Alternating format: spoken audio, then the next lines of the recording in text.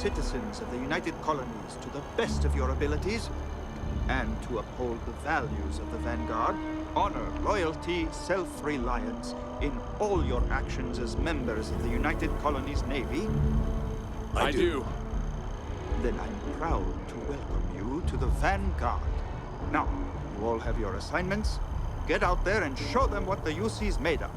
Supra Et Ultra.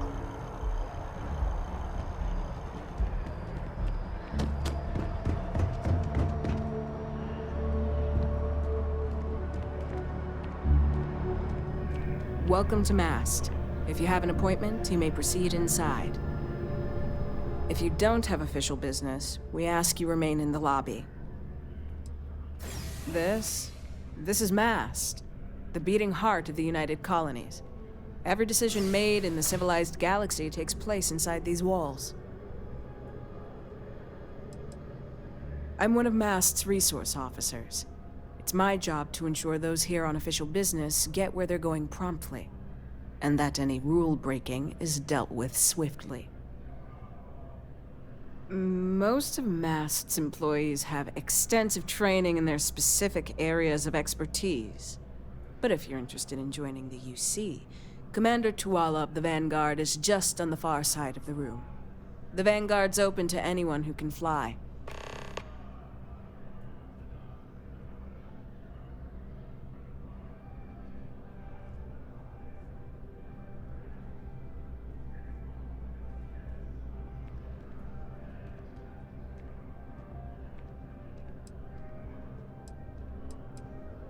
The Vanguard should be able to provide you with work going forward. Enjoy your time in New Atlantis. Sarah, good to see you. Who's your friend? Hopefully... Another space explorer. Hey, you ever think of joining up with the Vanguard? Help the United Colonies, earn some credits, even get your UC citizenship?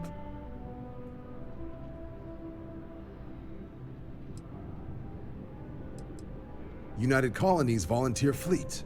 Independent captains enlist, get to use their own ships, and the UC provides them with sustained work and credits. And put in your time, and you're guaranteed UC citizenship and everything that comes with it. Discounts on UC goods and medical services, chance to own a place in New Atlantis. Only way a foreign captain could even dream of seeing those sorts of benefits. So, you want in? Welcome back. Here to finally take your shot at joining the Vanguard?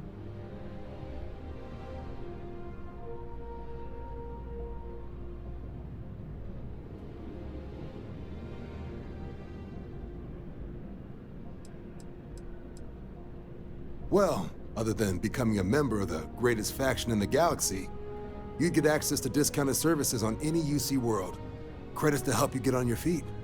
You'd even be able to buy property right here in New Atlantis. Citizenship unlocks it all, and signing up for the Vanguard is the fastest way to earn it. Vanguard work is as needed. When we've got jobs, we'll make them available to you. But the work itself, well, it runs the gamut. Sometimes you might be hunting down hostile ships on behalf of the UC Navy, or you might be called up to help the Science Division clean up some invasive species. Hell, we've even been asked to help take on the occasional terramorph. And sometimes we just need cargo support. Not every job's glamorous. The Vanguard only gets called in for the ones where there's a chance of seeing action. Wherever the UC needs us, the Vanguard is there. We're the United Colonies volunteer fleet. Any captain can join, regardless of origin. Get to fly your own ship and earn credits as you help the people in the most distant reaches of the United Colonies, all while earning your way to UC citizenship. Put in the time, and citizenship is guaranteed. Well, all right. Take the elevator down to the Vanguard Orientation Hall. You can get started at any of the registration terminals. The system will walk you through the rest. And if you've got any questions, I'm happy to answer them. Have some questions? Military used to have a pretty narrow view of where the best pilots came from. In their eyes, it was UC or bust. The creation of the Vanguard was an acknowledgement by the brass that maybe not all the galaxy's greatest pilots went through a UC flight school. So it's the Vanguard's job to find them and get them to fly for us. MAST is short for Military, Administrative, and Scientific Triumvirate. From here, the three co-equal divisions of the UC government work together to advance the cause of the colonies.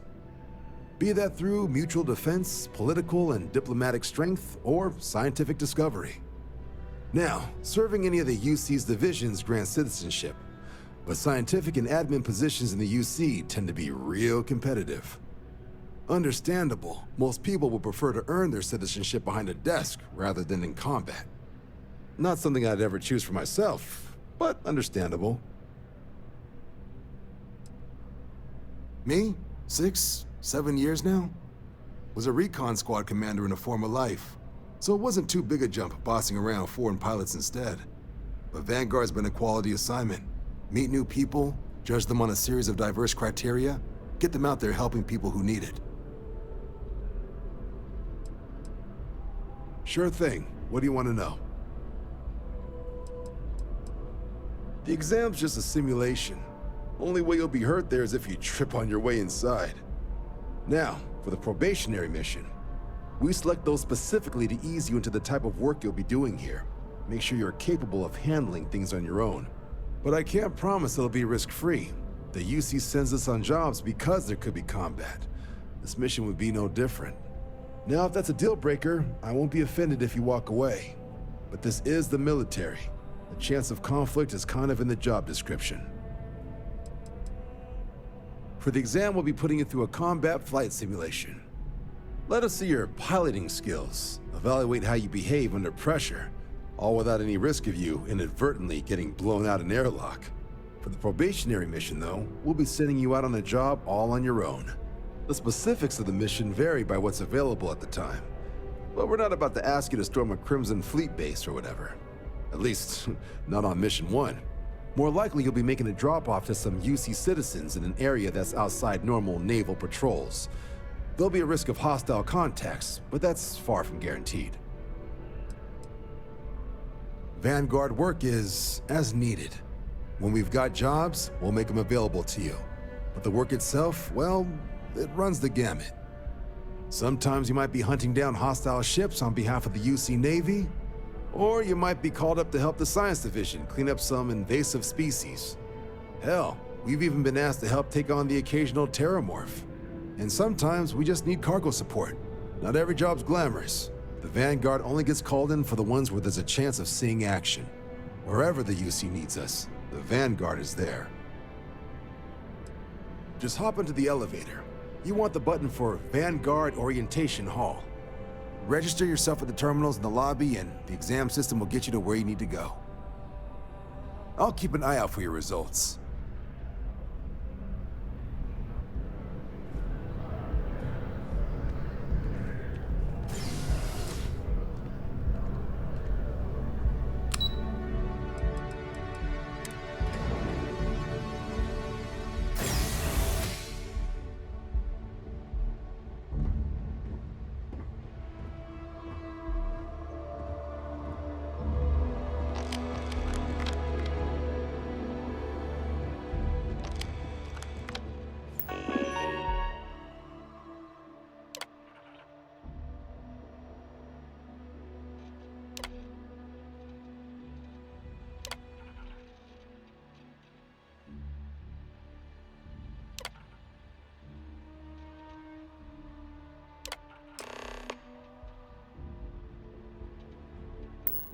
Registration accepted.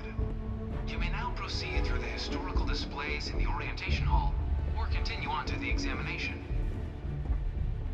I really hope all this historical junk isn't gonna be on the test.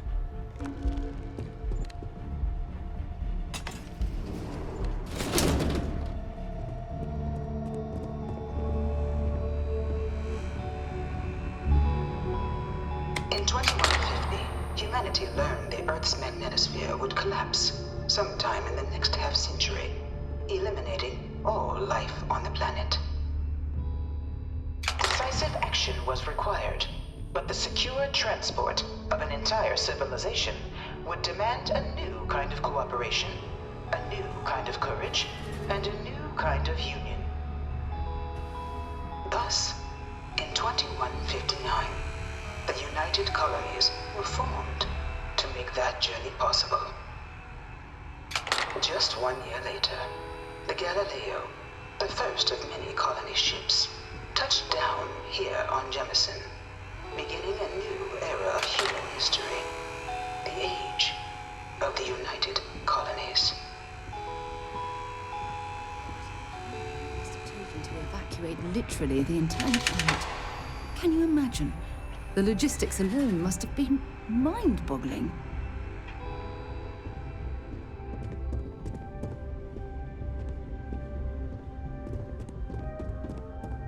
From their foundation, the United Colonies strove to provide all their citizens with opportunity, security, and peace. But there were those among the UC that still wanted something more: independence. So in 2161, the UC issued the Centaurus Proclamation, granting UC citizens the right to settle distant worlds and form their own sovereign powers. It wasn't long before the first new faction, the Free Star Collective, was formally organized in 2188, later followed by House Varun, revealing themselves to the universe in 2230. The result of the Centaurus Proclamation has always left me torn. So much conflict arose as a result. Was it worth it?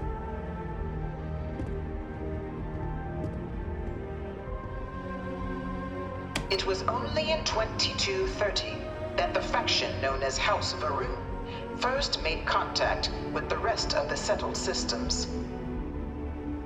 Founded by the passengers of a colony ship that had left New Atlantis and disappeared 4 decades earlier, House Varun was a faction unlike any other. A theocracy dedicated wholly to the beliefs of its isolationist founder, Janan Varun. House Varun initially made overtures of peace towards the rest of the settled systems. They claimed their only intention was to spread the word of their god, the Great Serpent. But none could have guessed that this worship might take the form of a bloody war, the Serpent's Crusade.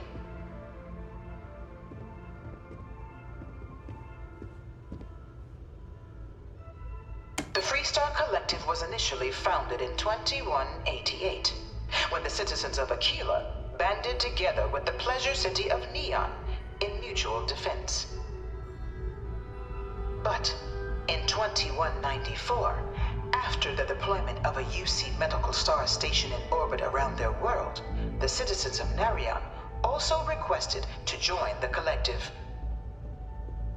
The resulting rise in tensions between the Freestar Collective and UC culminated in the settled system's first intergalactic conflict, the Narion War. Despite a decisive victory by the UC, the colonies permitted the citizens of Narion to join the collective, forming the basis for the fiercely independent union that persists to this day.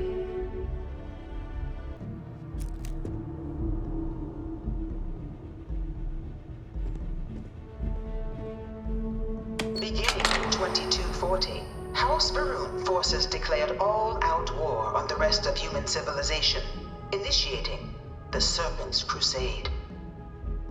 Over the next 23 years, thousands of Freestar, UC, and independent souls were killed by agents of House Varun in the name of their serpent god. It was only with the death of their founder in 2263 and the succession of his heir, Jarek, that House Varun finally sued for peace. There remains, however, select members of House Varun who refuse to recognize the cessation of hostilities their leaders established. Even after House Varun's mysterious disappearance, these zealots remain a threat to all who encounter them. Their pacification, a goal of all space.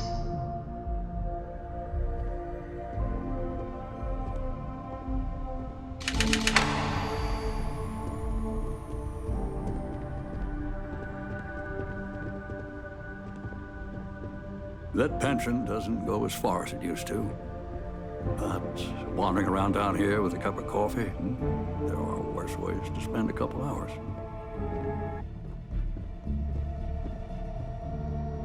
Of the many conflicts between the galaxy's factions, none was more brutal than the recent colony war between the UC and the Freestar Collective.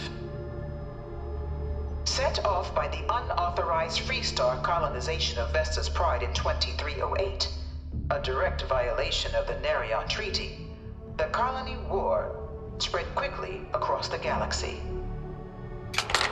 Both sides deployed every tool at their disposal.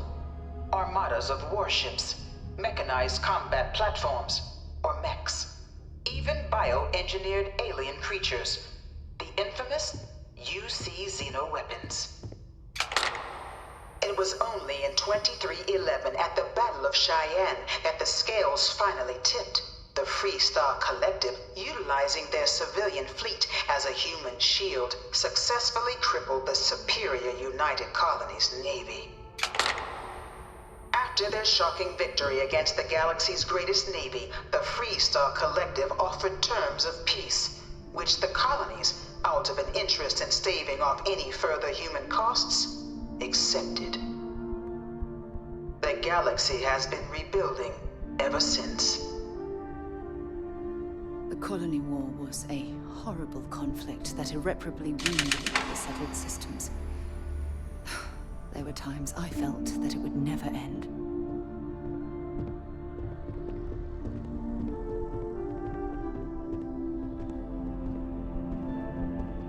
Few settled worlds were left untouched by the colony war.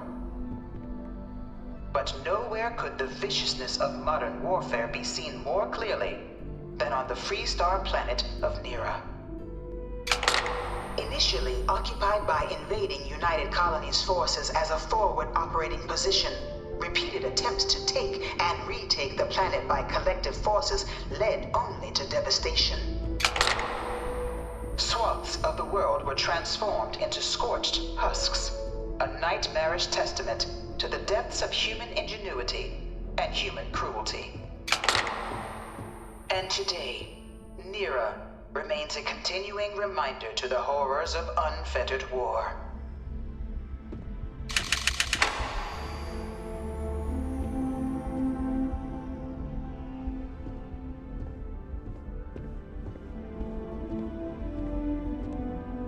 This thing's like an artist's rendition, right? No animal can be this ugly in real life. Dad wanted me to apply for the administration track at school, but I'm going to be a xenobiologist. It's science division or nothing. One of my slates said terramorphs can control people's minds. But that can't be true.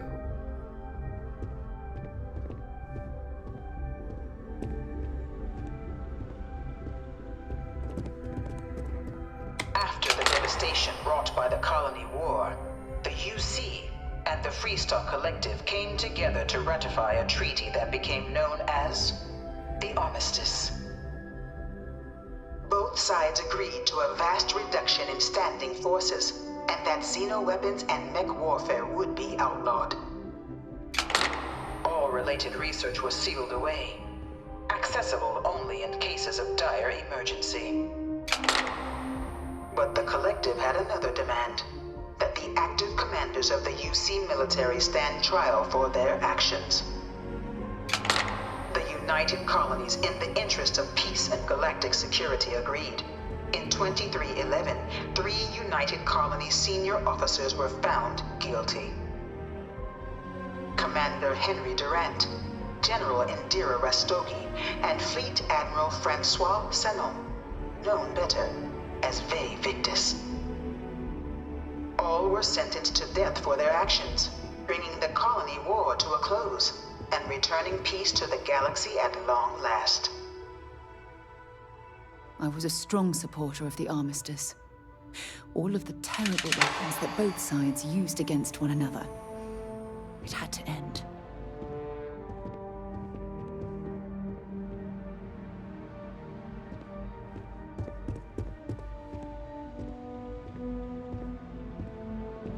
keep it moving. People joke, say those Varun zealots worship a snake. But let me tell you, it ain't a snake. It's some kind of celestial being.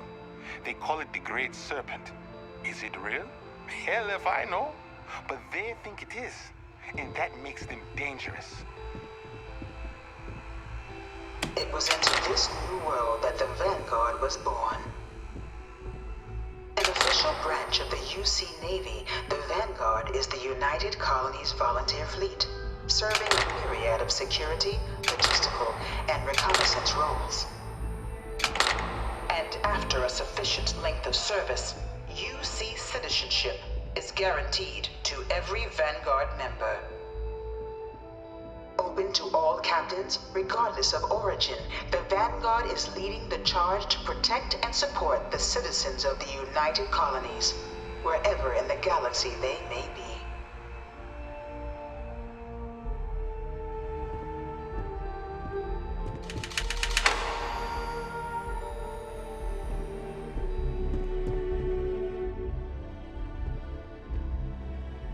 No one is born a United Colonies citizen. Only through service to the UC can one hope to earn one's citizenship. But the UC prides itself on taking care of its people. Cost of living controls mean citizens pay less than their foreign counterparts for needs big and small. All citizens are issued a grant upon joining to get themselves on their feet. And only UC citizens have the opportunity to purchase property, getting the chance to live in one of the most beautiful cities in the settled systems. By joining the Vanguard today, you too can begin earning your place here, in the heart of galactic civilization, as a citizen of the United Colonies.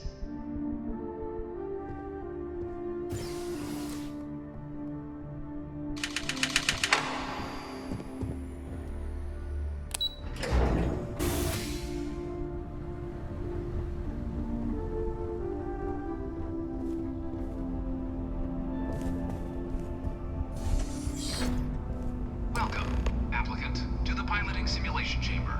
Please enter the designated simulation pod to initiate your exam. I've spent a fair bit of time in simulators just like these. They're startlingly realistic. Have fun. Ah, you must be our new applicant. I'm Proctor Samuelson. The simulator's already been prepped. You can head in whenever you're ready. The simulator is designed to be a near-perfect replica of a Class B Deimos hoplite, the United Colonies' standard destroyer model. It's been tuned to provide a challenging but fair fight against the enemy squadrons you'll encounter inside.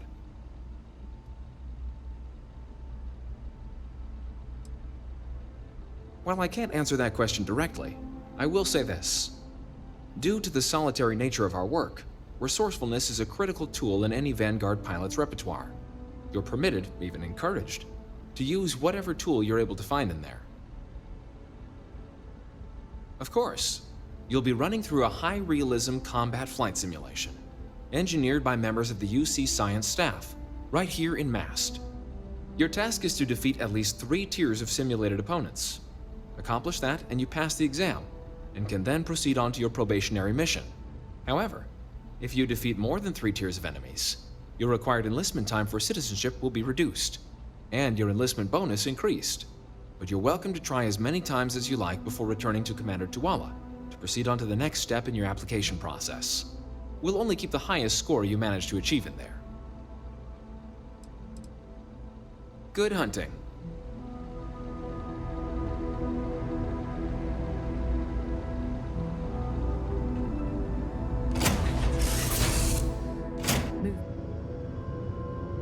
This is the Mark 18 Flight Simulation Chamber applicant, currently in orbit around a high-detail recreation of a remote world. When you're ready to begin, please take a seat in the pilot's chair.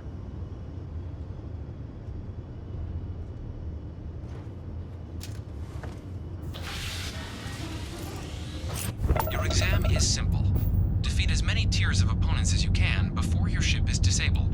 You must defeat defeat at least 3 tiers of opponents to pass the exam. Good hunting, applicant.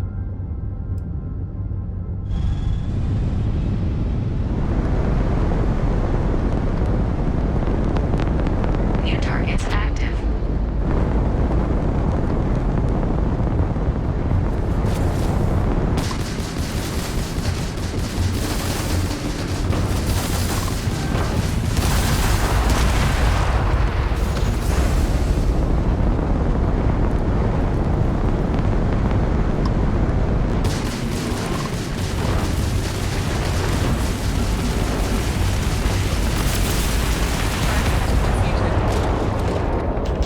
All targets eliminated. Progress recorded. Tier 1 reached. Initiating Tier 2.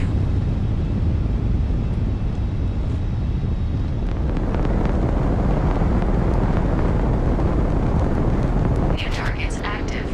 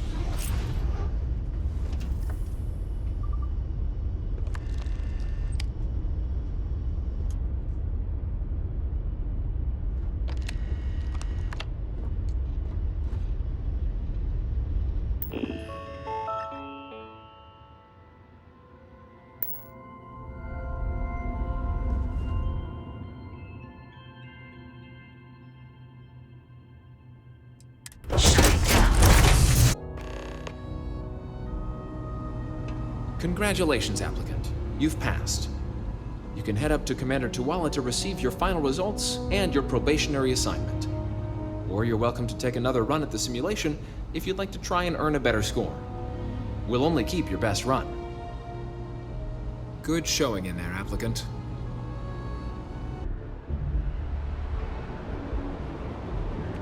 Yes? You needed something? Well, look who's back. Everything go all right with the exam? Or did you have some questions you needed answered first? So these are your numbers that just came through then. You ready to hear how you did?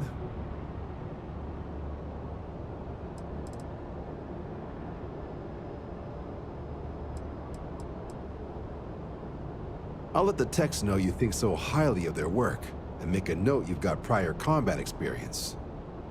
So, looking at the data? Checked out a few of the murals. Good. A test of preparation and thoroughness. Two traits the Vanguard values highly. Your physiological results are eerily calm. Not a vital speck to be seen. You really know how to keep your cool. Exactly what the Navy's looking for in our recruits. Now, how'd you do against your foes? Tier 4. Not too shabby. The techs make us test each level of the sim too. I can tell you that wave are some real artificial bastards. Good job putting them away. Hell of a job. I might even let you fly me around sometime. So then, looking at your results as a whole, and presuming you're successful in completing your probationary mission, you could have your UC citizenship after only just 5 years.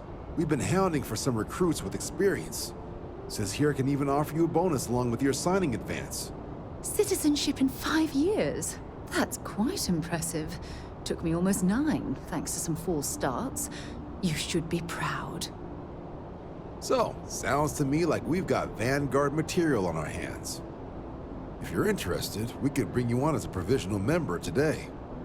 Get you the credits you've earned, then send you out on your probationary mission. First, though, all UC service people, provisional or otherwise, are required to swear an oath. So, you want to make this official? Commit yourself to the cause of the colonies? It's a big decision. John, you're not about to have my compatriot here sign some kind of contract that sells you their grandmother 5 years down the line, are you? Officer's honor, Sarah. This is honest work for honest credits. So, you ready to do the deed?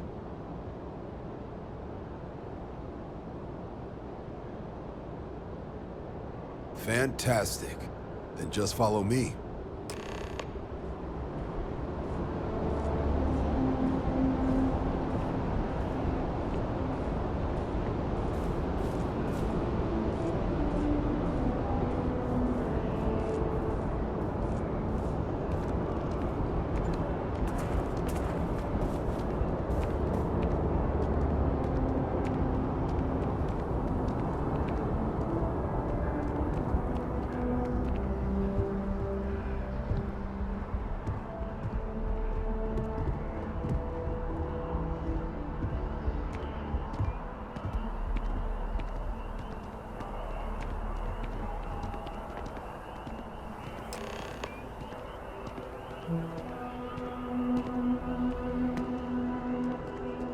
Wouldn't be right doing this where we couldn't see the stars.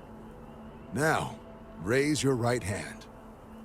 The motto of the Vanguard is Supra Et Ultra, above and beyond.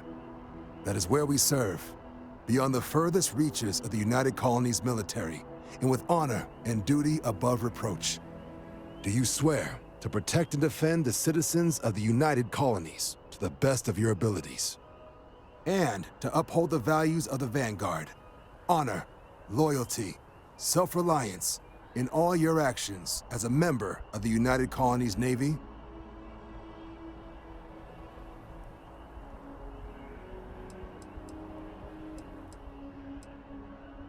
Then let me be the first to officially welcome you to the United Colonies Vanguard.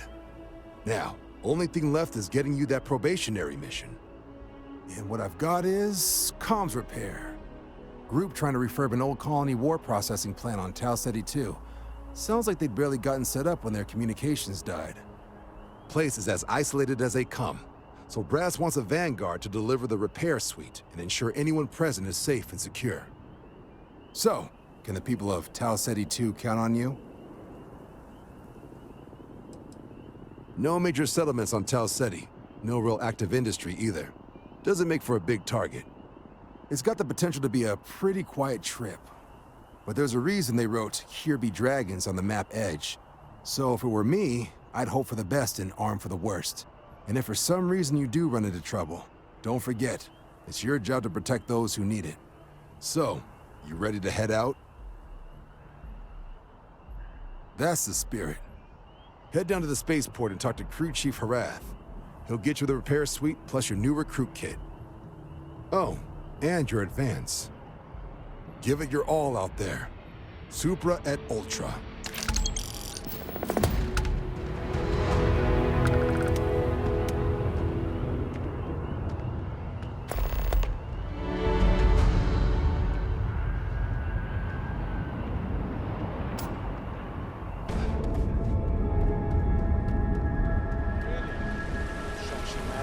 Back here at all.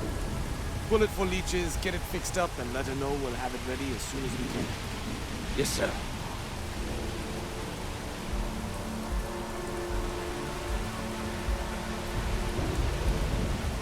Ah, you are new probationary then?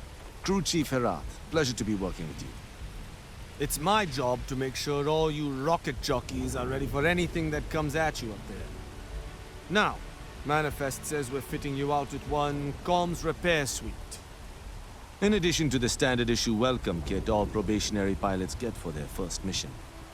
Med packs, some small arms, couple spare ship parts, all the essentials in case of any surprises up there. My people will have everything on your ship before you lift off. Won't even know they were there. So, paying a visit to the people of scenic Tau Ceti 2. Nice easy one for your first job. Just keep your head on swivel and you'll come home safe. Any questions before you head out? Nothing too dangerous, if that's your concern. The repair suite's mostly just wiring and circuit boards. The welcome kit has some goodies in there I wouldn't leave sitting around when company comes to visit. But it's nothing some proper storage can't make safe. I honestly didn't realize it had people living on it until we got your record. Report they gave us seemed clean, no known hostile outposts, but I wouldn't say that's permission to let your guard down. Just watch out for wildlife and pirates. Keep those med packs handy and you'll be fine. Then I won't keep you. Make us look good out there, recruit. Been a good job. We're still in one piece.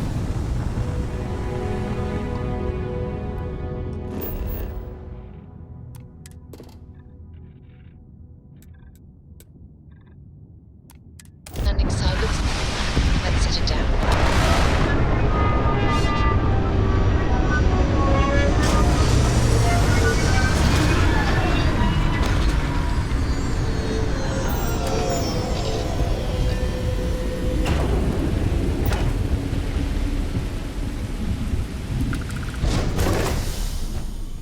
Captain, hello. I am satisfied.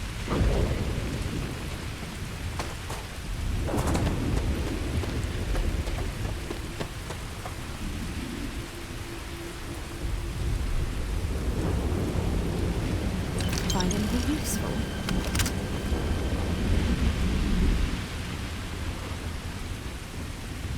An abandoned meat-packing facility built on the fringes of the settled systems. I wonder what happened here.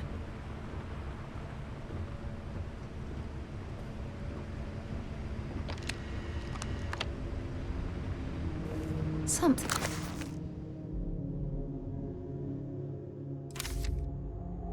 been through here recently, but left everything in place.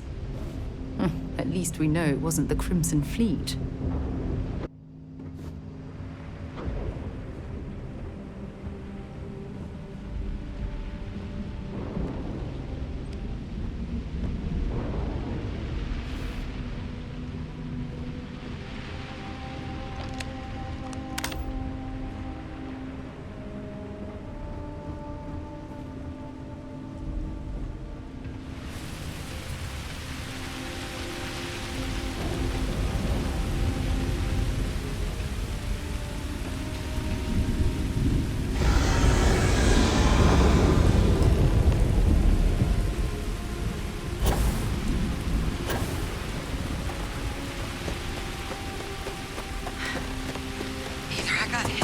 I thought.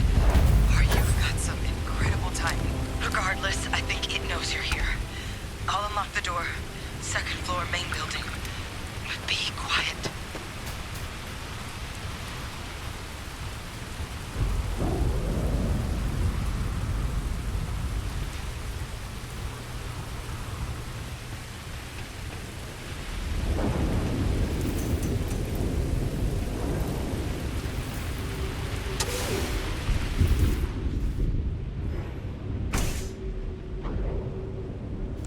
What do we got here? Too clean to be one of the settlers. Or a pirate. You see on patrol, maybe? Yeah, make my day if you said you were a shock trooper out for a stroll.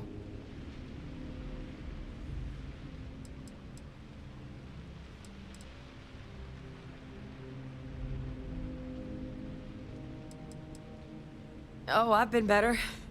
But I think bleeding out is at least off the table. What I really need, though, is someone who knows their way around a weapon. So, if you wanted to tell me, I'm heavy infantry and I've come to bring you the gift of ordnance, I wouldn't mind in the least.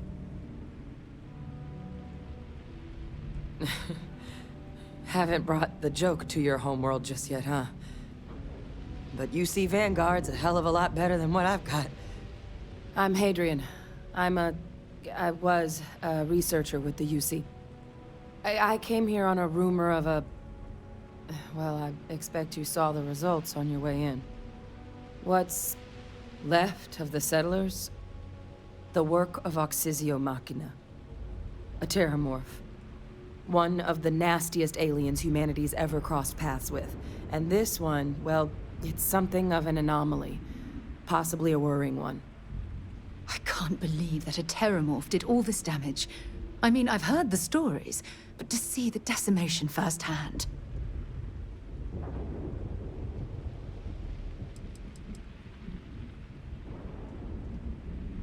I managed to scope out a fair bit of the facility before it found me. If there are any survivors of the attack, they're long gone. Terramorphs have a unique growth cycle. They're usually only found on worlds that have been long colonized by humanity. But Tao said he's too young to have one. Yet here it is. I came looking for an explanation and found all this. Other than a remorseless killing machine. Among apex predators, they're the pinnacle. Resilient, agile, smart, and their mental prowess only increases with age. Some can even dominate the minds of weaker species, keeping them as pets, livestock, or toys. They're creatures without peer.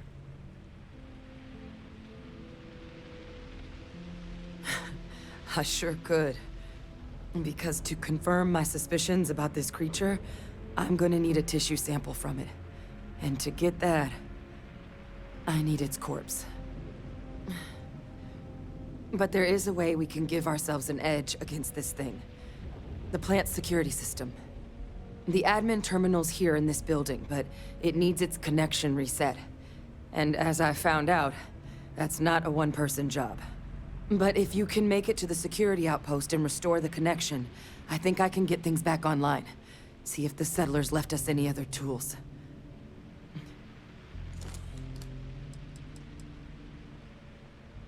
Admin access is centralized to the terminal in this room. Nothing's coming back online if I'm not here. But even if that weren't the case, I'd likely be more of a liability out there than a help right now. It's the building in the middle of the facility. The terminal in there should allow you to grant me access to the system as a whole. Then we can see about getting things back online. The settlers outfitted most of the buildings with turrets at some point. Not sure how many are still operable, but at least a few appeared to be in fighting shape. There were also some sensors scattered around the facility that I didn't recognize. But those are honestly all just educated guesses until we get the connection reset. Good. Once I see the connection reset, I'll get things underway on my end. Take care of yourself out there. And make sure you leave enough of that thing for us to get a sample.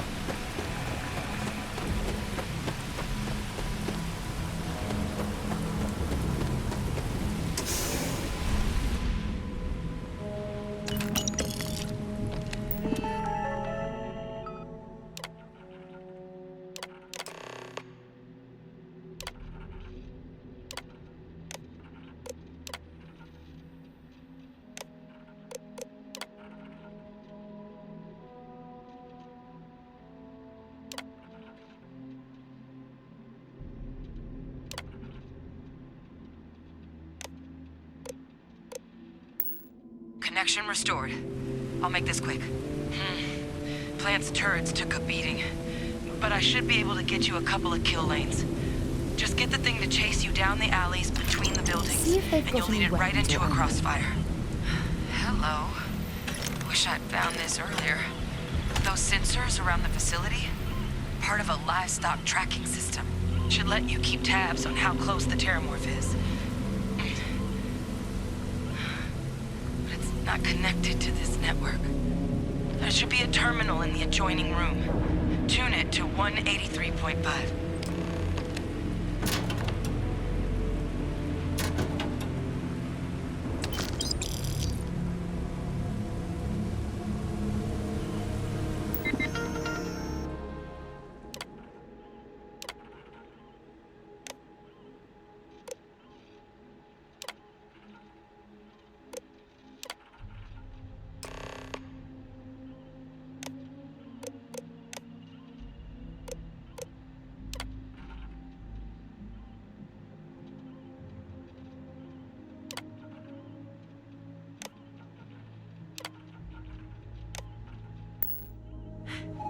Tracker's reading green. What's that sound? Lockdown is active. Shit. Stop. Stop whatever you're doing and get in cover. It's on the move.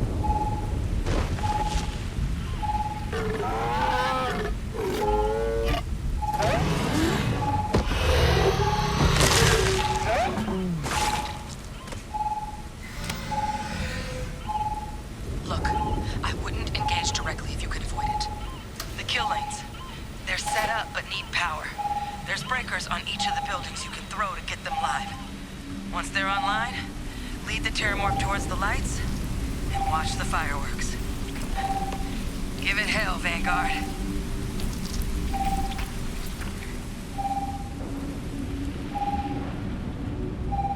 Power levels insufficient. Proceed to next power breaker.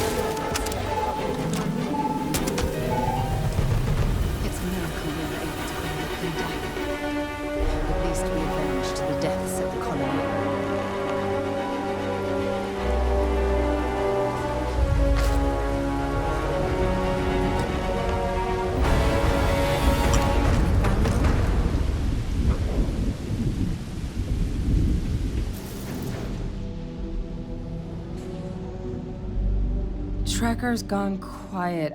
I suspect it's either hiding or... Wait. You did it, didn't you? Heavens above! You just flatlined a terramorph!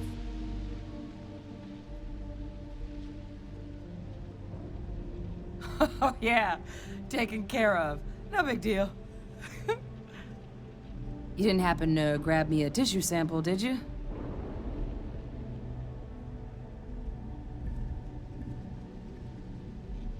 All right. I spotted a microscope downstairs. Let's see if we can't get to the bottom of this.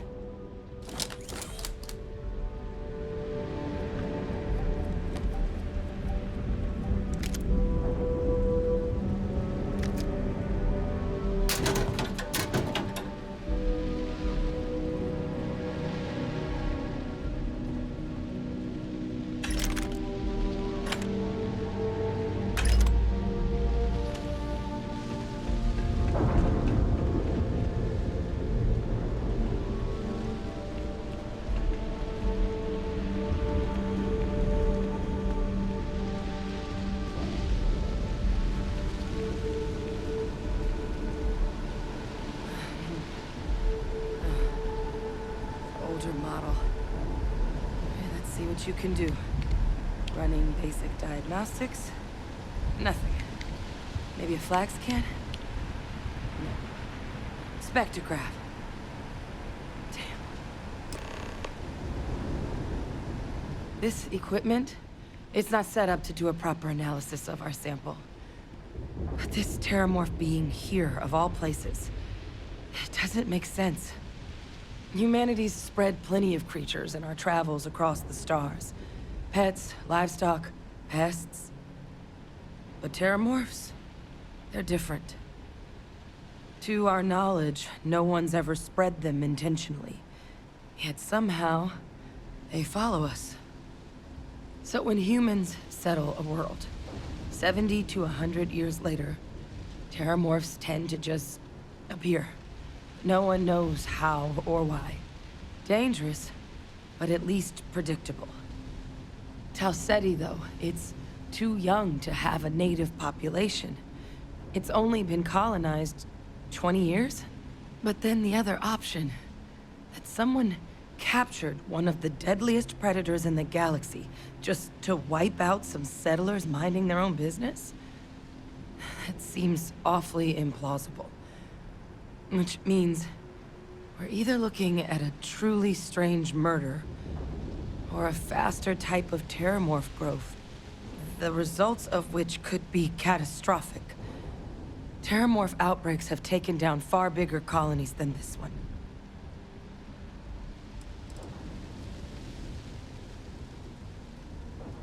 Well, they're not exactly buying tickets and flying coach.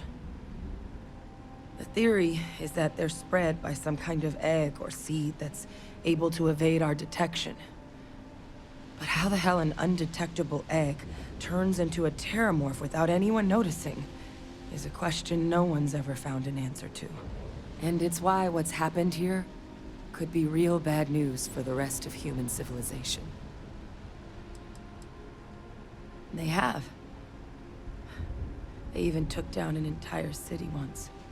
A place called Londinian had to be quarantined due to a massive outbreak during the Colony War.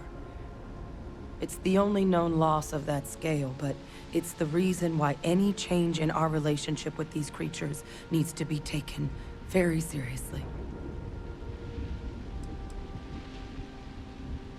You're right. We don't have enough information. Time was, I had access to one of the best repositories of terramorph research in the galaxy. Seems a natural place to start looking, if I can figure how to access it.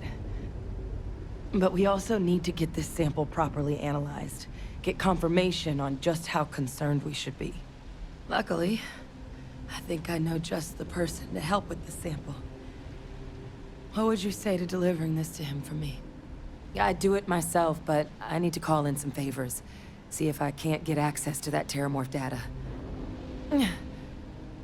Plus, maybe just pop by a hospital for a little bit. Clear it with your commander first if you have to. You can even show them this. My gene tag. Tell them Hadrian Sanan is worried there could be more attacks on the horizon. They should recognize the name.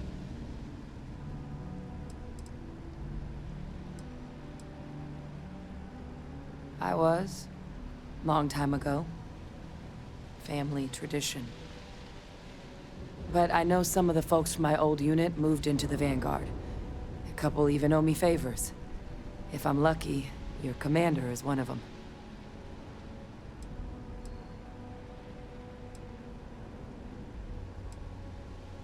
Oh, you don't understand what a weight off my shoulders that is.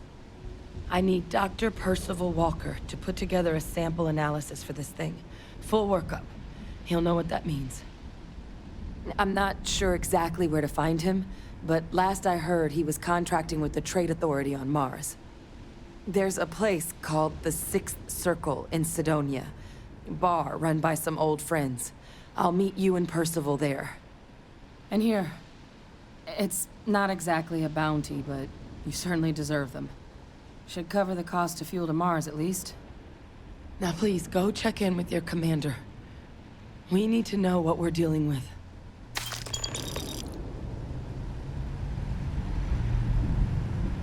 I wish I had more information on Percival. It's been a long time since I've seen him. But was there something you needed? Was my job to know all the nasty critters of the universe for a while. Terramorphs included.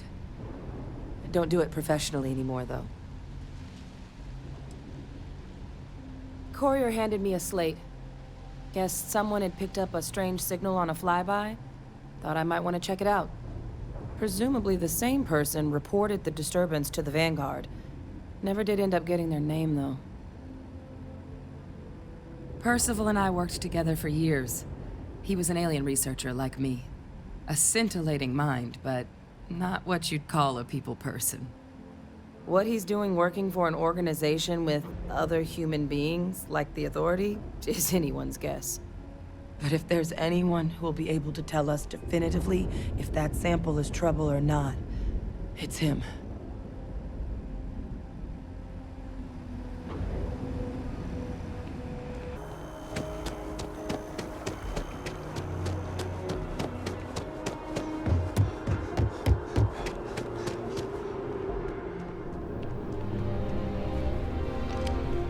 Look who's back. All set with that probationary mission? We can do your debrief and formally welcome you into the Vanguard whenever you're ready. A terror? What? How did you walk away with the terramorph tissue sample running comms repairs? What happened to the settlers?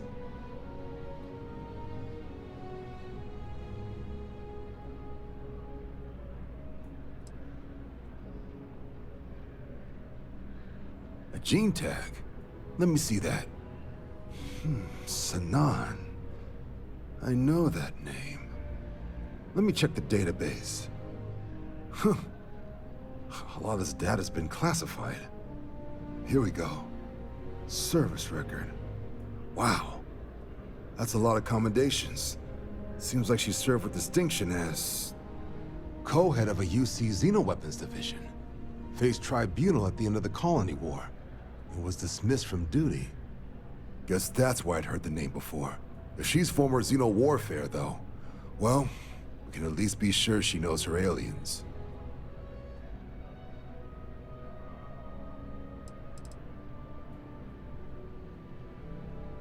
Notation says that Sanan already faced punishment for her actions during the war. Dismissal from the UC military. And her sending you to me first makes me think she's actually trying to do this above board. Considering her history, reaching out to the UC probably wasn't the easiest decision. Which means that must be a pretty important sample. In the run-up to the Colony War, the UC started a program with a singular goal. Find the deadliest, most terrifying aliens in the galaxy, and have them fight on the side of the UC. Never saw any of the deployments myself, but the program was clearly enough of a success that when the war came to an end 20 years ago, both sides agreed to have the practice banned, at which point, I presume, this tribunal decided to cut Sanan loose.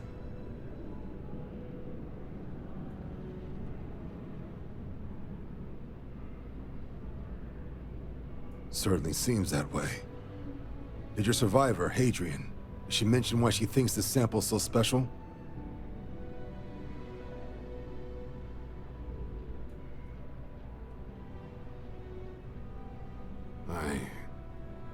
I see.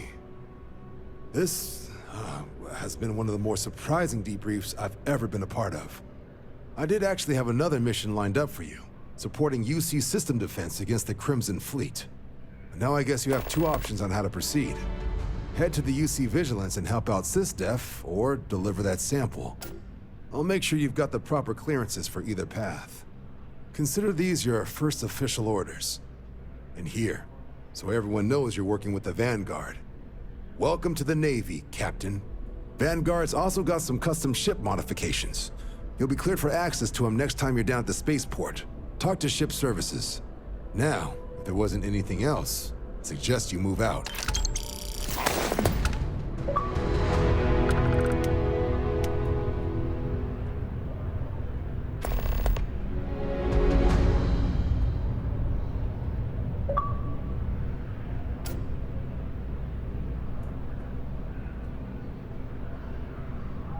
I'll handle things with the brass. You just make sure that sample gets to Mars. You can just call them SysDef. Everyone else does. They're the division responsible for combating the Crimson Fleet, fighting pirates. It's not a small job, keeping the galaxy's mercantile class safe from death and dismemberment, so they're constantly undermanned. They work out of the ship, the UC Vigilance, though the support request was a little vague on what your actual duties would be if you decided you want to lend a hand. Only what's in the database.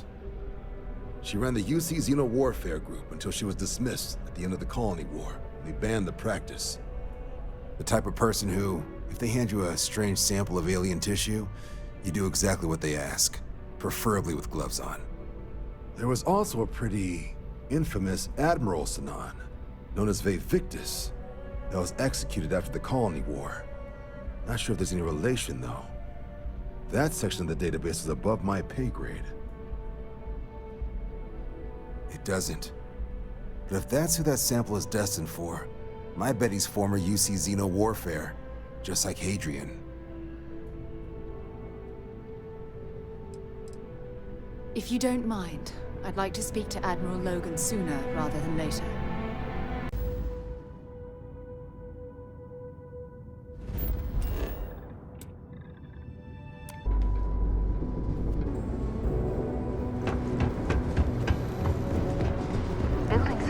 Completely underground. Shielded from the harsh Martian landscape.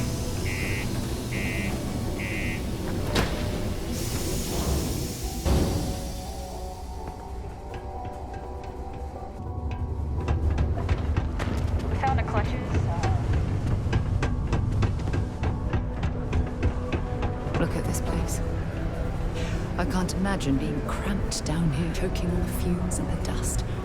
No trees, no grass. It's depressing.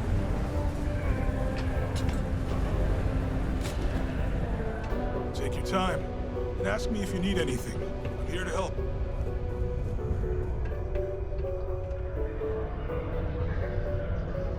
Invoices can be collected from the... Oh. Not here for a delivery, are you?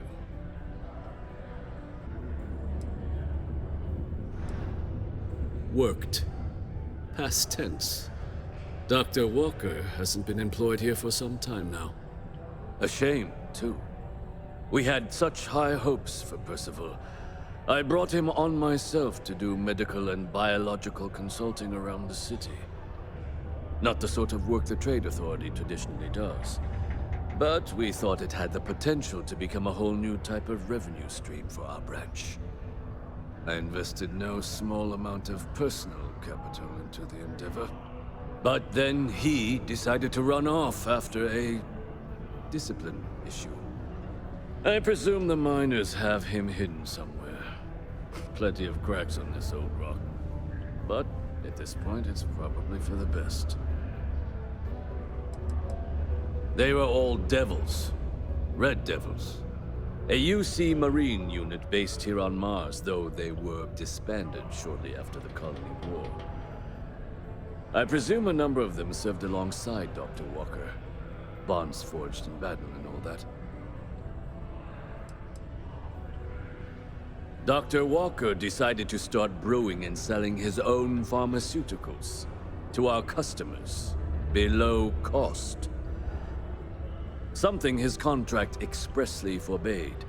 As such, we requested our cut of the profits and began garnishing his salary. Perhaps a little too severely, but well within legal limits. It was around then that he ran off, abandoning his duty and his unpaid accounts. That's correct. We're no longer interested in Dr. Walker's services. He did leave his post, however, with a sizable debt to his name. If you were to find him and get him to pay, the Trade Authority would be most grateful for it. Why? Feeling charitable? I don't recall the exact figure off the top of my head, but with the interest it's accrued, I believe it's something substantial.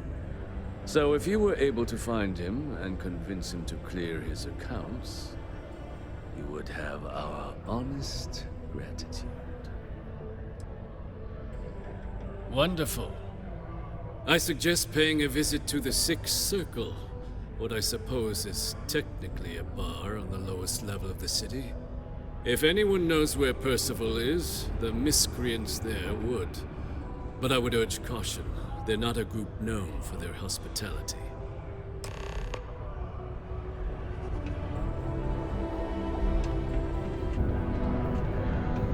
Red and orange, everything's red.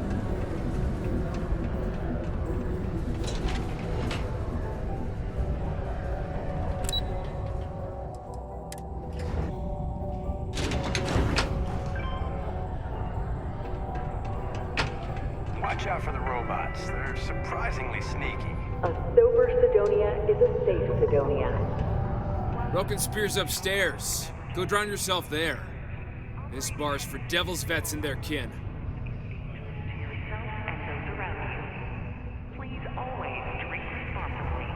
Doc Walker? You're barking up the wrong... Andy, you. Why don't you come here and tell me what some Vanguard captain wants with Walker?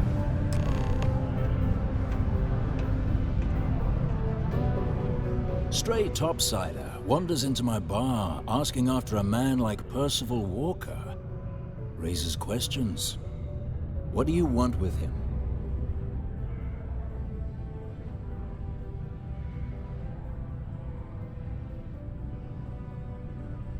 Is that so? Well, Captain, then you should have no problem answering a few simple questions about the Vanguard, right? Like knowing, for example, what Supra Et Ultra means. You remember? Your Vanguard motto?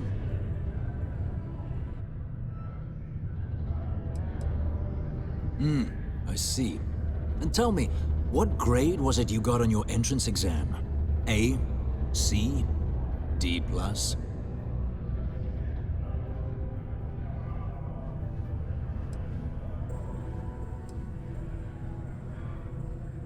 That is right. All right, Captain. Maybe you are who you say you are. But look, even if I decided I was going to help you get in contact with Dr. Walker, Percival made himself scarce for a reason. His debt to the Trade Authority. But if someone resolved that debt, well, Percival wouldn't have to hide anymore. Can bet that person would make a friend out of Percival, and the rest of us devils. And I'm always inclined to help a friend.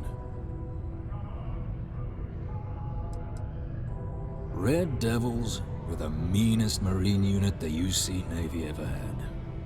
Couldn't get in if you hadn't done at least one stint as a Martian Dusty. Made us tough, reliable. That's why they chose us as the handlers for the UC Xenoweapons. No other unit could handle that pressure. Percival, though, he wasn't a grunt like all of us. Science officer. Made sure the monsters behaved themselves around the Devils. And It didn't with everyone else, but it was those monsters that did us in. When the colony war ended and the armistice came down, everything associated with xeno-weapons got shelved, Red Devils included. Now they're just a memory. Me? Nah. Infantry officer. But my grunts deployed alongside the things. Never seen anything like it. Before or since. Monsters from the darkest corners of the Black, rampaging across the battlefield. Can understand why they banned them. Brutal. Armistice hurt us more than most, but... wow. Wasn't all bad that came out of that agreement. Well, the most straightforward way to take care of this debt would be to just saunter up to the Authority and pay him direct, if you've got credits to throw away. Of course, rumor is the Trade Authority keeps all their records and collections files on a central server inside their storeroom. If someone was to break in there and adjust Percival's debt to something a little more reasonable, say a few hundred credits, I'd be happy to cover the costs. And one soldier to another. Sidonia's full of old utility tunnels and crawl spaces. Wouldn't be surprised if there was one that let out right into the Authority storeroom. Say, with an entrance behind the bar at the Broken Spear. Ooh, and you might need these. And I look forward to hearing the good news. Psst, hey, you. Maybe Vanguard. Come here.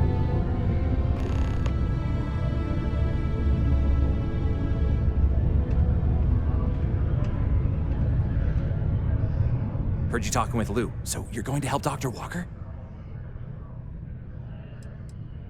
Oh, no, I mean, I've got my suspicions, but look, you're planning to help Percival, right?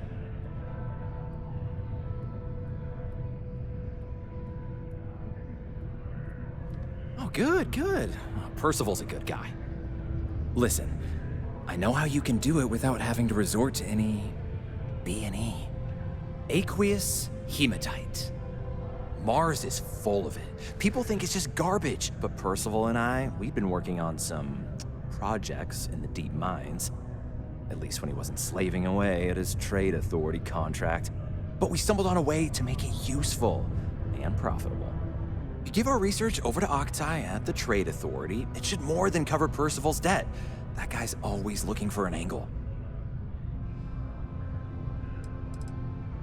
No. Well, yes, but the medical kind. I'd help him make whatever the city was running low on that month, and we'd sell it to the miners for cheap. But the Trade Authority got wind and wanted their cut. And then some.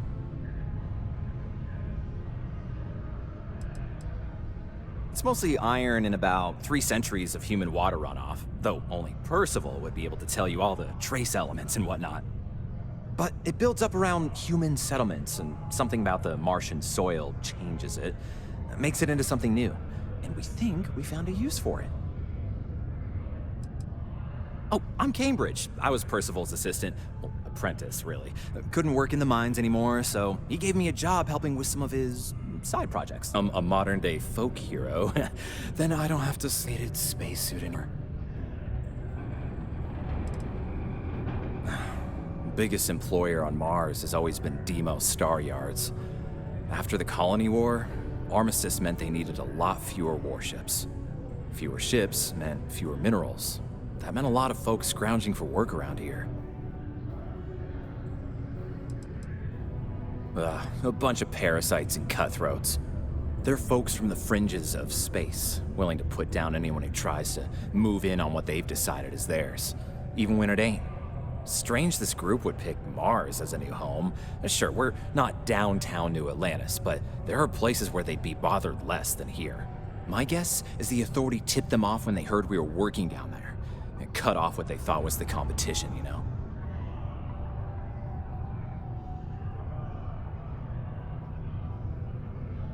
Great, great. So access to the deep mines can be found outside the city. It's not far. Shouldn't even need to hop back in your ship. We'd set up right near the main drill. Taking out the spacer leader should get the message across to the rest of them to buzz off. Once you've managed that, phone up here on the comms panel, and I can walk you through finishing the research.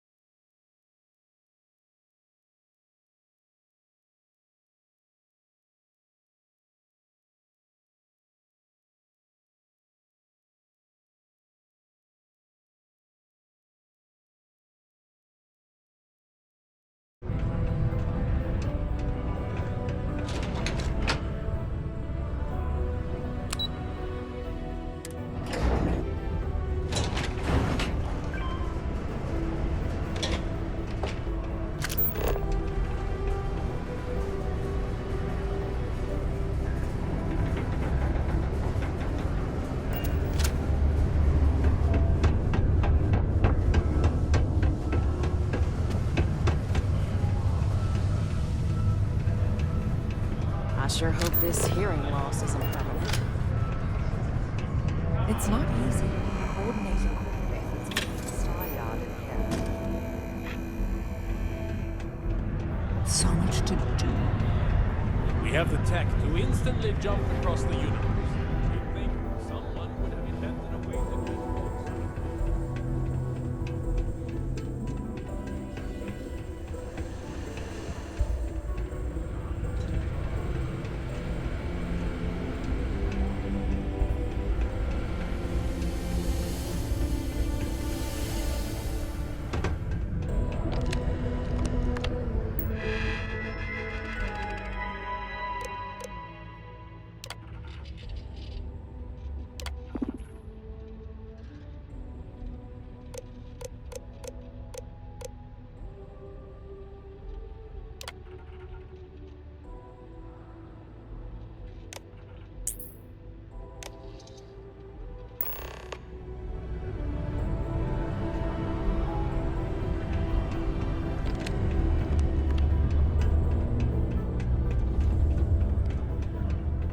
Well, well, look what the Martian winds blew in.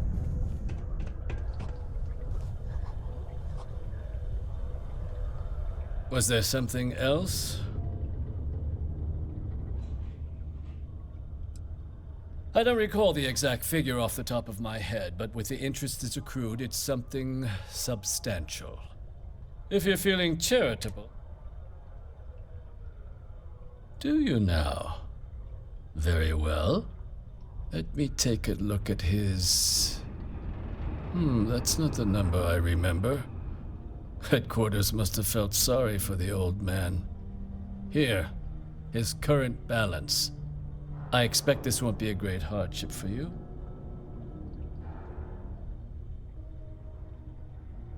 Then I suppose that's that then. Dr. Walker's dead is officially no longer a problem. You have my thanks. Oh, and if you do find him, please let Percival know I'm eagerly looking forward to never working with him again.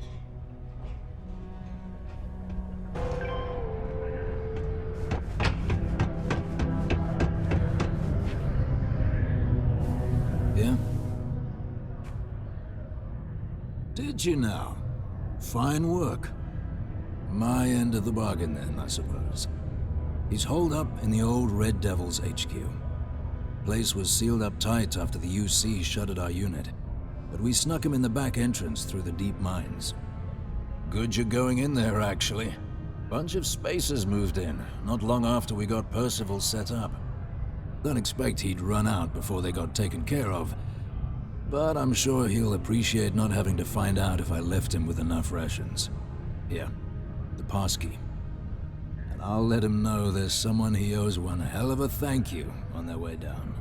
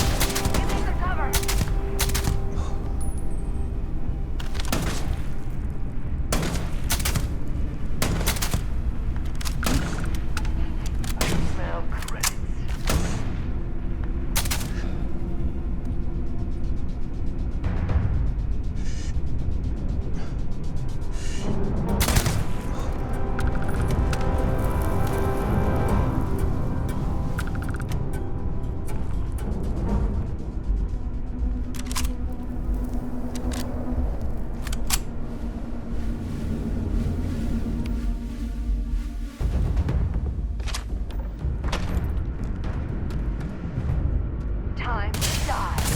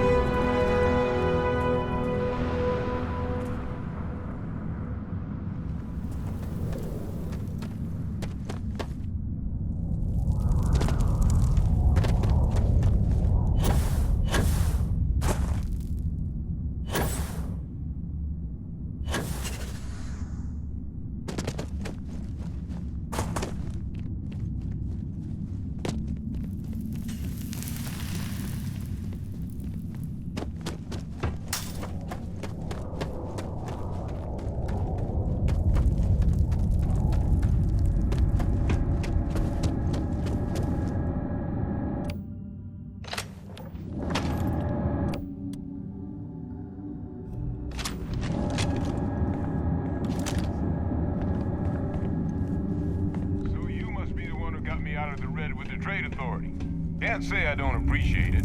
I doubt you came all this way just to do me a favor. Now you want to explain to me why you're going around harassing nefarious old men by wiping away their hard-earned debts?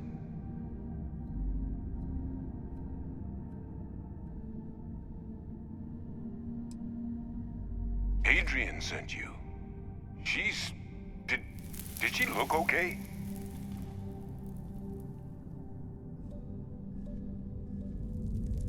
Sounds like Adrian. Watch that woman lose a digit trying to get a better tissue sample. What? You can reattach a finger, Percy. So what exactly did she have you bring me?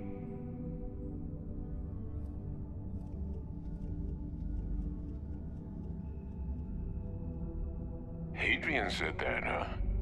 If she made you come all the way for this... Let's get inside. I need to see these cells.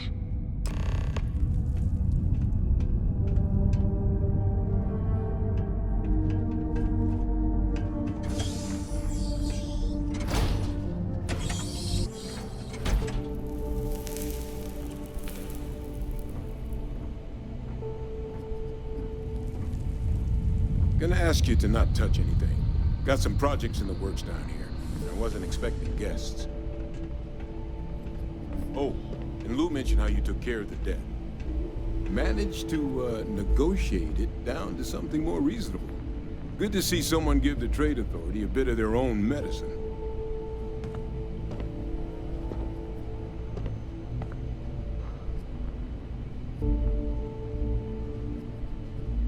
All queued up. Let's gaze into this abyss, shall we? All right, just get those cellular markers tagged. Wait, where are the markers? This can't be right. This sample, it's Londinian. I'll need to get this all in a slate. Adrian really gave you this sample. You're not lying to me? Because if you told me this was a hoax, and it'd be the best damn fake I've ever seen, I'd be mad and very, very relieved.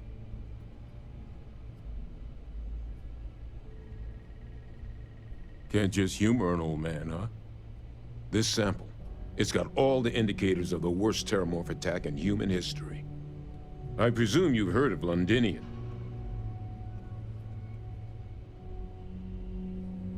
It was. An entire city wiped off the map.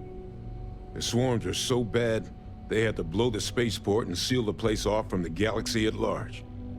Not a lot of samples made it off the world from the time of the attack, but the ones that did, well, they look just like this one. I didn't detect any of the telltale signatures this specimen ever sat on a ship while it was alive, either. I don't think it was transported to Tal Ceti. This specimen, it grew there. Faster than any terramorph should. Which means, if we're about to start a new era in human-terramorph relations, where big, sudden Londinian-style attacks can happen outside Londinian, that's not gonna end well for humanity.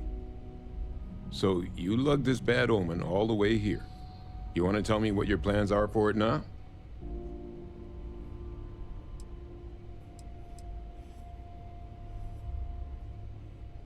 Because until now, the terramorphs that wiped out Londinian had the good sense to stay put.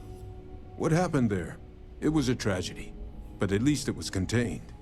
So to find evidence for a similar attack on a different world, well, we don't have enough information to know precisely what this means.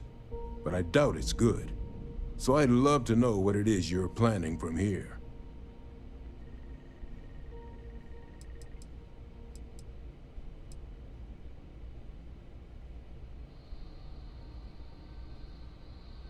The circle, huh? Could use a drink about now. Here, faster we take the lift to the surface. Not supposed to use it, but given the circumstances, I'm inclined to just ask forgiveness. Let's get going.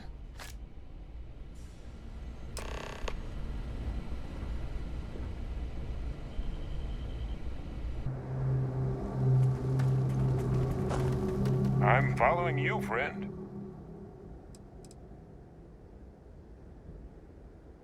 That's right. UC shuttered it after the war.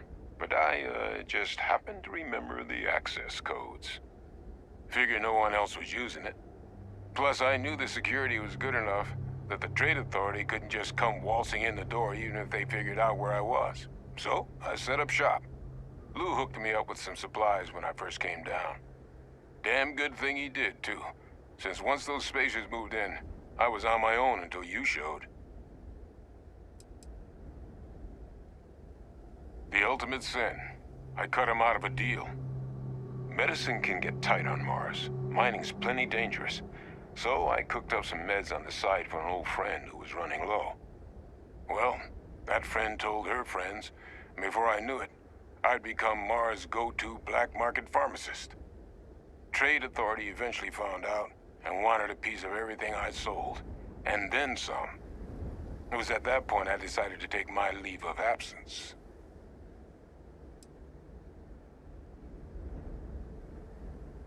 It's certainly not good. Terramorph attacks don't bother us in our daily lives because they're so infrequent. Londinian was horrible, but it was one rare exception. Another sample, though, gets us one step closer to it becoming the rule, which means we need to get this information into the right hands as soon as possible. Someone spilled the beans, huh? Yeah, Hadrian and I. We're both former Xeno warfare, but it's been almost 20 years since the UC cut us loose. Since then, well, I've just been trying to make ends meet, picking up jobs as a lab tech, a physician, a vet. Not a lot of folks excited to hire someone with a past like mine. Which is why, when the Trade Authority offered to bring me on as a consultant, I leapt at the chance. Guess I should have spent a little more time on that fine print.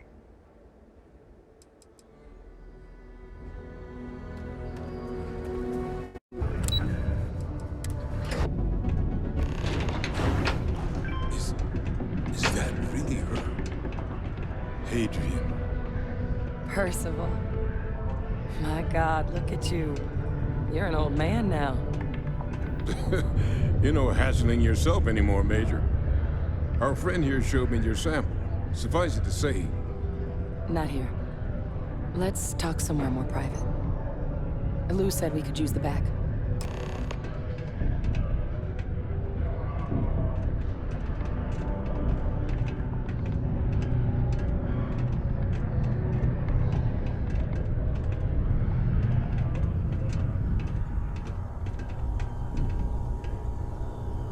Lou gave me the abridged version of what went down.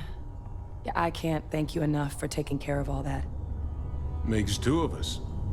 I hope it ultimately didn't end up being too much trouble.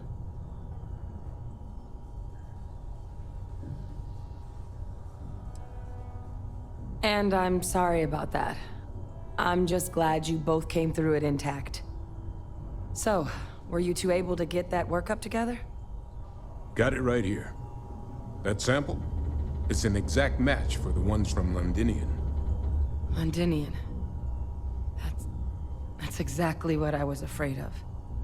Not thrilled to be the bearer of that kind of news. That's for damn sure.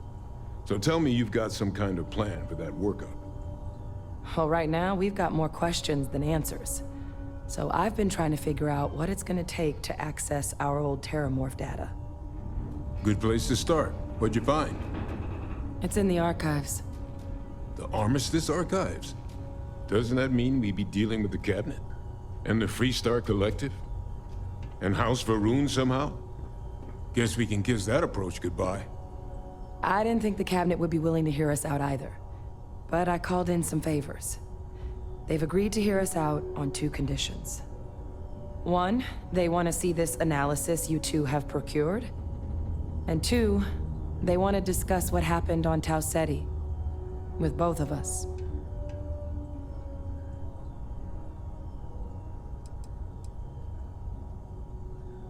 Well, when the Colony War came to a close 19 years ago, with the signing of the Armistice, 3 factions were involved in the negotiations.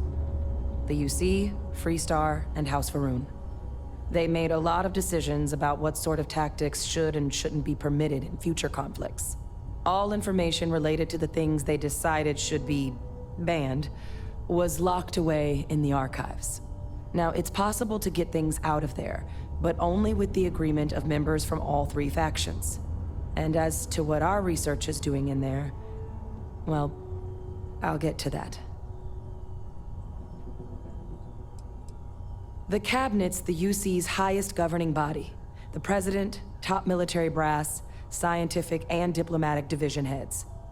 Any major decision the UC makes goes through them. They're the only real chance we've got of unlocking the archives. So without their blessing, we're flying blind.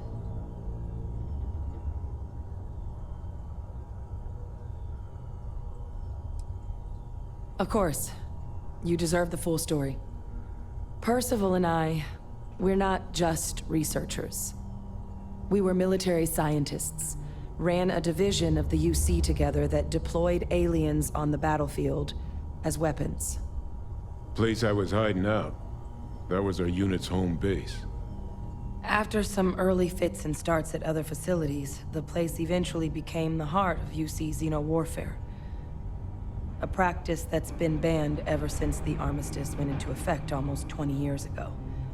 And the UC military cut us loose for what we'd done.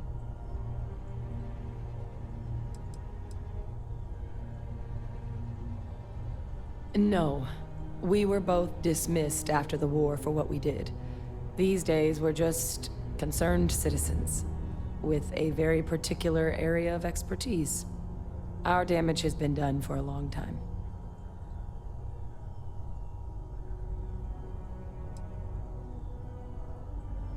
Well, it was during that assignment that the UC asked us to explore deploying terramorphs on the battlefield. The project never got off the ground, but the data our team gathered is now sitting in the archives, along with all the other information banned after the Colony War.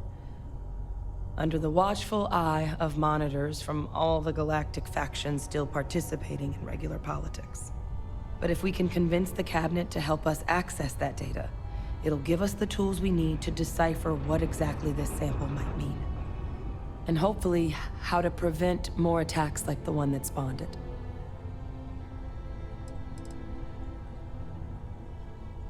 Because the Terramorph project was doomed from the start.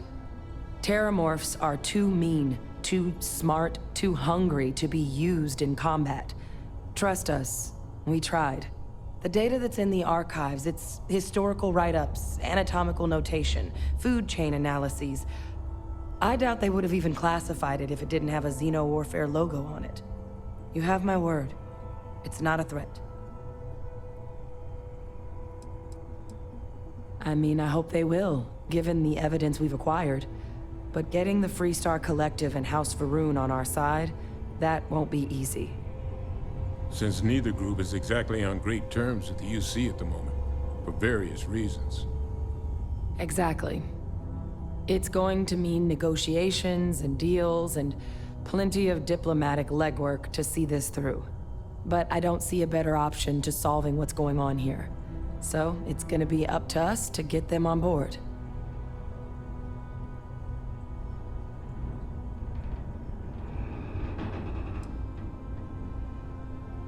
That's all I'm asking. Thank you. Now I need to get this work up in the Cabinet's hands. Once that's done, I'll meet you out front of Mast in New Atlantis. Good luck. You two are gonna need it. Look at this place. I can't imagine being cramped down here, choking in the fumes and the dust. No trees, no grass. It's depressing.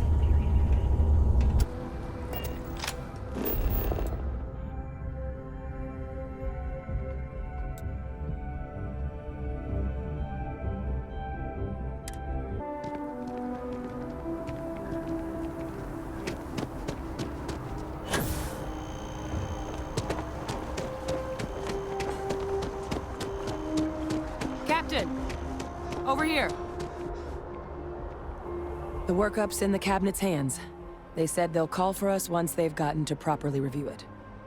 But listen, I know I should have been more forthcoming about who I was earlier. So, in the interest of full disclosure, there's one more thing you ought to know before we head up there. My relationship with the UC, It's more complicated than it might seem at first glance. The UC's actually the only reason I'm here in the first place. I am a clone of a man named Francois Sanon, one-time fleet admiral of the UC during the Colony War, former head of the UC Navy. They called him Ve Victus, woe to the defeated, in Old Earth Latin, a title he earned. The program I was a part of, it was the UC's attempt to create a new generation of military minds from one of their most respected tacticians. Secure the leadership of the UC military for generations to come.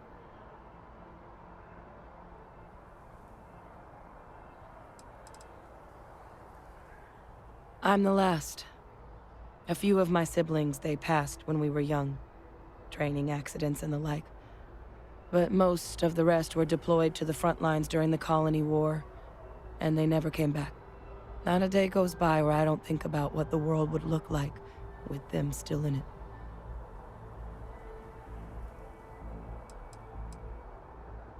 A non-trivial amount of gene editing. Clone, honestly, isn't even really the right term for our relationship, thanks to the amount of donor material that was required to bring me into this world. He and I are different on more than a few levels, but there's no denying the fact we're inextricably linked.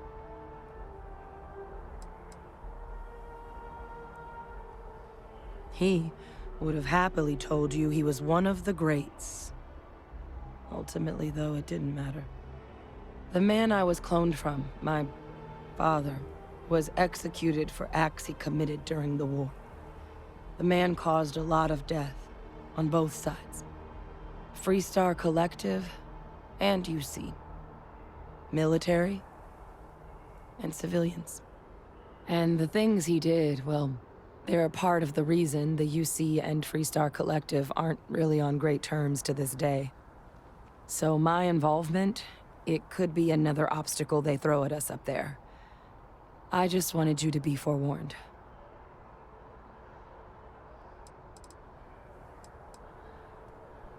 He had his men open fire on civilian ships during the Battle of Cheyenne.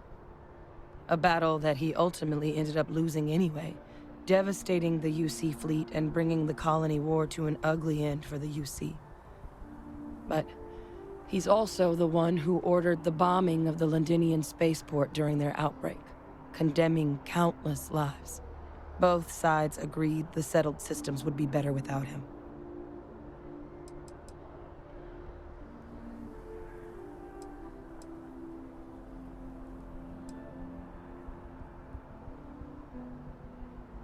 I really appreciate you saying that. I just thought you deserved to know, considering how much you've done already. Holding a grudge against where a person comes from, that is both ignorant and cruel. Just the way things are sometimes. You know, while we've got a second, was there anything else we needed to discuss? I know you got dropped into the middle of this pretty fast. Or if you've got any last-minute business to attend to, now might be a good time. No telling how long the cabinet's gonna keep us waiting out here. That's actually a souvenir from my time on Mars.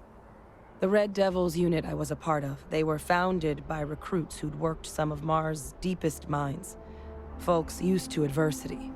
The dust at those depths, it seeps into everything.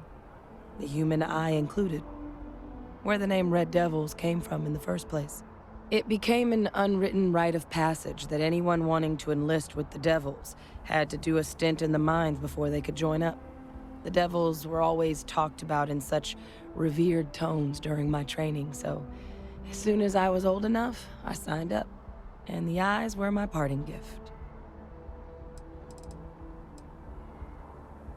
I mean, we never spent a lot of time together. He was too busy being fleet admiral to deal with kids. I was raised by a pair of guardians instead. Until his defeat during the Colony War, though, he was known as an extremely effective commander. Savvy. Perceptive. That mind opened a lot of doors for him, and for me too. But Victus, for all his ability, was heartless. Ruthless to a fault. In the end, that's what cost him his life. Well, thinking about it more, I suspect there'd be value in sharing the fact that the Terramorph project was, well, a failure. There's no need to be afraid of this data being weaponized. Knowing that should calm some of the Cabinet's fears and make it easier for us to dispel any suspicions the other factions might have about our intentions.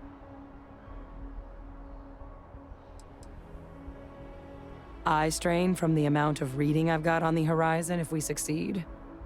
The Terramorph project never went anywhere. It couldn't. They're deadly creatures, but they aren't xenoweapons. The Cabinet not opening the archives is probably a bigger risk than them handing over the files. That data itself isn't dangerous, which probably wouldn't be a bad point for us to bring up, should the opportunity arise.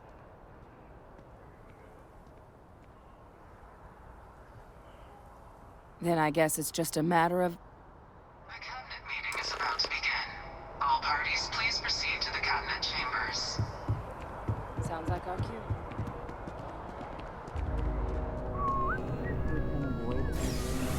I would prefer it. Let us just say... I am...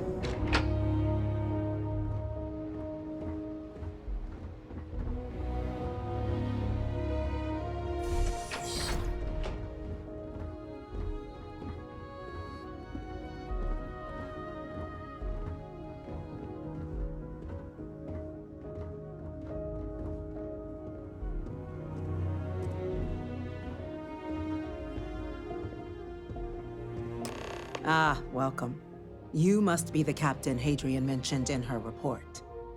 You have our thanks for the risks you faced in securing this information.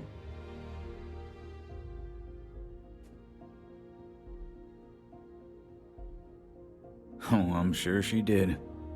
Yes, well, precisely how urgent is what I hope we'll determine here today. So now, we have two petitioners here making a surprising request. Access to the UC Xeno Warfare Team's Terramorph data, currently housed in the Armistice archives. A request which will require not just this body's agreement, but that of all three Armistice signatories. UC, Freestar Collective, and House Varun. Now, Captain, we've all read Hadrian's report on the subject, but we have yet to hear from you. Perhaps you could summarize for the Cabinet what it is you see as the goal of this endeavor.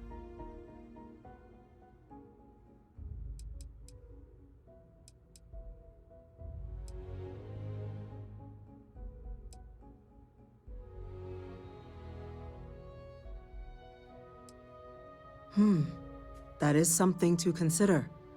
Though we also have to take into account the nature of the data you require. Madam President, I object to the very premise of this meeting. While no one would argue that what happened on Tau Ceti was anything less than a tragedy, Terramorph attacks are not some sudden new threat on the horizon. They've been happening for generations. To demand we hand over banned archival knowledge and possibly upset the balance of galactic diplomacy because of a single attack seems at best panic. And at worst, a power grab by the daughter of a bloodthirsty warmonger and her associates. I would remind the Chief Diplomat who he's speaking to. If it's my father you're looking to address, you're welcome to consult a medium. I would also ask how many deaths the Cabinet requires to act. 50? 50,000? Because if tragedies like Tau Ceti are just prelude to more attacks, I have no doubt you'll get the body count you require. Let's keep this civil, shall we? And while there should be no doubt the preservation of life stands paramount among this body's duties, Chief Yassine has a point. Will a single attack, however troubling, be sufficient to convince the other factions to grant us access to what they no doubt consider weapon data?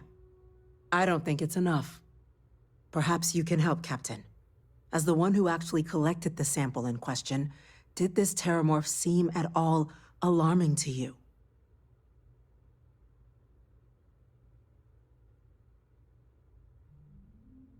That is worth considering.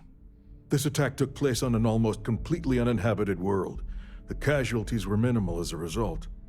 But if there's another attack, will we be so lucky? Yes, a fine point, Admiral. So then, Captain, given the discussion now and the information you've been privy to thus far, if you were in our position, would you grant the request made to open the archives?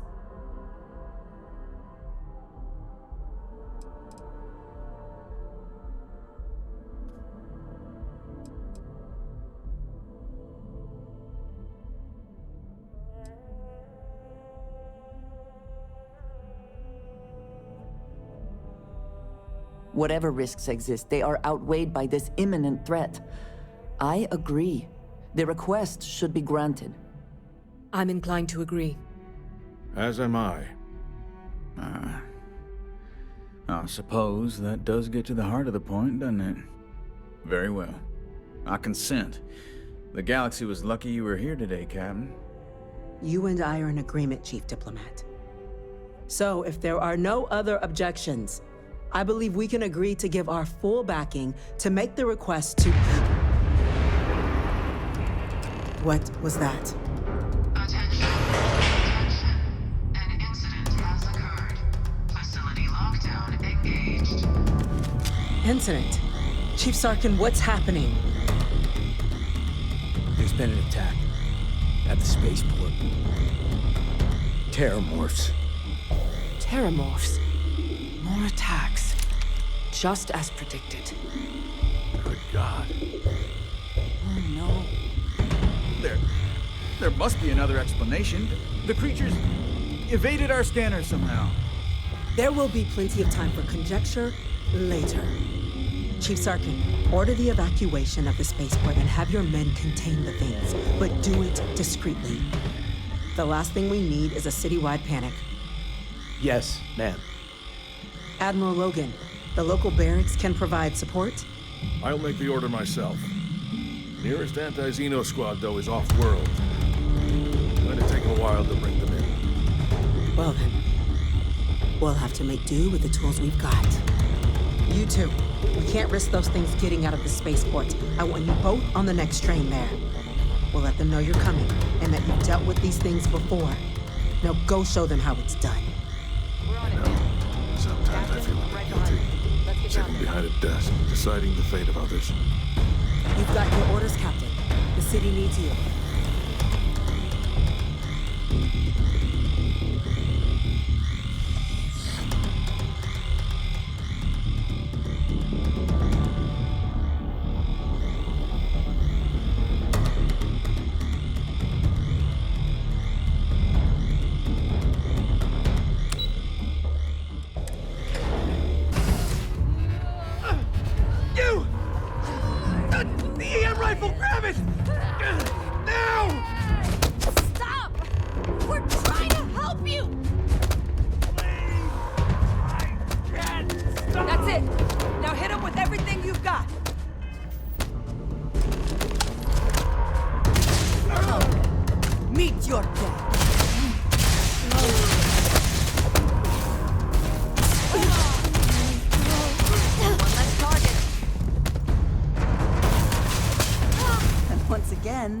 We are triumphant.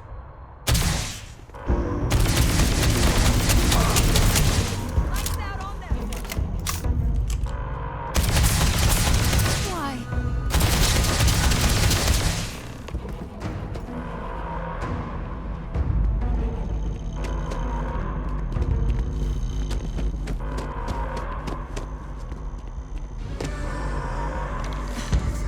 Thank you for what you did. We didn't want to hurt them. The way those people were acting, I've seen this before. They were under the Terramorph's influence, weren't they? I don't know. They were down at the port and they just started screaming. We tried to restrain them, get them on the train to get them out of harm's way, but some of the other officers down there, we couldn't restrain them fast enough. They just started firing on us. People we knew. went berserk? Pheromonic projection. Some terramorphs, they can induce this fog. It affects everyone differently, but some people just lose control, turn against everyone around them, even if they don't want to. They're like a puppet. You kill the morph, you break the hold. But this means we're gonna need to be real careful with our fire, and keep that EM weapon at the ready. I honestly was just wondering the same thing. But no, you don't need to worry about me. I've had a terramorph try it on me before. I'm not susceptible. So we'll just have to make sure to watch out for each other down there. I'm not suggesting. It's documented behavior. The result of the projection, though, can vary wildly. Some folks just shrug it off. Others hallucinate. And some lose control altogether. They'll lash out at anyone around them, but still be aware while they're doing it. Those cases, you'll either need to knock them out with EM fire, or free them by killing the terramorph. Let's do it. Nat's unlocked. Please, do what you can to help them.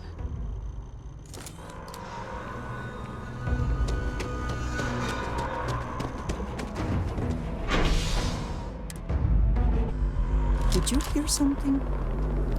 God, no time to waste, Captain. Stash the EM and pull the firepower. Let's move! All citizens are required to proceed to the nearest shelter. I do find that statue impressive. I wonder if it matches the original vision of the book.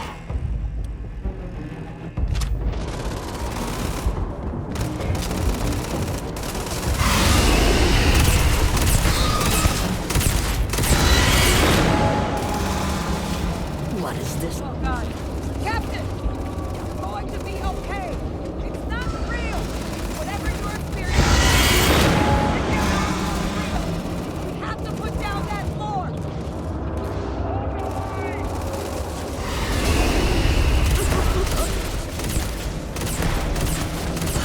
Oh, God. It's everywhere.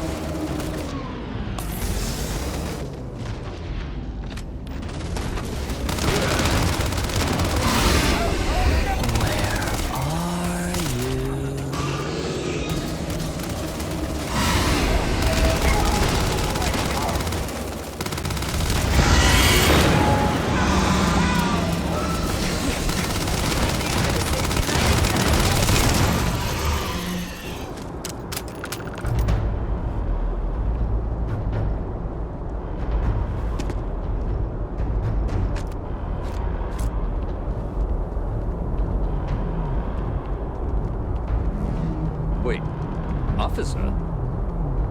Are you and this woman experts? Take whatever we can get right now. We've got the remaining creatures locked down on the landing pad, barely holding our perimeter. They said you've done this before. Well, if our team to spare and whatever supplies you need, but I can't risk them taking over any more. Put those things down and do it fast. We'll hold them as best we can. Those things turn my people against us. Of course the United Colonies is paying for this attention. Heaven forbid something escape their notice.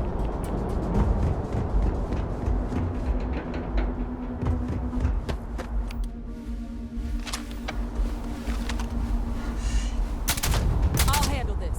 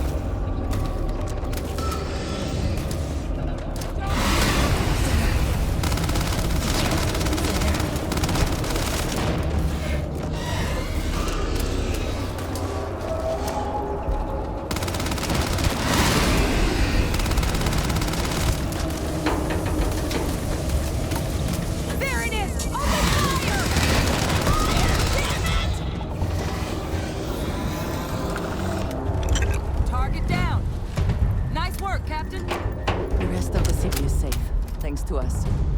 You deserve whatever accolades you have coming.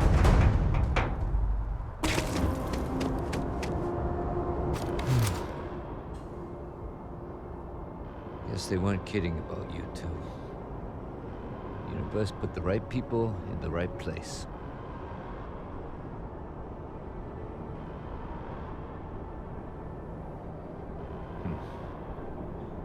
Certainly doesn't feel like it.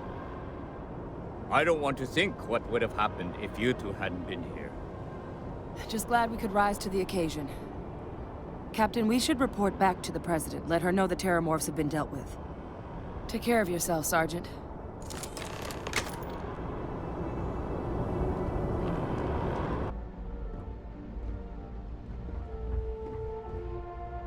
Terramorphs. Holy hell. That's a relief to hear. Thank you, gentlemen. Let your people all know how much we owe them today. Yes, ma'am. Losing anyone in the there line you of are. duty is a tragedy. I believe we have some attacks, things we should discuss. They can't happen again. You've got the Cabinet's full backing to prevent more attacks. Understand? Captain? Hadrian? It would appear that the Cabinet owes you our thanks for what you did for the city today. As well as an apology. Your concerns about the Terramorphs, well, consider them validated. Thank you, ma'am. Of course. I only wish we could have acted sooner. Now, today's events have only clarified our path forward in the eyes of the Cabinet. You will have our full support in collecting the Terramorph data from the archives, as well as a subsequent investigation into the nature of these attacks. But to accomplish those goals, we're going to need the right people in the right places. As such, the Cabinet has authorized me to reinstate you, Hadrian, effective immediately, to your former rank of Major. As soon as we've got the data in hand, we want you investigating these attacks and how to stop them. Will you do this? Yes. Yes, ma'am. I'd be honored. Excellent. But as you've both made clear, for such an investigation to succeed first, we're going to need someone to convince the Freestar Collective and House Varun to play ball. Someone who knows precisely the sorts of dangers the colonies and all the galaxy are facing right now. The Cabinet wants you, Captain, to be that representative. The Cabinet wants progress, and wants it quickly. You're already far more familiar with the situation than any diplomat would be. There's also no diplomat alive that can claim they helped keep a cadre of Terramorphs off the embassy doorsteps. The Cabinet was unanimous. They want you.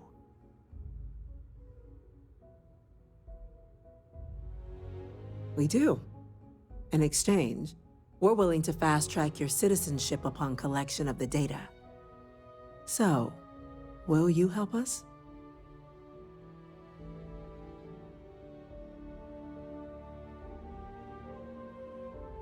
I'm glad to hear it.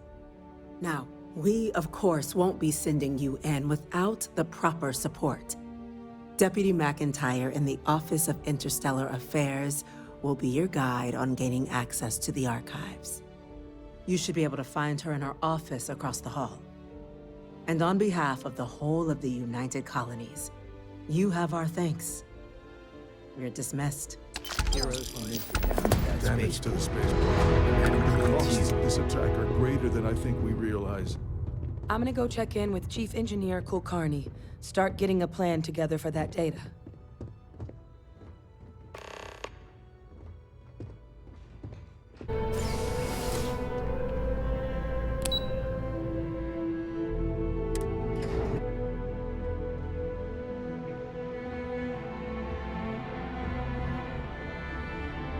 Excuse me?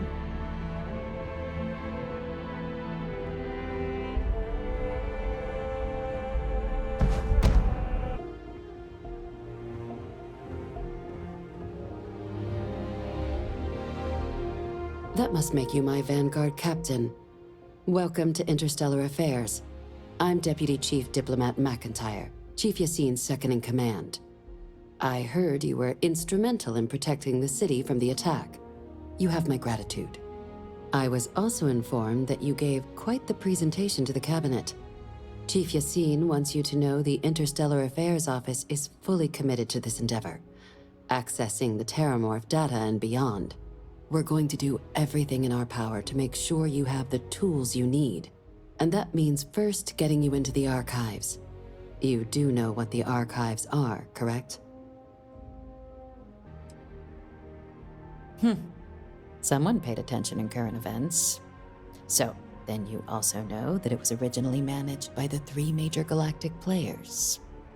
Access to the archives is only granted in cases of dire emergency, and requires a one-time use code from each of the 3 Armistice signatories. UC, Freestar Collective, and House Varun. Now, the UC is already on board, so that means we'll need to convince 2 people. The ambassadors of the Freestar Collective and House Varun to hand over their codes. Get them both and you'll have your data. But that's a lot easier said than done.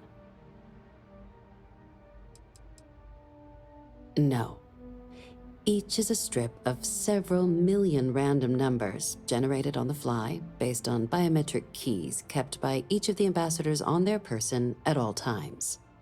They're impossible to create without those keys, and those keys stay with the ambassadors, meaning we're accessing nothing if we can't get them on our side.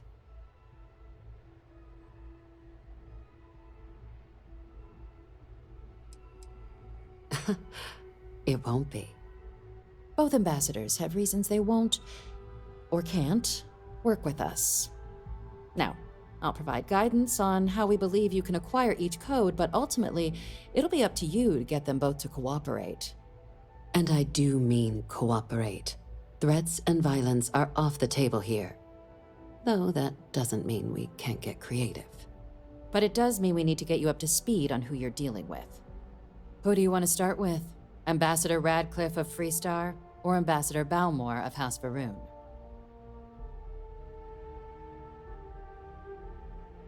The good Ambassador Radcliffe. She's a veteran of the Colony War, and her only goal in life is to make ours miserable. It sounds as though I will enjoy this. Now, officially, our office is suggesting you try and negotiate with her. Use your experiences as a member of the military and with the threat we're facing to convince her to lend her support. And who knows? Maybe that'll work. Stranger things have happened.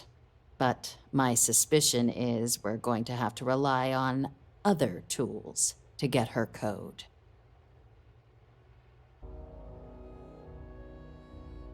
Huh. Well, if that's the case, I'll wait to be pleasantly surprised. But we do have one item up our sleeve. UC Intelligence has a recording device planted in the ambassador's living quarters, which we suspect you can use to your advantage. But getting caught trespassing is a quick way to land yourself in an embassy holding cell. So, if you are going to try and access the device, you're going to need to find a way in there without being seen. Now, we recovered some intel we believe should be able to help with that. But there's also a disgruntled staff member you might be able to pump for information. Maybe even convince to work with you. Name's Cameron Long. He's younger than Ratcliffe, bears less of a grudge towards the UC. He works closely with the ambassador, making him a promising source for information on the ins and outs of embassy life, and someone who very likely hates her guts. Yes, many. Don't steal anything. Don't get caught anywhere you're not supposed to. Absolutely do not harm anyone. If something goes wrong, we'll do our best to smooth things over, but I can't make any promises. All right. Here, your diplomatic ID. I'll give them a heads up you're on your way. Not likely to let you through the door otherwise. And take these. Chief Yassine wanted you to have some options on how to proceed in there.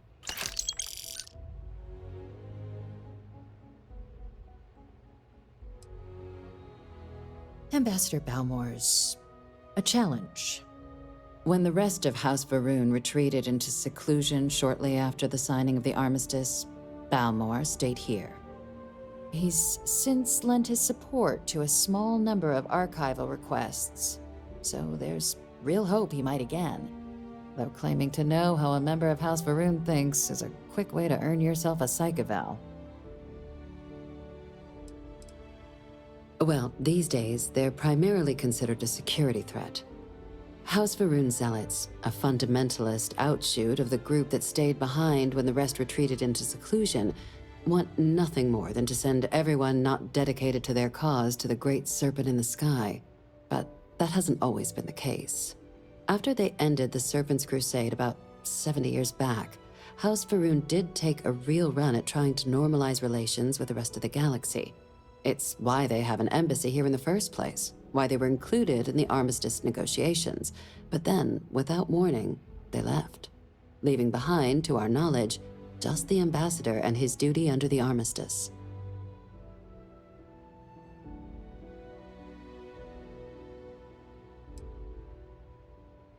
Yes, just like us. How magnanimous of you. Of course, but there is another wrinkle. We're not 100% sure Balmore's actually still alive. His public appearances were always rare, but it's been several years now since he last poked his head out. Scans of the facility show life signs, but not the kind we were expecting. Your task is to find him and kindly but firmly remind him of his duties under the armistice. Then you search the embassy for his biometric key, collect your code piece, and we'll go about notifying his next of kin, if we can ever find them. But let's hope it doesn't come to that. The embassy is still legally House Varun's sovereign territory, so we're not technically permitted inside. We've snuck in the occasional spy, of course, but the ambassador has proven more evasive than you'd expect for a man of his age. But we're quite sure he hasn't left the city. The man stands out. The Varun delegation brought more than a few of their native flora with them when they set up in the embassy. It seems those plants have been allowed to flourish, making it hard for us to verify what's flora and what's ambassador. I have no doubt. Now, the embassy front door isn't an option, but our spies have stated there's a side entrance that should allow you access. Here, this device should get you all the way down to the embassy interior. Once you're inside, though, finding the ambassador is going to be up to you. And fair warning, we received a report that alarms might have been tripped inside the embassy during the attacks. Watch out for automated security in there. Now, if you have additional questions or require clearance for a new approach we haven't already discussed, don't hesitate to ask. I'd suggest you start with Ambassador Radcliffe. Approach her while the attack is still fresh in her and her staff's mind. Be smart out there, Captain. If you are free soon, could we talk?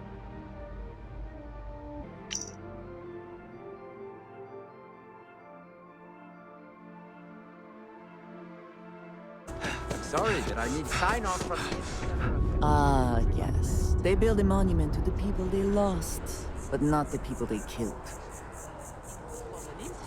Would mean my job, sir. Fine. I'll begin the process. Wouldn't want to withhold the chance for more red tape from the great UC.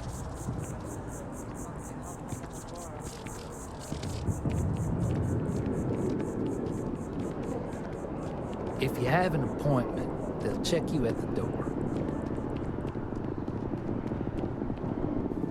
I cannot help but notice that the Colony War Memorial is in direct line of sight of this embassy. I suspect that was very much intentional.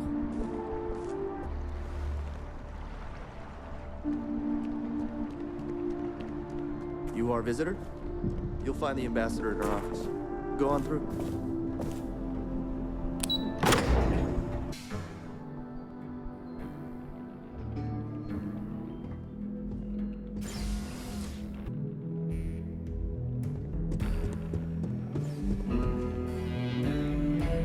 wonder how many times one side or the other has threatened to close this embassy down over the years.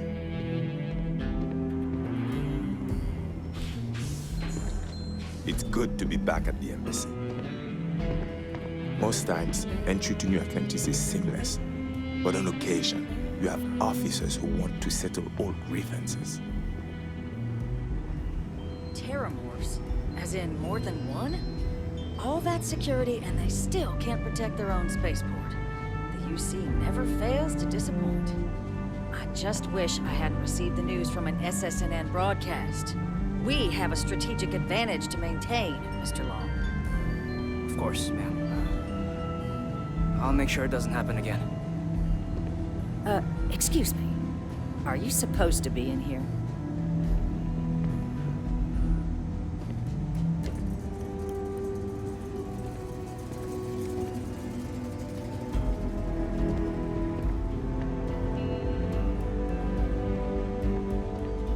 I'm sorry. Do you have an appointment?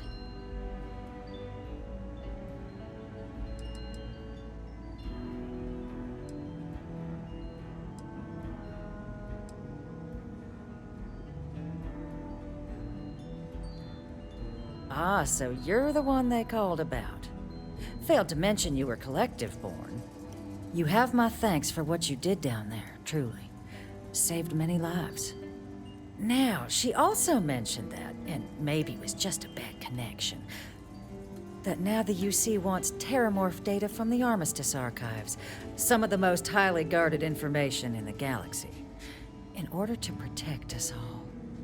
I can only presume you're here to tell me I misheard her and that they didn't send you, local hero, to futilely beg on their behalf. Tell me I've got that right.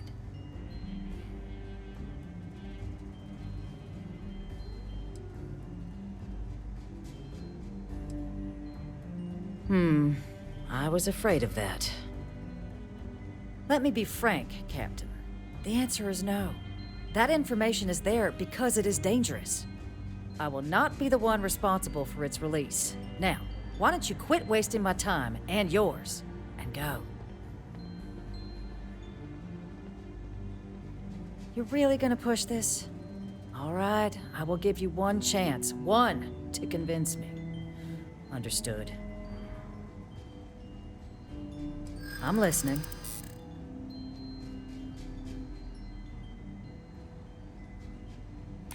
In the end, we all just want to be safe in our little fiefdoms, don't we?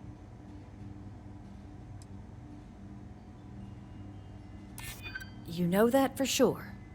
That is interesting.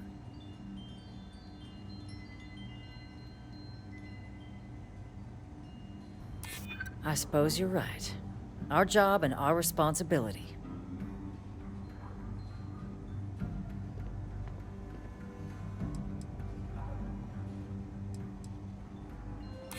It's possible I might be letting my history cloud my judgment. Possibly. Well, Captain, you make some good points. But if I'm really granting you access, I'm gonna need the following concessions. Your access will be limited. You can only take out the items related to stopping these terramorphs. The monitors will make sure of it. You go in once. You get everything you need on your trip, and never again. And all research done with the data will be monitored. If this data is being used to save the galaxy needs to be involved in the oversight. Freestar scientists will watch your people like hawks. So, do we have an agreement?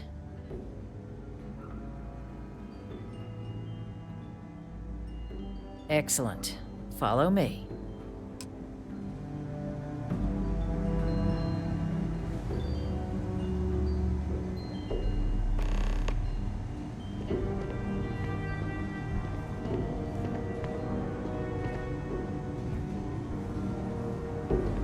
Official business? Talk to the ambassador.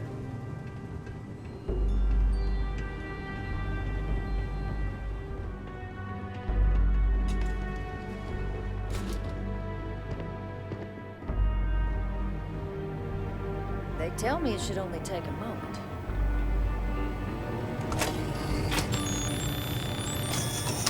And there.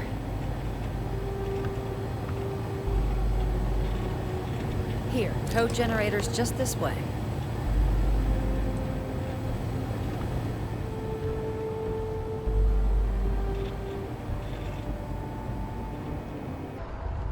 Are you working toward that next technological leap? Then let Ryujin Industries help you.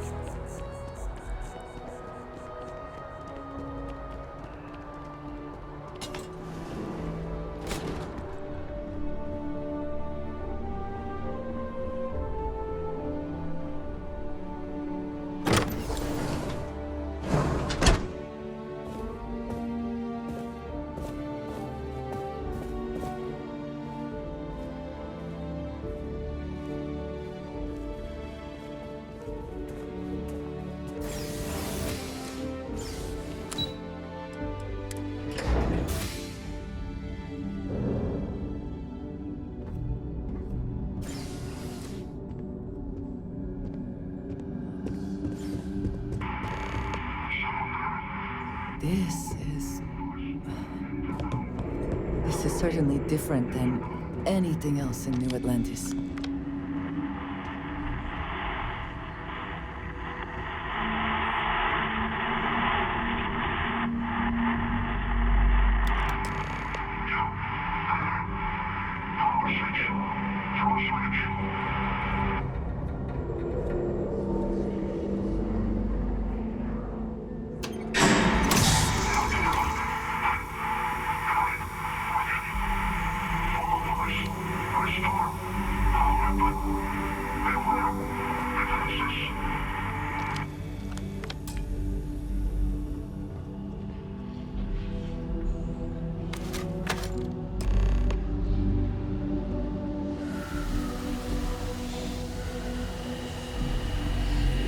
Decades unsupervised, and it seems this tree has decided it now owns this place.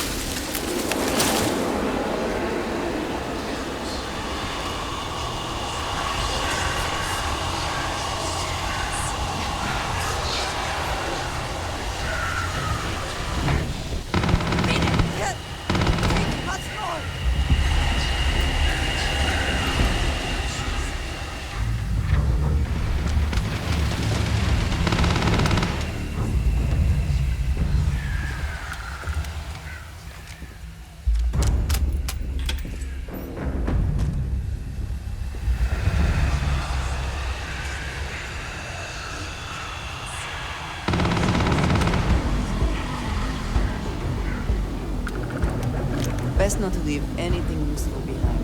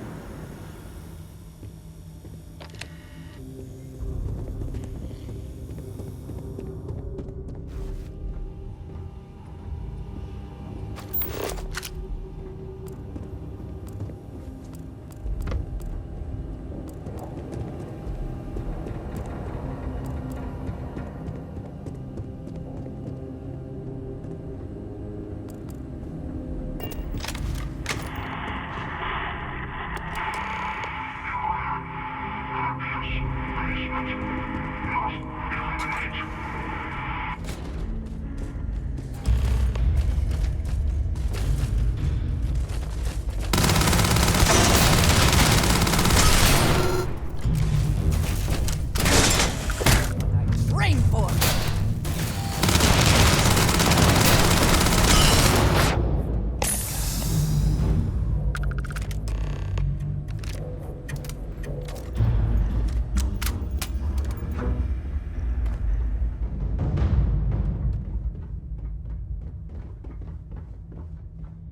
So, what seems punishment becomes providence.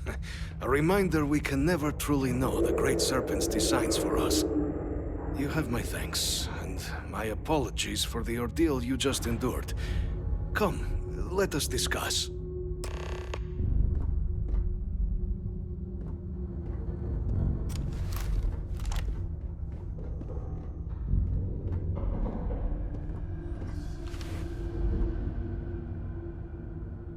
Not the ideal introduction, I suppose, giving you a grand tour of the embassy via barely functioning intercoms.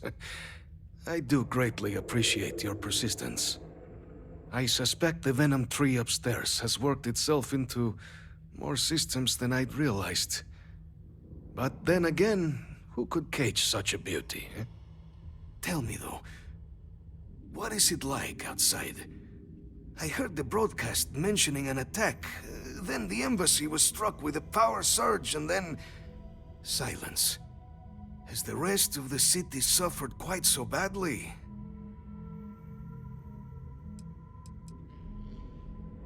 Harmless spores, you have my word, but hard to navigate. Hence why I was guiding you through the intercoms to restore the environmental controls. And release me. It is the sap of the tree that gives it its... well, perhaps not a topic for this exact moment. But I must know of the rest of the city. Does it still stand? I take it you didn't have such an experience where you were, then, hmm? Yes, the entire embassy was thrown into lockdown, trapping me in my quarters, disabling the Venom tree's filters, and arming the defenses. A disconcerting experience, to say the least. Was the rest of the city spared?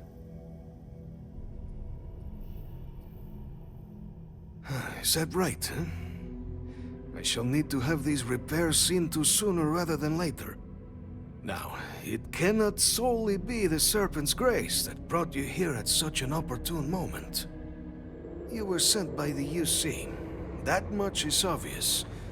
Who else could just waltz through my door, hmm? And the broadcast spoke of terror morphs at the spaceport. A worrying occurrence, certainly, but coming here of all places, when all I could provide is some enthused cheerleading and... an archive code.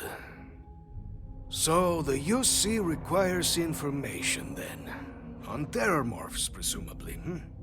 Do I see this all clearly?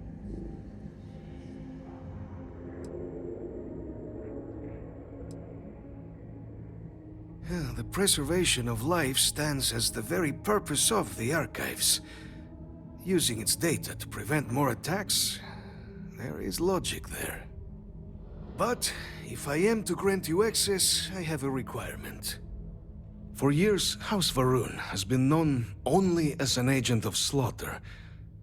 We founded this embassy with hopes of shedding that legacy, with little success. In exchange for my code, I require this. You must be the one who ensures it is used for good. Ensure House Varun's legacy is more than just carnage. The knowledge you ask for isn't evil. No knowledge is. It is we who bend it to evil ends.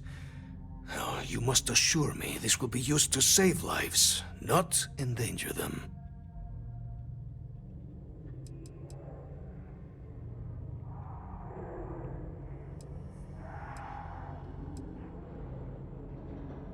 You have mine as well, for what that is worth. Well then, I shall not fear. Please, follow me.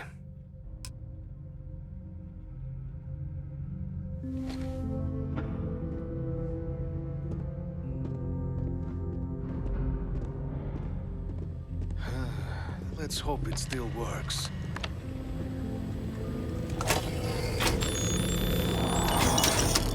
And there. Let it be used for good.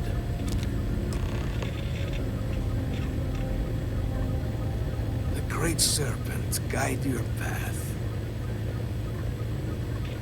The Great Serpent is so much more than a god. It is fate itself. When our founder, Jinan Varun, left the United Colonies 140 years ago for distant stars, it was the Serpent that compelled him to found his now great house. The Serpent made us who we are today. Its voice speaks to us, shepherding us through the dark, and infuses our lives with the meaning the universe so often fails to provide.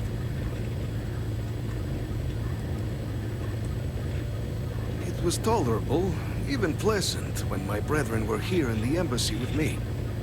We remade this place as best we could into a home we all would recognize. Our native flora, our iconography, our connection to the Serpent, they came with us. With my brethren gone, it has been trying. But the Great Serpent has always provided me a path in my darkest moments.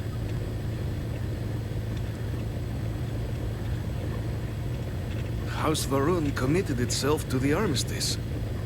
This was said at the time to be the desire of the Great Serpent, and I do not believe the Serpent decides such things on a whim. So, when my brethren left, I remained, honoring the Serpent's will as I saw fit, as is the right of all his followers. The affairs of House Varun are our own. They left. That is all there is to be said on the subject.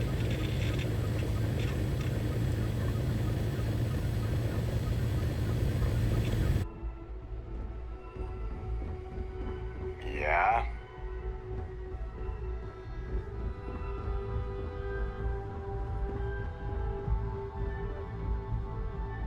Captain, you're back sooner than...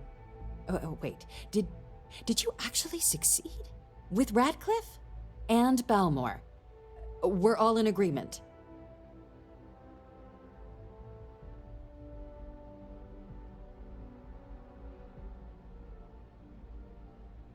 So the old man was still lurking around in there. Fine work, Captain. And now, I've already arranged everything with the archival monitors. When you get down there, the UC monitor will give you instructions on how to deploy the codes. Follow them to the letter. Here, the UC code piece and an archival access card. The entrance is just on the other side of the plaza across from Mast. Absolute best behavior down there, all right?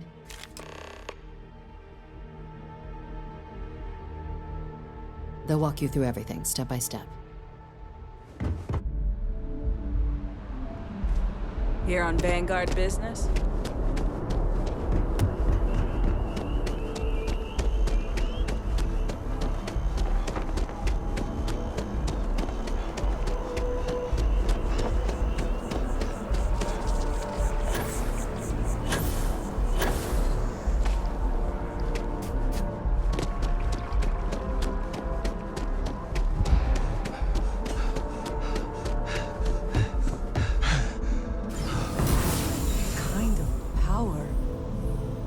It is in your hands.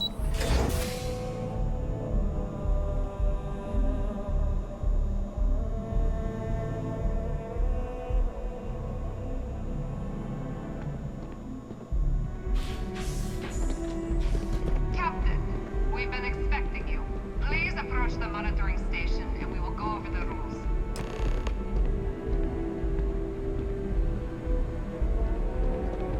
Welcome, Captain, to the Archives. To proceed, you will need to deposit your codes into the 3 corresponding receptacles. Once they are verified, I will open the door. Your data resides in Unit 18. You will not be able to access any of the other units. Once you've collected your data, return to the entrance. You may insert the first of the archival codes when you're ready to begin.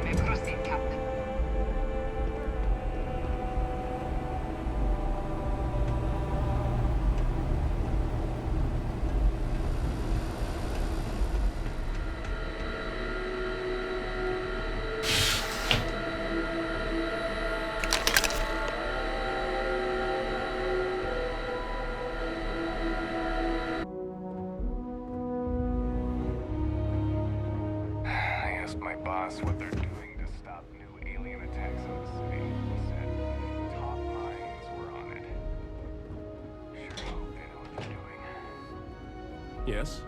What? Excuse me. There you are. Captain, Deputy told me what went down. Impressive work. Captain, if you'd be willing to transfer the documents to the Major, she and I have been discussing what comes next.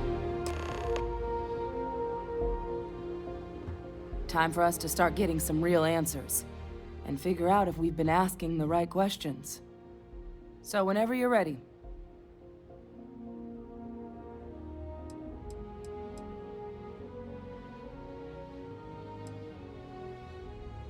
You're carrying the most comprehensive collection of information on terramorphs in the known universe. If we can't pry an answer out of there, it likely doesn't exist.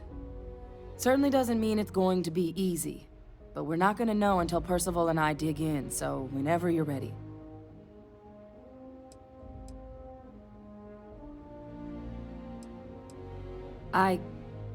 Yes. It will be. Percival and I have done our damage. This is us starting to put some things right. So with the data out of the way, we've been discussing where exactly this work's getting done. The Red Devil's headquarters on Mars, back where you found Percival, seemed the natural spot. Already has the equipment, the safety measures. Though it sounded like the deputy had a few more things she needed to discuss with you first. Indeed. The most important of which is getting you your citizenship. Then I guess we'll see you on Mars. Captain, if you'll follow me.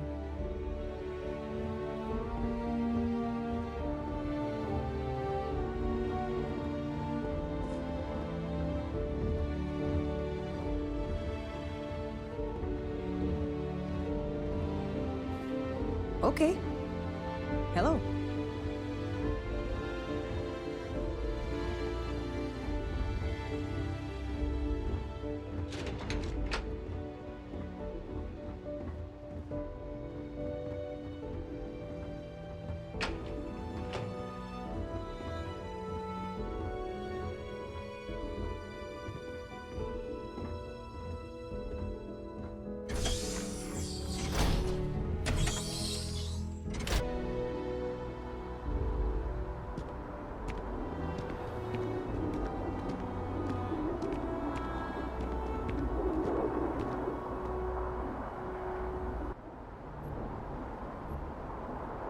All right, Captain. Are you ready to become a citizen of the United Colonies?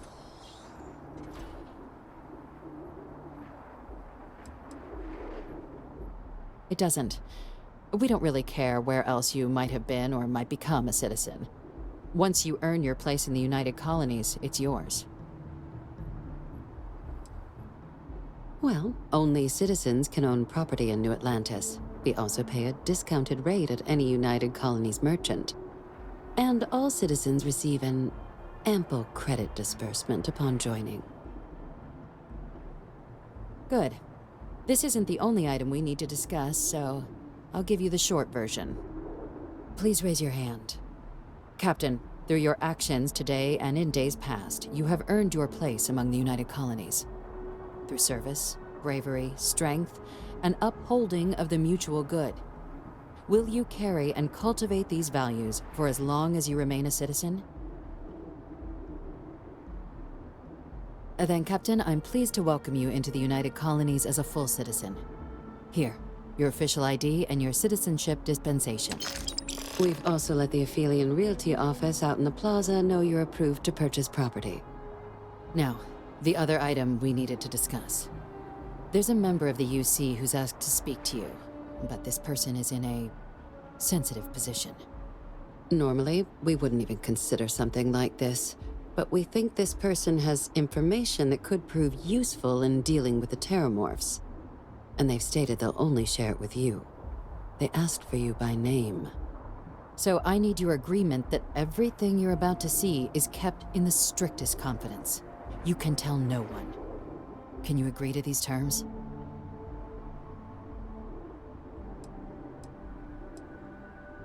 I'm sorry. I can't share any more without your word. Do I have it? Let's hope it never comes to that. Head to the elevator. You're going to subsection 7, I'll make sure you're cleared for access by the time you get there.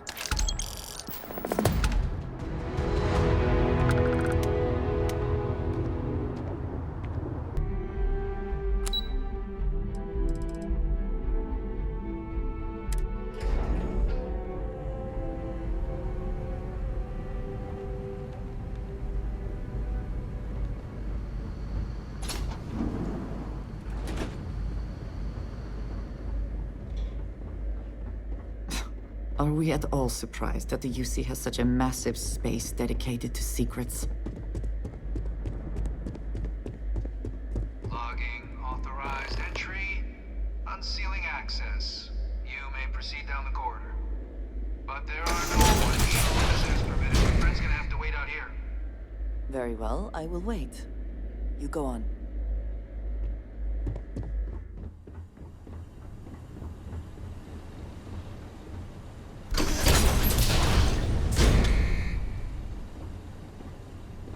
Welcome, Captain.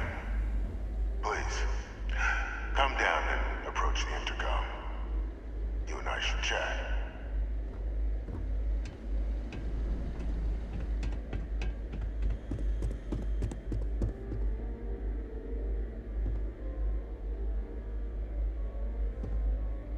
President Abeyo was kind enough to give me a few files to peruse. Quite the series of accomplishments you've managed. But now you face a foe unlike any other. An invisible enemy, lurking in the shadows. You're going to need all the help you can get. Which is why I hoped we could speak. Do you know who I am?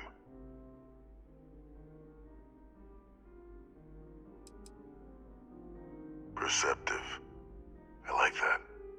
I'm Francois Sanon. But most know me as Eyewitness. I was an admiral during the Colony War. One of its great villains, if you believe the slates. I was to be executed for my crimes. But the previous regime deemed me too valuable to simply discard. So they put me here. A sacrifice on the altar of peace. Even my death served the colonies. To warrant my execution. The official charges I faced after the war were twofold. The first was the destruction of civilian ships during the Battle of Cheyenne, a battle during which those civilian ships were actively attacking my fleet. The other was ordering the bombing of the Londinian spaceport to halt the spread of the Terramorph outbreak there. The city and its citizens were lost, but countless others likely saved. And for doing what was right, I was put on trial. And my life irrevocably changed. One final act of rebellion by the leadership that lost the Colony War. The trial was authentic. I faced tribunal with dignity. But my execution, staged. A lethal injection that was anything but. The cabinet at the time, long gone now, wished to keep me on as an advisor.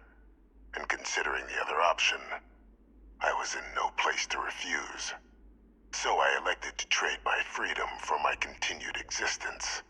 But such is the life of a soldier. Very astute. That's my daughter. My progeny. You've been working alongside. Has she shared with you the nature of our little family?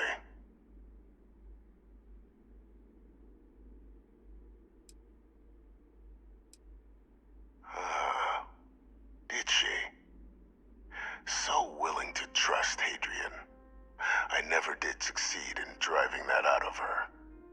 Our relationship has always been a challenging one. The Major was born to become a great leader, carry on the legacy I established, and was given all the finest training to support it. And she excelled. But the universe cut all that short. Now, though, it's placed even more crucial work in front of the two of you. And I think I have a part to play in helping you accomplish what you've set out to do. It was an attempt by the United Colonies to solidify its own legacy, forging a new generation of great leaders. They were raised by adoptive families made up of scholars and tacticians, trained at the United Colonies' greatest scientific and military academies, displayed incredible promise. But by the time the Colony War came to a close, there was only Hadrian. But that's ancient history now. You have much more pressing matters at hand, with which I can help.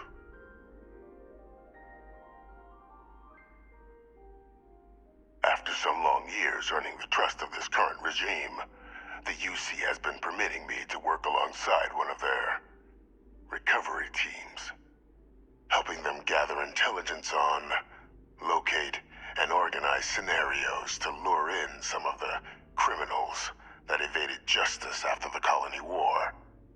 With quite a few successes, I might add. But in the process, I managed to find something else. The names and locations of Hadrian and Percival's old research team. Valuable manpower for the effort you're about to embark on. I'll tell you where they are, but in exchange, I need something dealt with.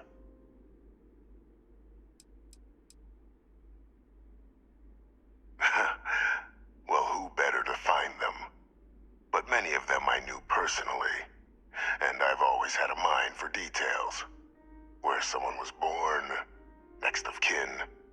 You'd be shocked how often an otherwise brilliant criminal flees to the planet just next to the one where they were born, or where a family member resides.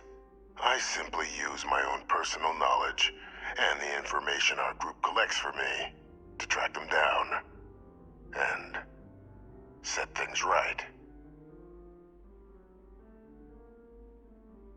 There is a former colleague of mine, a man by the name of Dr. Reginald Orlays. Like myself and Hadrian, he was involved in some of the United Colonies' more problematic lines of research. Mech weapons were his specialty. If it dealt death, he could make a deal more. When the Colony War ended, he fled, refusing to face tribunal, and has continued to peddle his skills to the highest bidder to this day. But I finally found him. I want you to track him down and deal with him, however you're able. I'm not expecting he'll come quietly. Bring me evidence that the job's done, and I'll tell you what I know.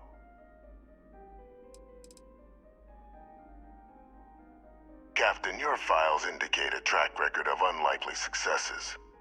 It is my genuine hope that, perhaps down the line, you might become a part of our team. And this might be something of a tryout.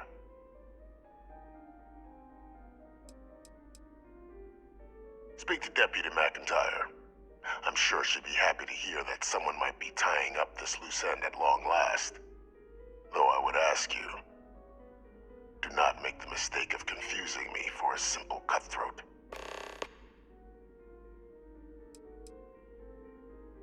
You can certainly try, but the man's been out there 20 years.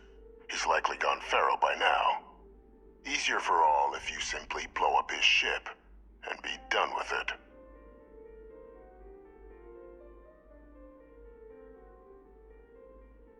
If that's what you require to sleep at night, so be it. According to my information, he's been hiding around the world of Etheria, Wolf System. There's a star station in the vicinity, the Den. The head of the local Vanguard, one Captain Marquez, should be able to help you find our man.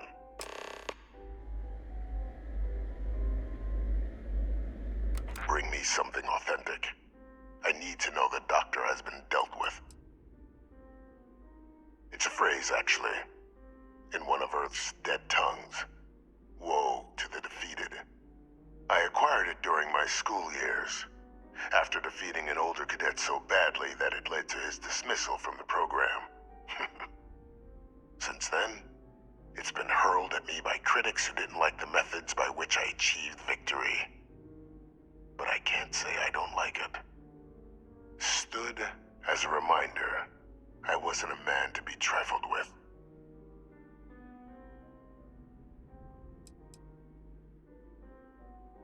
The official charges I faced after the war were twofold. The first was the destruction of civilian ships during the Battle of Cheyenne, a battle during which those civilian ships were actively attacking my fleet. The other was ordering the bombing of the Londinian spaceport to halt the spread of the Terramorph outbreak there. The city and its citizens were lost, but countless others likely saved. And for doing what was right, I was put on trial, and my life irrevocably changed.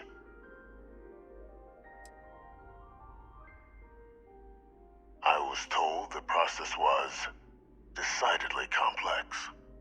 While we come from the same clay, the kiln and the sculptor had much to say in who Hadrian became. For the better. We are, after all, so much more than our legacies, genetic or otherwise.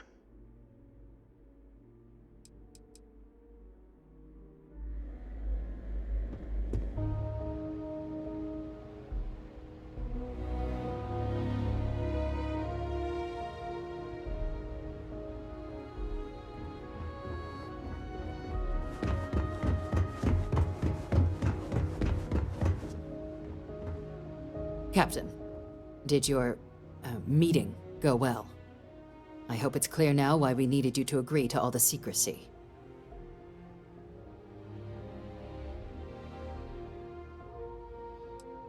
Surprised me too when I learned it, but the prisoner has proven useful over the years, and kept far from any major decision-making. But I do think it's worth re-emphasizing. No one else can know about this. All right?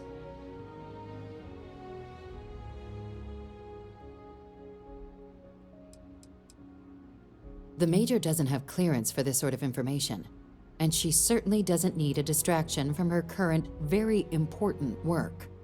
Which is why I need you to keep this to yourself.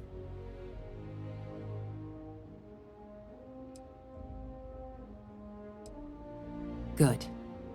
Because bringing this up to the outside world would create the unfair appearance, Captain, that you're unhinged. And that's not a good look for any of us. Now, was there something in particular you needed to discuss about what we were just discussing?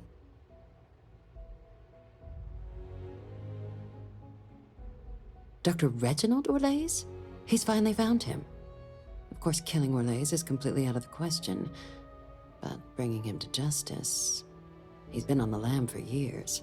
That'd be a huge win for the UC. What's being offered in return?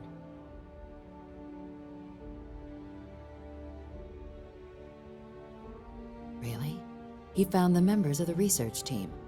We'd already initiated a search for them, but it'd save a lot of time and manpower if he just gave us that information. Captain, if that's the deal, you have my endorsement. Just so long as you make every effort to bring the man in alive. Now, was there anything else you wanted to discuss regarding your meeting? Trusting the man downstairs would be a mistake, but I don't think you need to be too concerned. This is far from the first name he's handed over, and all previous missions went off largely without a hitch. So while I'd certainly warrant caution, I think you can proceed. The Den? It's a star station, orbiting Wolf, the second star station actually to bear that title. The first one was blown to smithereens by House Varun during the Serpent's Crusade. The place has always acted as a remote strategic hub, primarily for repairing and refueling UC military vessels. But because of its distance from the rest of the UC, things there have always been a little more lax. Patrols included. I can think of worse places in the galaxy for a criminal to hide out. Then I'll bid you good day, Captain, and remind you of the importance of discretion.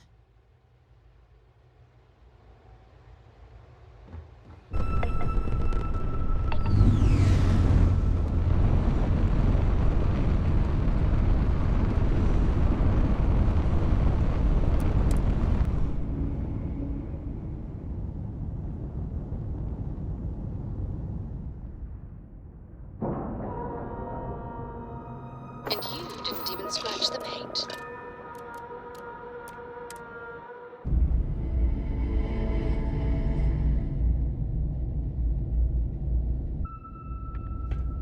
Hello, Captain.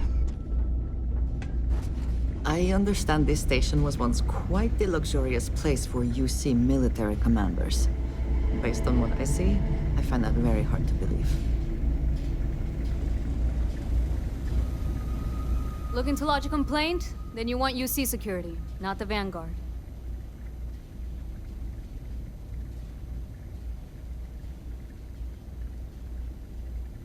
Oh, apologies, Captain. Didn't recognize you without the uniform. So, what can I do for you?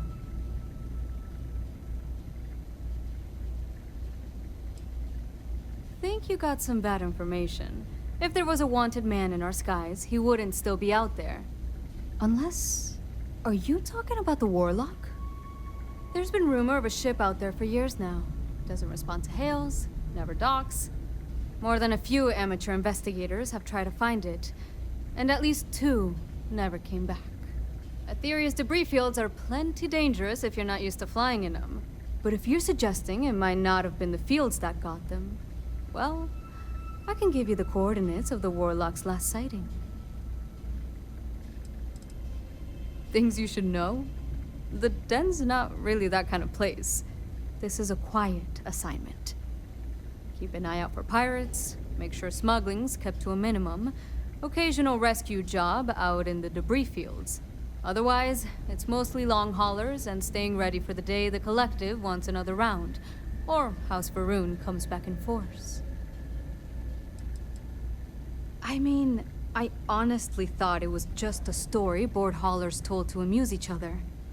But if the pilot of the Warlock really has been dusting our people, well, hopefully you're about to make our skies a whole lot safer. Well, the original Den Star Station was destroyed decades ago during the Serpent's Crusade by marauding House Varun zealots. Big part of the remains from those battles ended up gathering around Etheria, forming a nasty debris field. Every now and then, some headstrong scrapper comes limping back because they hit an 80-year-old mine. Or sometimes they don't come back at all. Though, maybe it's not just the field that's been picking them off.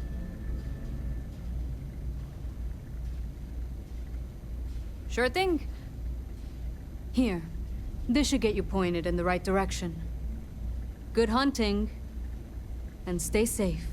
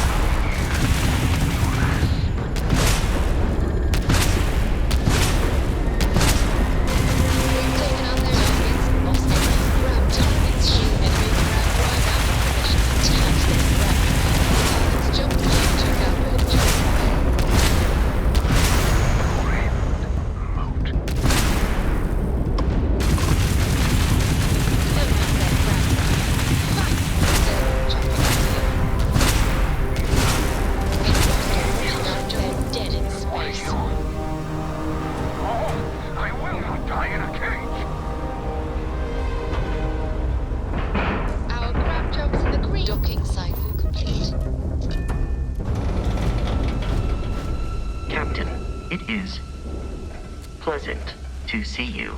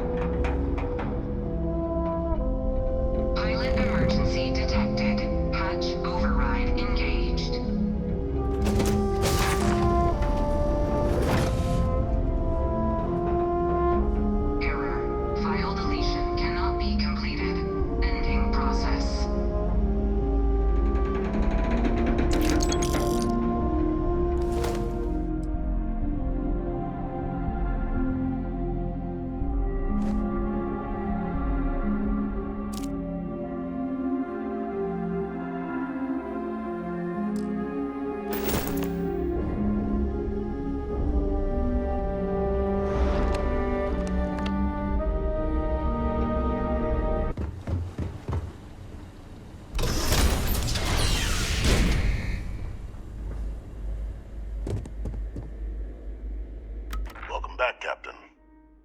Do you have some news for me regarding Dr. Olays?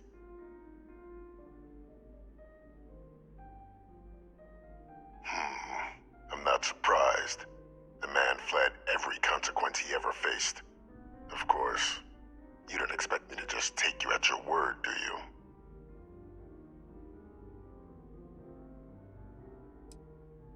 Excellent. Please, deposit it in the transfer system.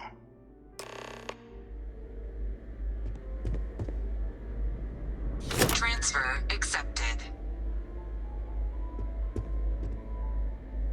Would you look at that? Kept it all these years. Some simply couldn't let go of that old world.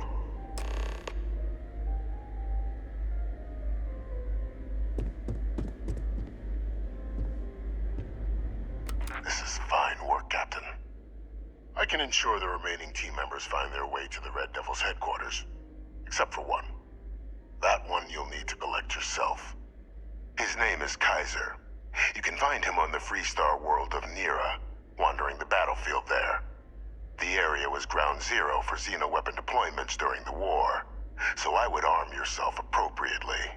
And I think you'll want to check in with Hadrian and Dr. Walker before paying it a visit. Kaiser will likely have security protocols you'll need their help to overcome. I dedicated my life to the United Colonies. Every effort of my being to their protection. I even gave them my heirs. Even if my circumstances have changed, my purpose is not. A military Model A, yes. Specifically customized for the needs of the Xeno warfare team during the Colony War. A powerful resource, if you can recover him. Of course. We're protecting the galaxy, Captain. We'll need every tool at our disposal.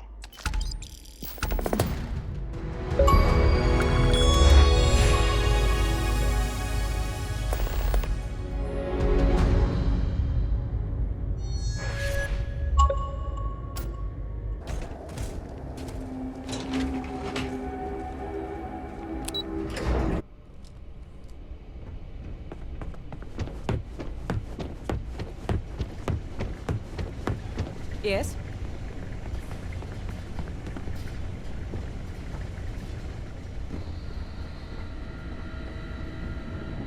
Captain, welcome back. I was afraid you might have gotten reassigned. You've been gone so long. So how's it feel to be a citizen?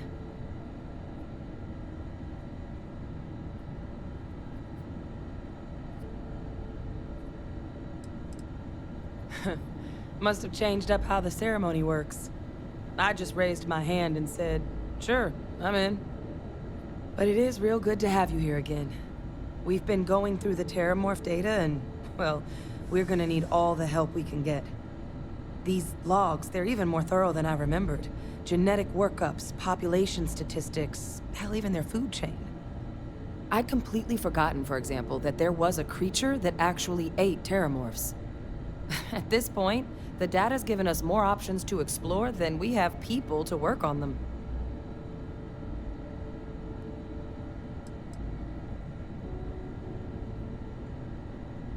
Well, 8.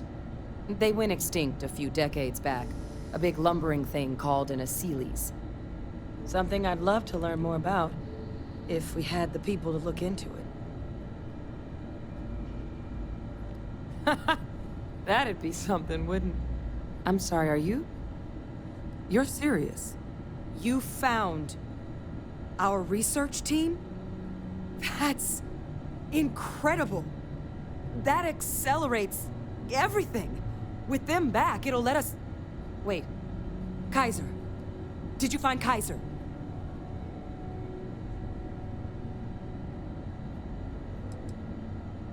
Well, Kaiser's one of a kind. Special built for the sort of work we did. Dealing with unfriendly beasts in hostile environments. No other robot in the galaxy like him. So did you really manage to track him down? That's right. You would need that. Whoever gave you these leads sure knew their stuff. Well, how? How exactly did you manage to find them?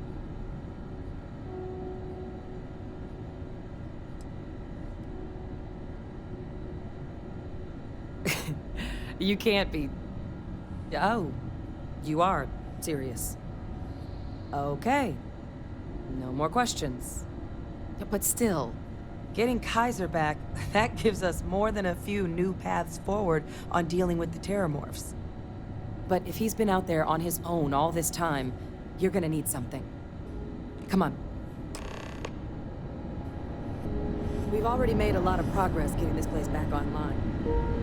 Some of the containment chambers were a bit on the unpleasant side, but the facility staff made short work of that.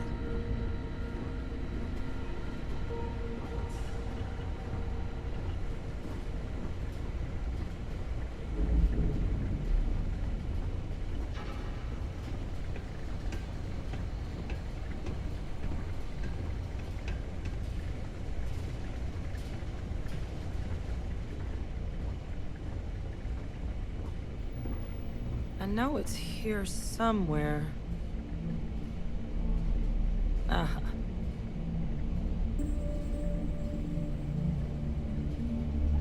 Here, Kaiser schematics. Actuators, weapons, batteries. That old robot's been MIA for a while, so chances are he's gonna need some repairs. He's also got a lock on his voice controls. You can give yourself authorization with the phrase, Nos belli machinis. Now, where exactly is the old machine?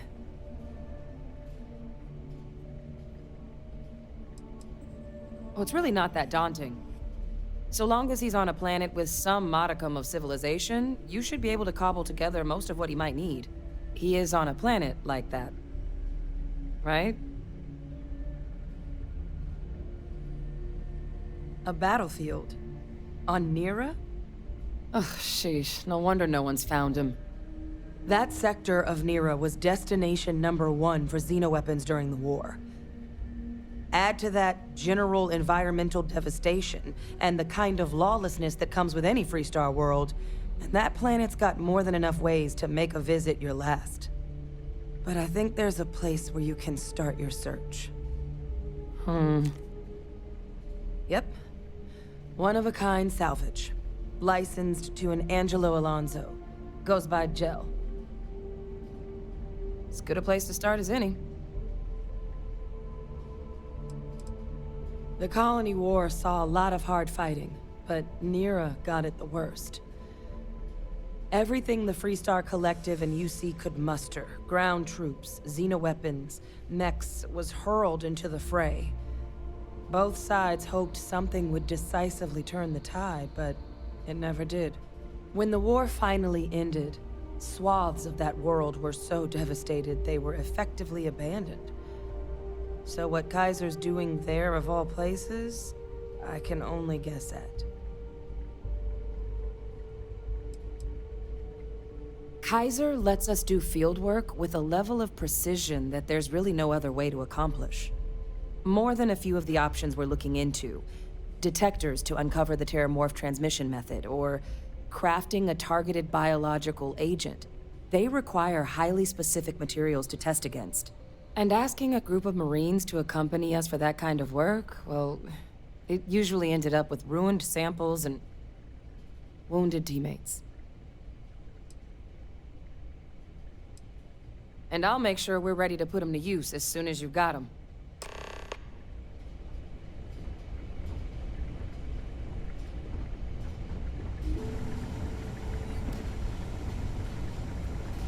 I'm sorry, but did I hear right that you found Kaiser's location?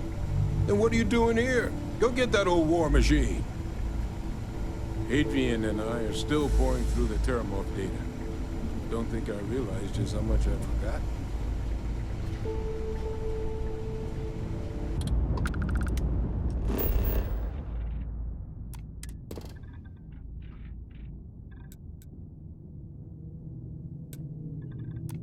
Beginning landing cycle.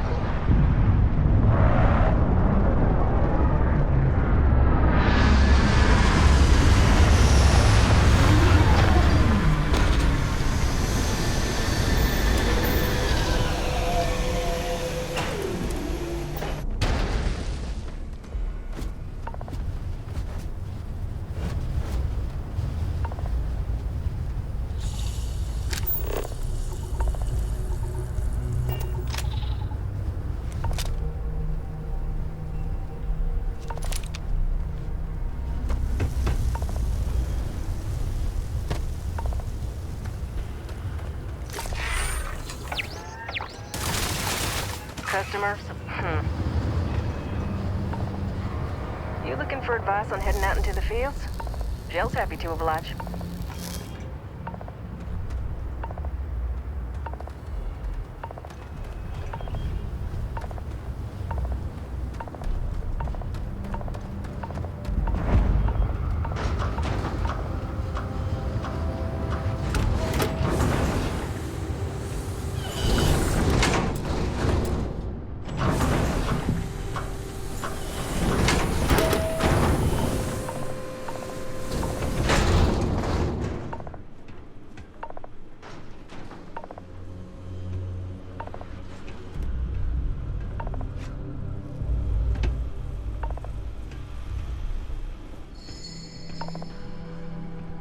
Hey!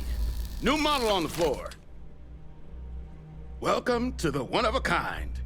Refuge and rest home for the hardest scrappers anywhere. Name's Jill. Proprietor. Turn mechs into money mostly.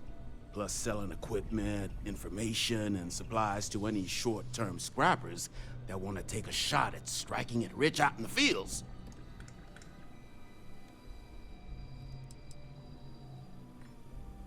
Appreciate it. Took years to get this place self-sustaining. Plenty elbow grease and creativity. Can I get you started on a tab, then? Or you here to try and make your fortune in the fields? I'm happy to take your credits however you want to hike them over. It's kind of an inside joke. Other than the fact that we're the only place out here, the mechs we harvest, they're primarily from a group known as the 1st Cavalry. Their unit was deployed to break the deadlock on this world during the Colony War. Almost succeeded too, but as you can probably guess, it didn't ultimately work. Left us plenty of scrap to build with though, so we thought it'd be funny to dedicate this place to the folks that made it possible.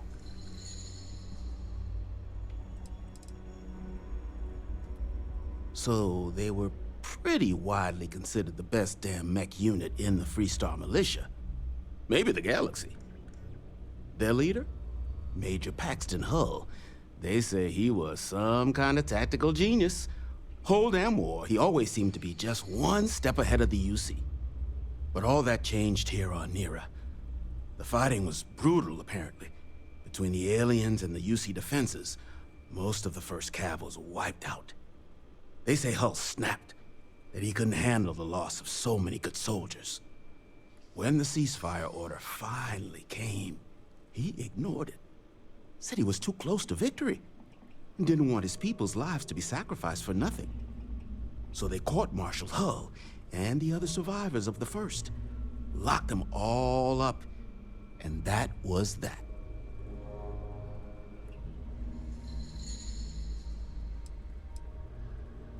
Lots of money to be made on mech scrap if you know where to look.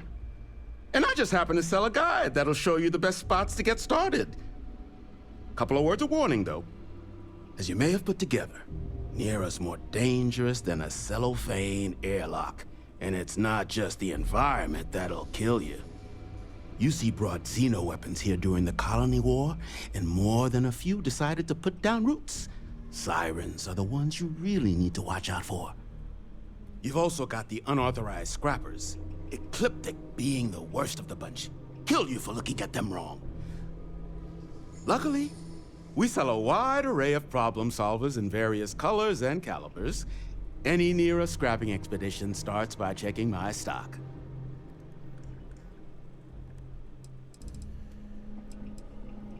Ecliptic are the meanest damn soldiers of fortune in the galaxy.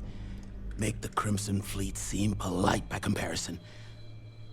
You stumble across any out there, you back away slowly, or get ready to kill every last one of them. Nasty kind of alien left behind after the Colony War. Pretty much blind. Original ones brought to Nira were all xeno-weapons, but those critters have long since passed. But they left behind more than enough untrained babies to keep the fields plenty interesting. Kaiser? No bot around here with that tag. Oh, unless you mean Captain Ahab? At least, that's what we've all been calling him.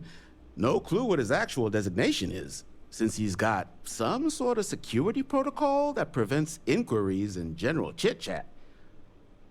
But he's a combat bot, right? Yeah, that machine's been out there a while now, hunting this one siren, his white whale. But it's been a while since anyone's laid eyes on Captain Ahab, though. Maybe he finally got the thing. Or it got him. Moby Dick? Old Earth story about one Captain Ahab chasing some big fish that's bound to get him killed? No? We all thought the name was a good fit since our bot friend was so damn busy chasing that siren of his. Quality slate, too. Think I got a copy for sale if you want to give it a look. Nasty kind of alien left behind after the Colony War. Pretty much blind. Original ones brought to Nira were all xeno-weapons, but those critters have long since passed. But they left behind more than enough untrained babies to keep the fields plenty interesting.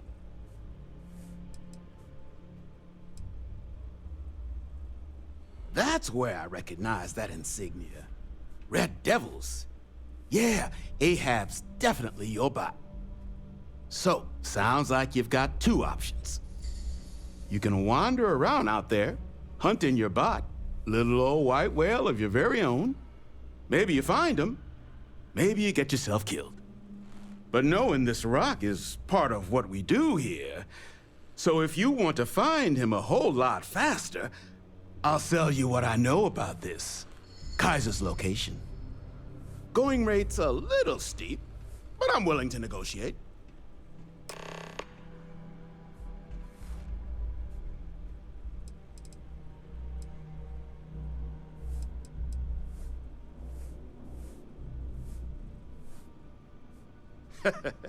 You and everybody else here. But, fine. I'll give you the neighborly discount.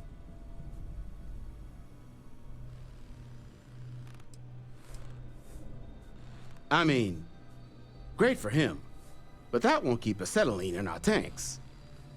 And, honestly, would you be able to tell if a terramorph was attacking outside? Sorry. I'm listening.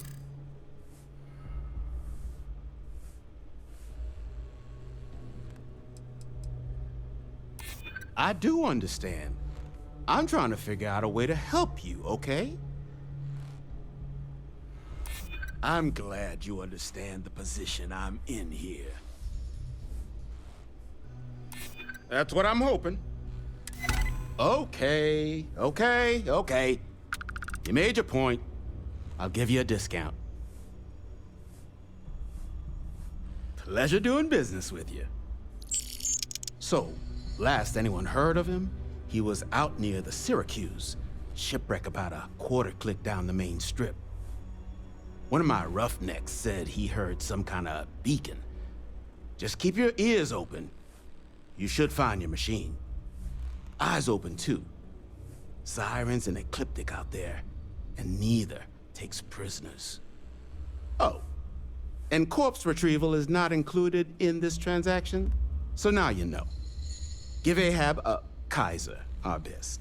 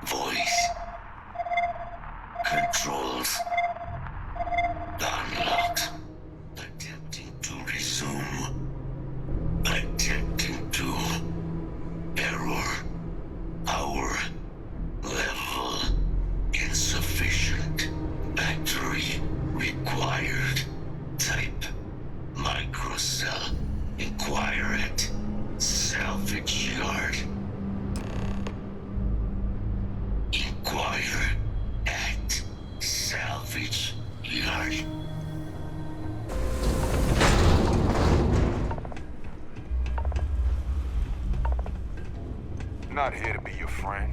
Here to cut up. In need of materials? Or just here to have a drink and enjoy the views? Ah, so that's where your machine's been. Ran out of juice. Heat leeches, wasn't it? Those little stowaways are everywhere on this rock. Suck the power out of a pen light if you let them. But a microcell, that's military-grade tech. I think we might have one, but I can promise you, it's not gonna be cheap. You could probably Frankenstein one together using our fabrication system here, but only if you had some quality schematics. So, I just brace for a little sticker shock. All legal, I swear.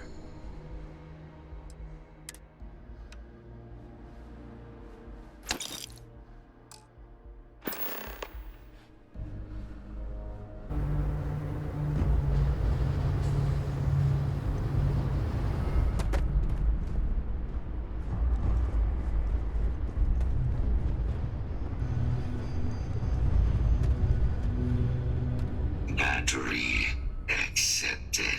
Operational power levels restored. Analyzing. Residual damage detected. Impact shielding. Visual systems. Damage within acceptable limits. Thank you for your aid. I must resume my mission. Please step aside.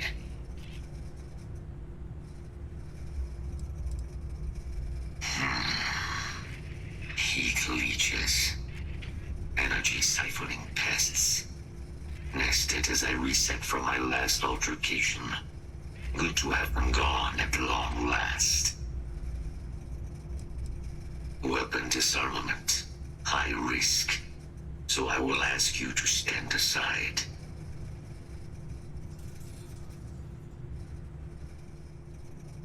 Major Sanon will have to wait. I cannot leave my mission. Although previous attempts to disarm the weapon have been unsuccessful, additional support may allow me to complete my active mission more quickly, allowing me to leave this place. My mission is the disarmament of Unit XW-99. Designation, Siren. Nearest final active Xeno weapon, 99 has proven a far more formidable adversary than its peers. Will you aid me with disarmament?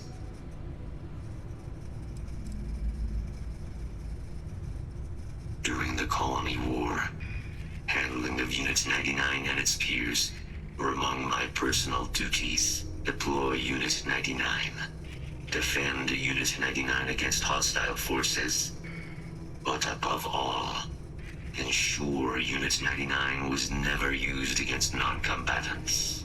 When I was separated from the Xeno warfare team with the Armistice, Unit 99 and its broodmates remained here, causing many non-combatant deaths. So I am here to correct my mistake. I have nearly succeeded in disarming their brood. Only Unit 99 remains.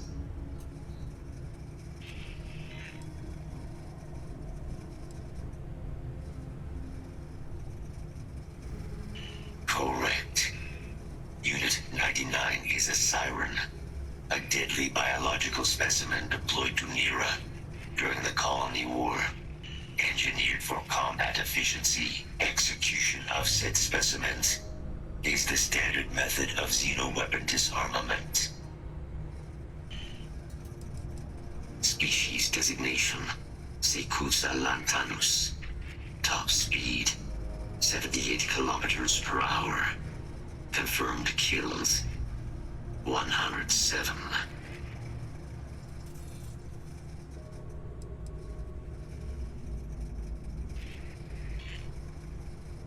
Technically, yes. All Xeno weapons have a control interface, which allows them to be given orders if Unit 99 were to be subdued. I could wipe its interface. This would prevent Unit 99 from ever being used as a weapon again. That would be technically sufficient for the parameters of my mission. However, it is my personal assessment, and Nero would be better off with Unit 99 terminated.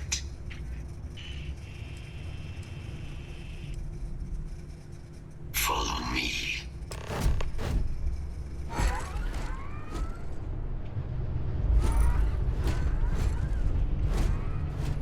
Mind your step, as you have no doubt witnessed. This region can be hazardous to mechanics.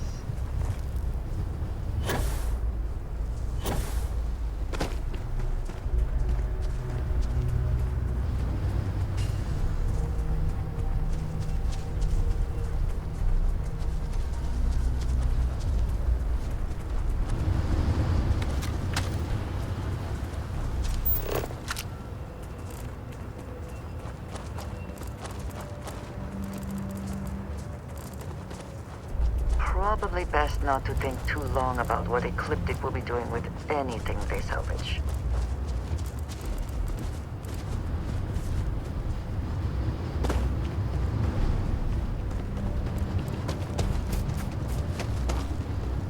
Illegal intrusion. Leave. Now. You're not authorized to be here.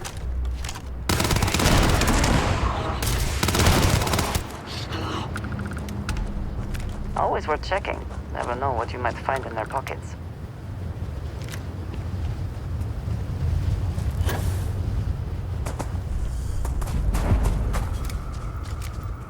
What is it that is said about one man's junk?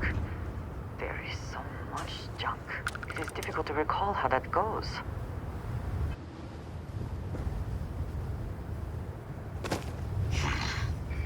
I am detecting Unit 99. But there is a complication. Unit 99 is on the other side of that ridge. But it appears to be under the control of hostile forces. Sensors suggest Ecliptic, a mercenary company like Ecliptic, would only want Unit 99 to utilize it as a weapon. This means Unit 99 must be disarmed immediately. Standard procedure would be a frontal assault on the outpost. No quarter given. Do you concur? If these mercenaries were able to decipher a method to access Unit 99's control interface, it would allow them to deploy the weapon. This must be prevented at all costs.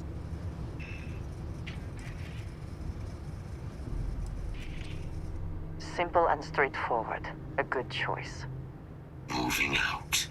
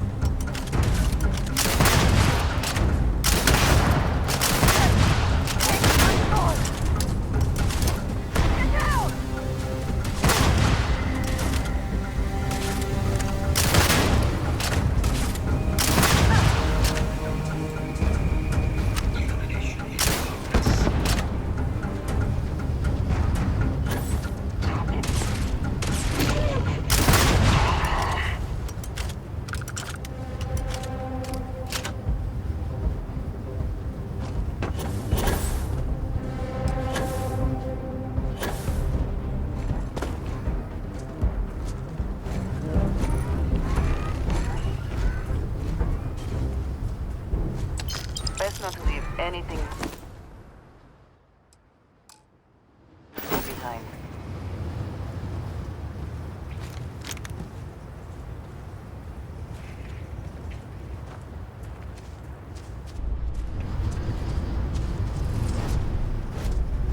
Your service is now complete, Unit 99.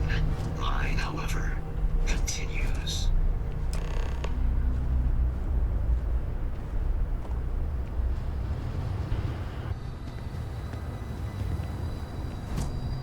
Our work here is finished. Now, what is this mission you spoke of? Major Sanan is involved.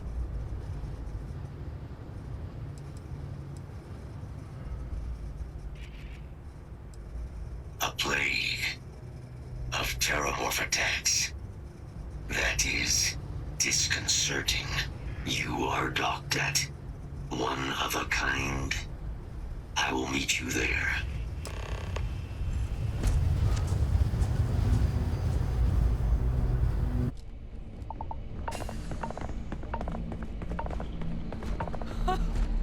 I can't believe it. Major Sanan, Dr. Walker. You're in better shape than I expected, guys. Shouldn't take us long to get you back up to full fighting capacity. This is good to hear. I was told there was a new threat on the horizon. I wish to learn more. Percival will give you the full story. Plus, get you dressed for the occasion. Occasion? Where are we going? Londinian. Londinian. Doctor, I will require additional armaments. That's the plan. Come on. Captain, you're with me. Time to walk you through what we came up with.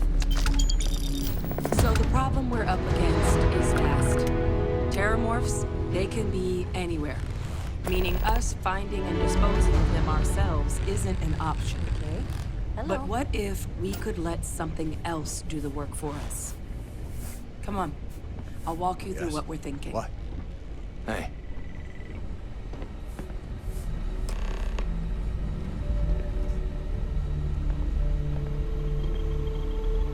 You remember that creature we talked about before you went to Nira? The thing that eats terramorphs, the Asylees?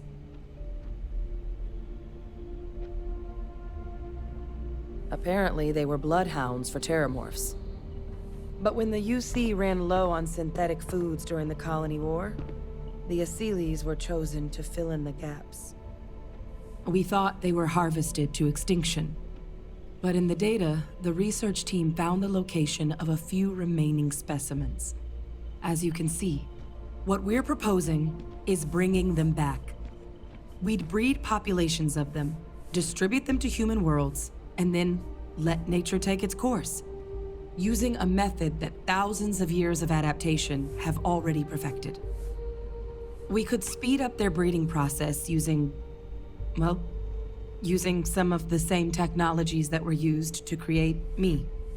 We even think that with some time and investigation, we could use the Asylees' hunting skills to track down the terramorph transmission method at long last.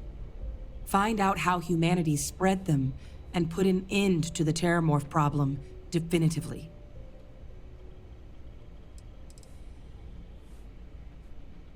All our data suggests so. Asylees, they're impressive hunters. The few tests we've been able to run, well, they more than got the job done. They're also shockingly adaptable. The data suggests they're able to thrive just about anywhere, and we plan to selectively breed them so they can hunt terramorphs wherever they're hiding. Which is important, because we did some cross-referencing in the terramorph data. On worlds where Asylees were present, terramorphs weren't. This suggests that however it is terramorphs are getting onto our worlds, Asylees are somehow cleaning that up as well. These creatures are good at what they do.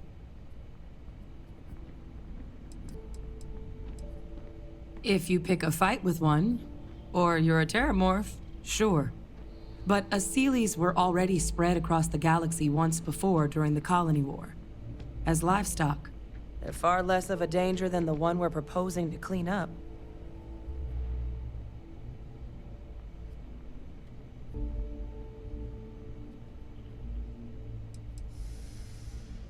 Well, there is another option. It'd be faster, maybe even more effective. But it's got its own risks. A microbe. Something we could aerosolize, let spread, and have it clean up anything with terramorph DNA for us, which would include morphs, and we expect their transmission method. It'd still take time to build, test, and distribute, but no other method could hold a candle to it when it comes to sheer efficiency. Not even the Asylees.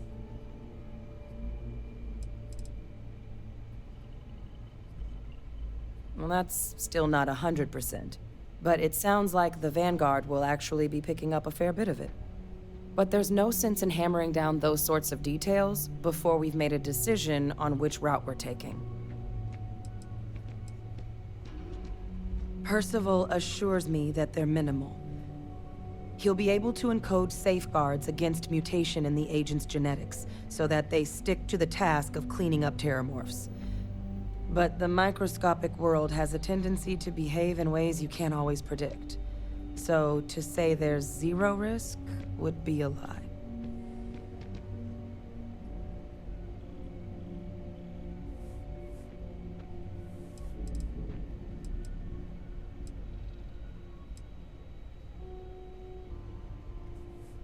Well, so that's tricky.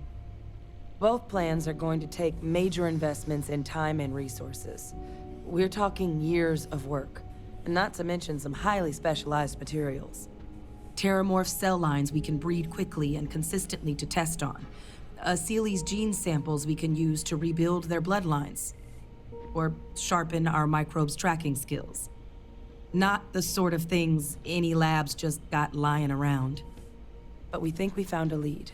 One place in the known galaxy where we know we should be able to find all the materials we need. All paths lead to Londinian. It was the central hub for Asylees processing during the Colony War. But, and this part's exciting, the terramorph data suggests Asylees were first found there. The planet it's on, Toliman II, was their homeworld. Meaning, there's a very good chance their prey, the terramorphs, came from that same world. Which would also explain why no one ever suspected that planet as the terramorph source world. The Asylees were too damn effective at cleaning them up. Additionally, it explains why once the Asylees were gone, the outbreak there was so catastrophic. Londinian could very well be where the terramorph saga began. And the key to its end. It's certainly not encouraged, but the UC's given their sign-off for this excursion. This trip is all above board. It's dangerous, yes, but Kaiser, Percival, and I, we've trained for this. And you're not so green yourself. And the last thing I want right now is for the UC to stick us with some gung-ho jarhead who's gonna put us and the mission at risk. Captain, you're the reason we're all here right now. You're the person I think can help us finish it. Will you join us on this? Exactly what I was hoping to hear. Now, the UC has a small operating base on Londinian's outskirts. We're cleared for access, but we'll need to check in with the base commander, Sarah Hatoum, when we touch down. I'm gonna help Percival and Kaiser prep, but once that's done, we'll rendezvous with you there. But you need to know, Londinian, it belongs to the terramorphs. They'll have anti-Xeno gear for us at the base, but I'd make sure you've got your favorite arms on hand.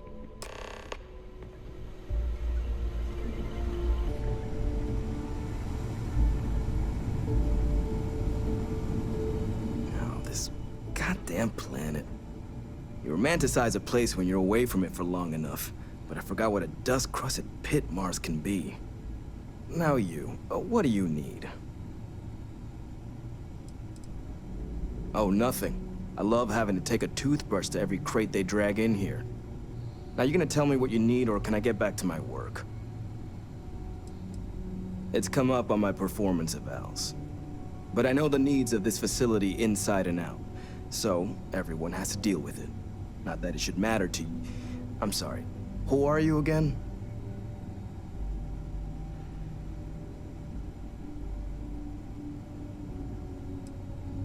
Oh, that's you then. I was informed we might be working together. Don't much care for Vanguard. It sounds like you two really got into the thick of it back in New Atlantis. My sister's kids live in the city, so, thank you for what you did there. Don't think it's a controversial belief that the UC should spend its money on its own people first, rather than doling out credits to pilots from God knows where. But, considering the evidence before me, I guess the program's not a total waste. So, what you did for New Atlantis, I appreciate it. Yeah, they both came through okay.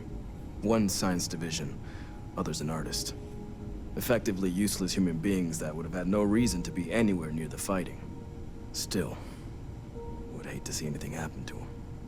Now, what was it you needed?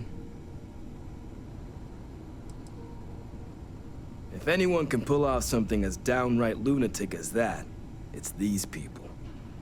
And I'll make sure they've got all the supplies they might need to make it a reality.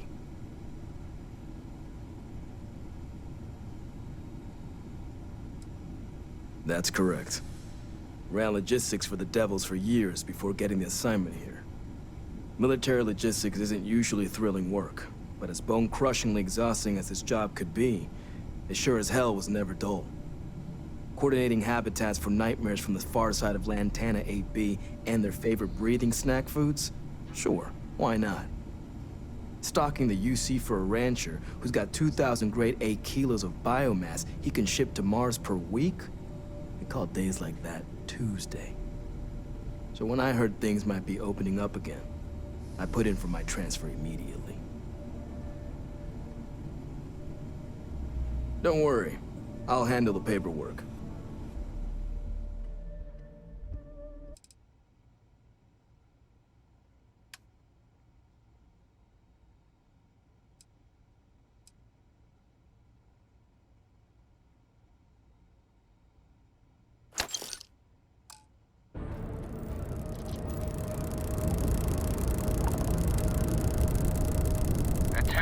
Off limits. You were advised to jump to safe harbor immediately.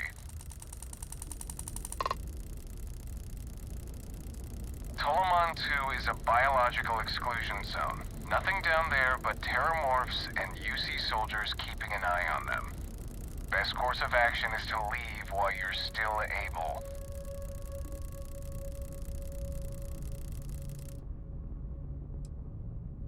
Let me check my logs. All right, you can proceed. We'll let them know you're on your way down.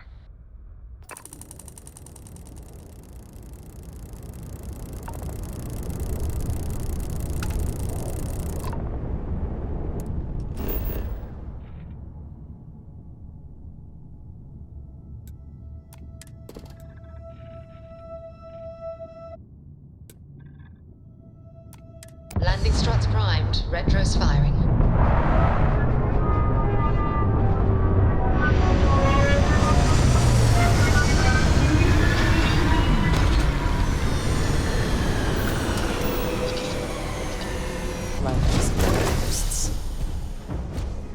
Hello.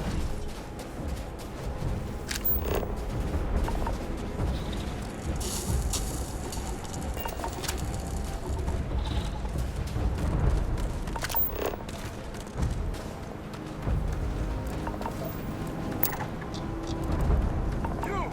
Inside the barriers! Double time!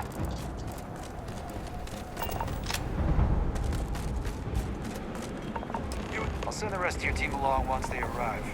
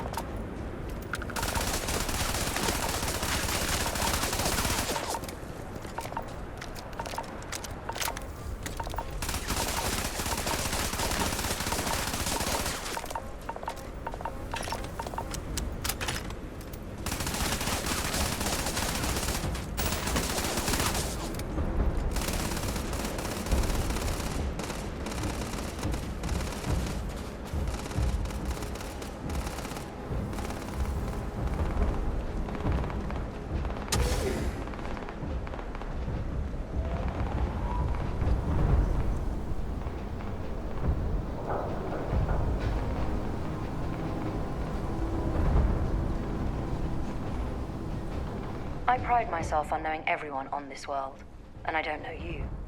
You're with the collection team then, I presume. Either that, or you're one deeply unlucky trespasser.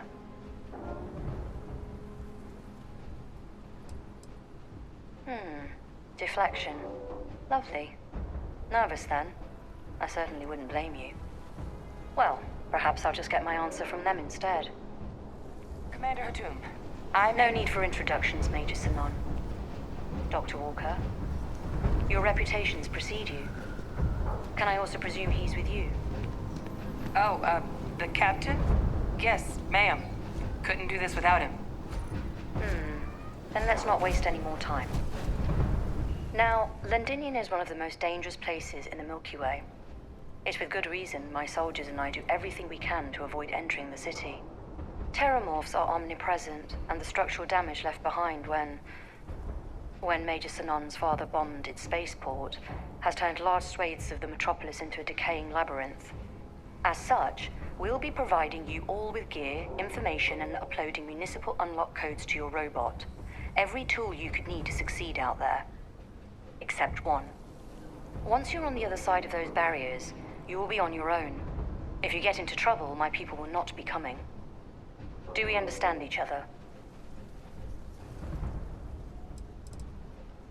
The initial Terramorph outbreak that overran Londinian during the tail end of the Colony War came as a complete shock. Waves of the creatures appeared out of nowhere, and the city was quickly overwhelmed. There were some attempts at evacuation, but Eyewitness decided more definitive action was merited. He ordered the spaceport to be bombed, ensuring no other ships could leave the city, halting the spread of the outbreak but leaving large sections in ruins and condemning countless lives. And the intervening 20 years have only made Londinian more hostile, not less. So my people will not be coming for you out there. Understood? We are unwanted guests on this planet, and, as a rule, I don't put my people in any more risk than is absolutely necessary. We've got it hard enough out here. So, no, there will be no cavalry sweeping into the rescue. Terramorphs, and plenty of them, outside our little sanctuary here, much of the planet is theirs. For that reason, we keep our trips into the city to a minimum. That also means our intel becomes largely historical once you go much beyond the defenses. It's also why I want to make sure I'm being crystal clear. Out there, you're on your own. Precisely. I'll leave you to your preparations then. You can find your equipment in our armory, base of the tower just outside. And I do believe there's someone waiting for you there, Captain. Now, once you're outside the base, it's my personal suggestion you make a beeline to the nearby Aceles plant. It contains one of our field caches. Though I can't guarantee it won't contain anything else. I hope you all find what you're looking for out there. Robot, you're coming with me. Yes, ma'am. Thank you, Commander. Percival, you all set to hook into their comms tower? Should only take a few minutes. Let's get this done and get the hell out of here. Percival will be scanning the city for our samples from here. When he finds one, he'll transmit the coordinates to us out in the field. Pinpoint's a bit strong. The equipment will be able to get us a rough location of any acceptable samples in the scan area. It'll be up to you, Kaiser, and I to find the things. All right. Head over to the armory and gear up. Once you're done, we'll meet by the entrance to the city.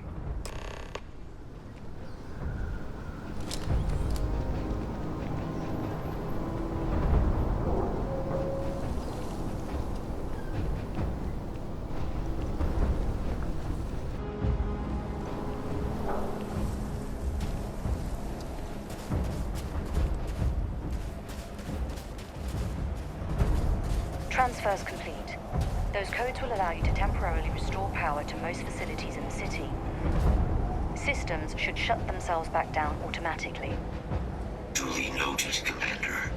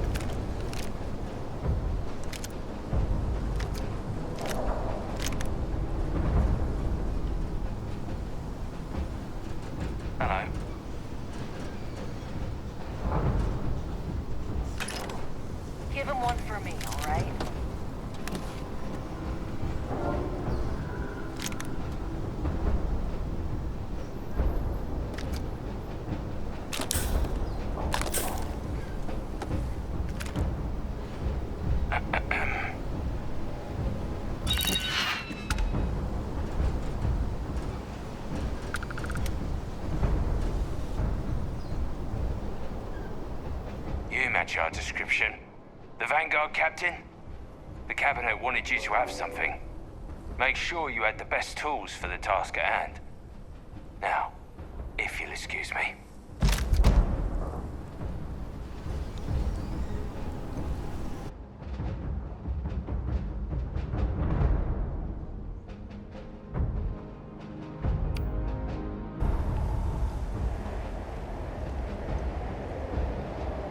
All set on your gear?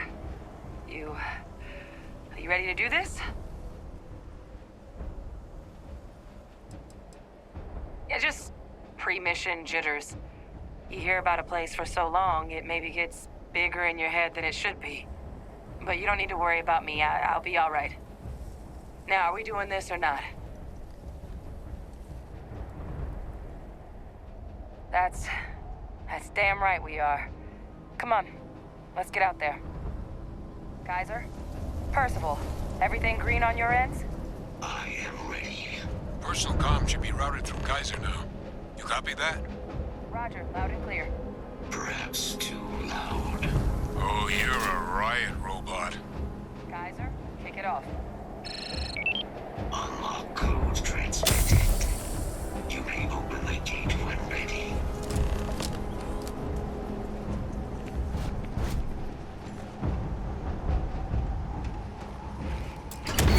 All right. On our way into the city. Percival, where are we heading? Running the first sweep. Got one. A Sealy's. Not far. Old shipping yard just past the processing plant. Gene samples are probably in one of the containers.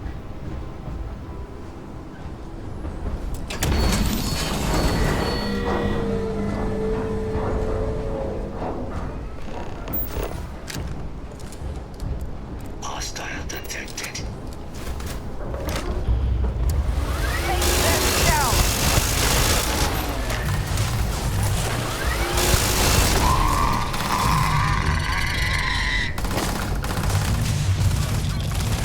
Wherever you store them, the smell will not be an issue. Shit. These things, they're all dominated. Clean them out. Keep an eye out for the more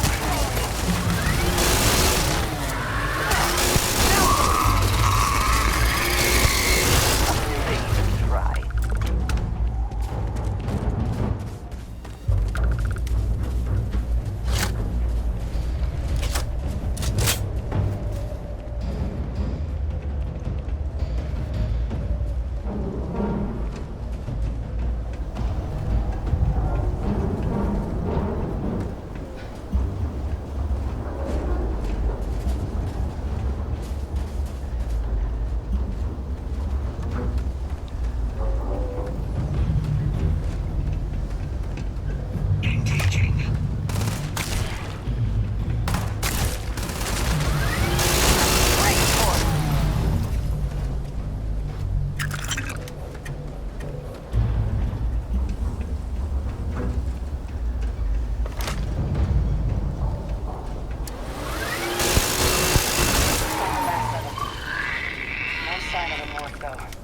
Your shipping yard's just beyond the processing plant.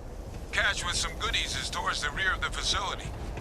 Kaiser, close enough for you to dial in the location of those samples from here?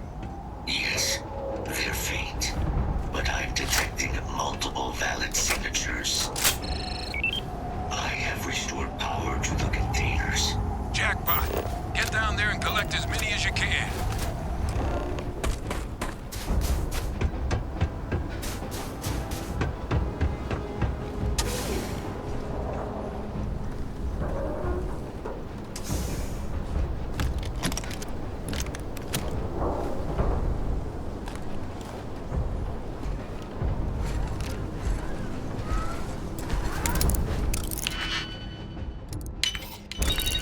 We cannot just break it open.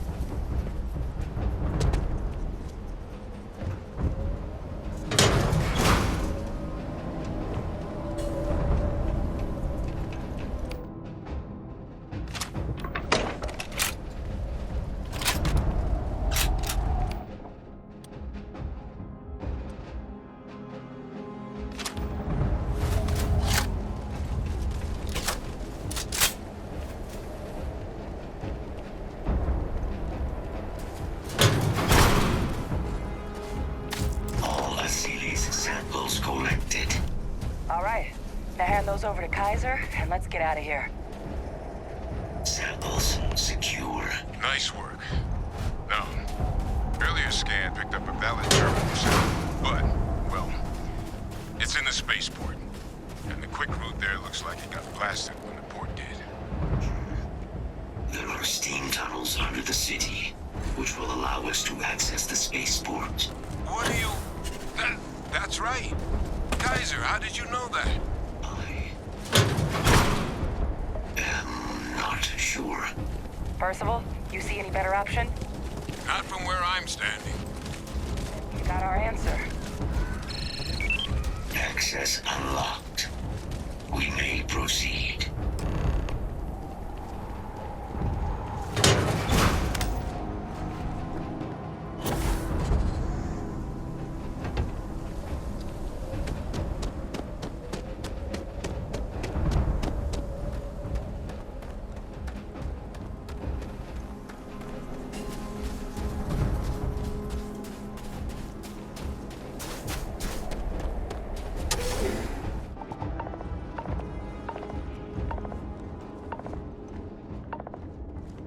Kaiser, this flora, this is Lazarus plant, isn't it?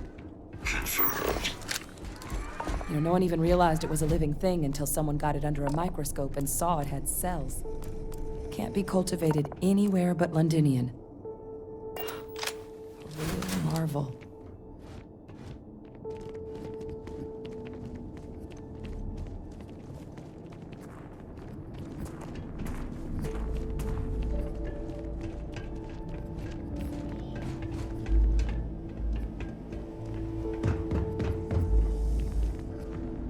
These leeches. What's keeping you things warm?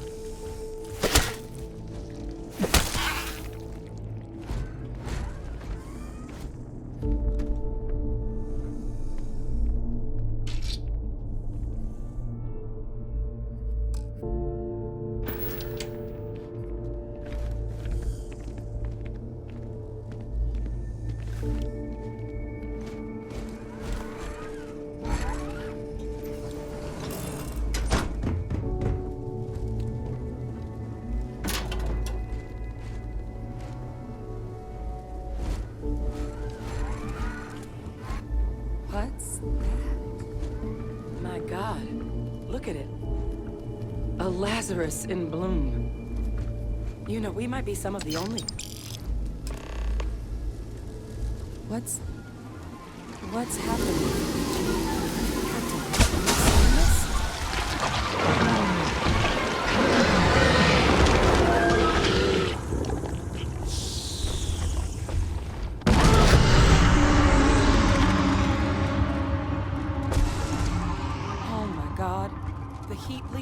Are terramorphs.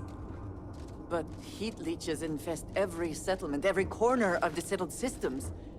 That means that every single one... Oh. You just saw that, right? You would tell me if I was losing my mind. That heat leech became a terramorph. The pests that have snuck onto every planet are baby terramorphs. Heat leeches hide out in ships, sneak away after landing, and then, with time, they transform.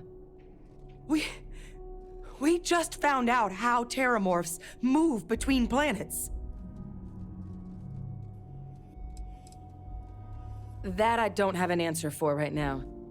But if they share a genome, like most nymphs and adults do, the microbe should have no problem dealing with heat leeches and terramorphs. The Asylees... we'll have to look into. But given what we know about the creatures, I wouldn't be shocked to find that they've got an appetite for both.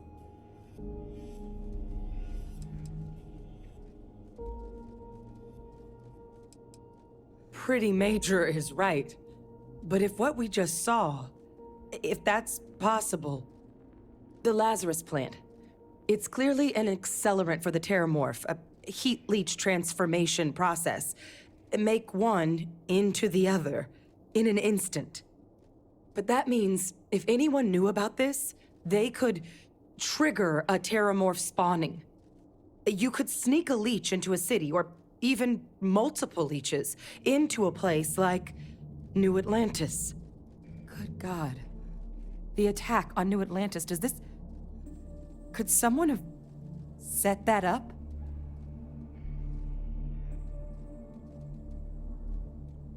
But first, you'd have to know the truth about all this.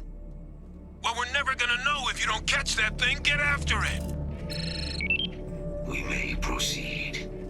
Go!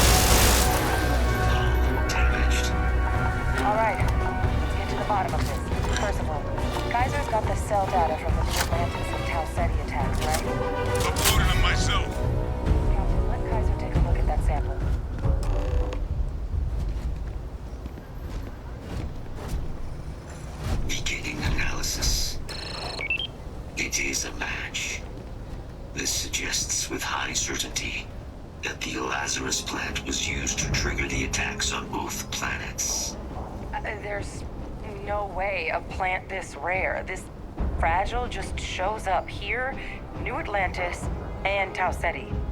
The transformations on those worlds, they must have been triggered by human hands.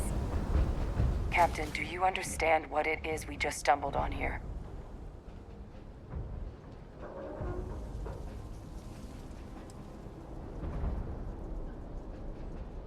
Exactly. Someone saw the Lazarus plant and realized the ends it could be put to. I wonder where they could have gotten such an idea, deploying alien life forms as weapons. I wouldn't be shocked to find out our team, in part, inspired the approach, but our group never dealt with something that could have an effect like this. Makes some sense, actually. Tau Ceti was likely their first test. Someplace remote where no one would question a few settlers going missing. Ensure the big show, the attack on New Atlantis, would be a success. And the timing of that one, it couldn't have been just luck that it happened right when we were asking the cabinet to do something about the terramorphs. These attacks, I think someone planned them to set all this in motion. It can't. At least, I didn't think it could. But maybe if we're right about this, someone found a way.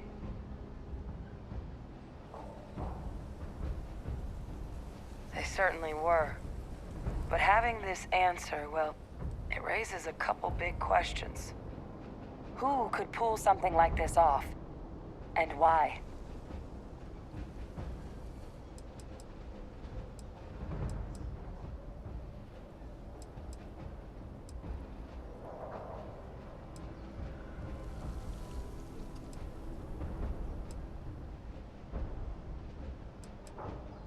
Let's save the discussion for when you all aren't standing in the universe's closest equivalent to hell frozen over. If we're gonna do anything to prevent more terramorph attacks, human cause or otherwise, we need that final sample. Roger that. Kaiser, get us into the spaceport? The entrance is this way.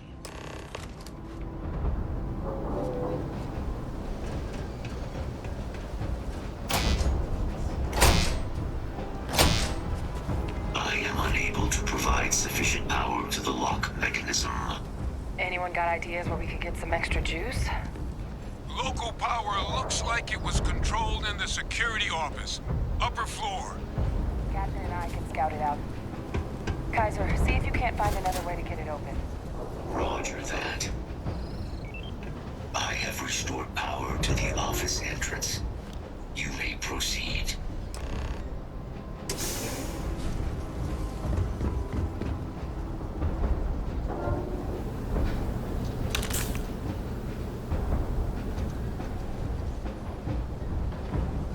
There's the control panel. Still looks operable. Of all the things to survive. Reactivated. Error. Control system reboot required. And we do that. Ah, Captain. I think I see it.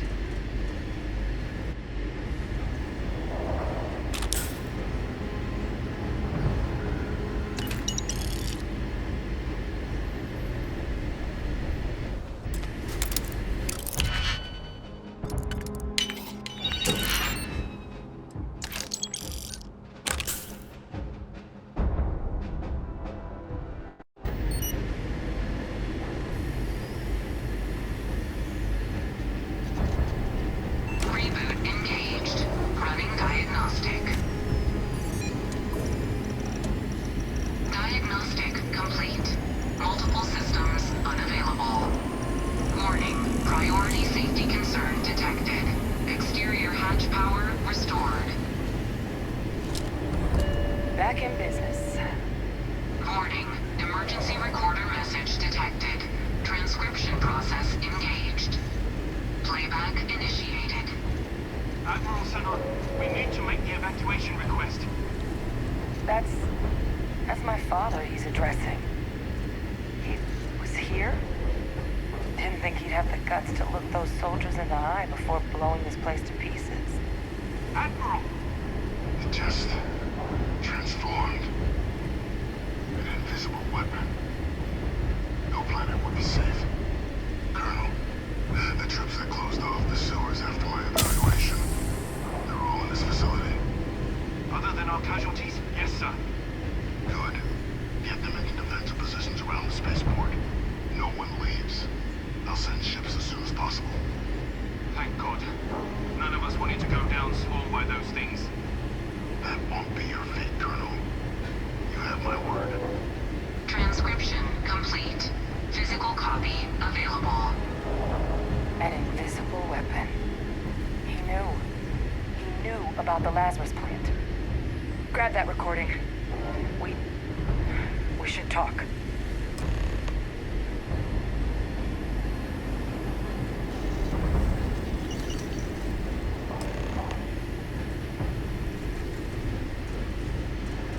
Eyewitness. He destroyed this place. Killed these people to keep what he knew about the Lazarus plant and the Terramorphs and all this a secret. Didn't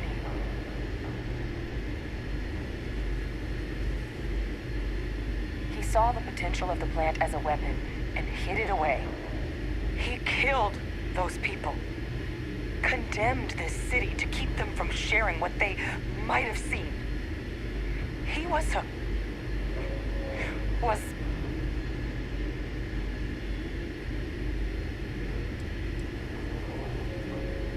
a calculated loss.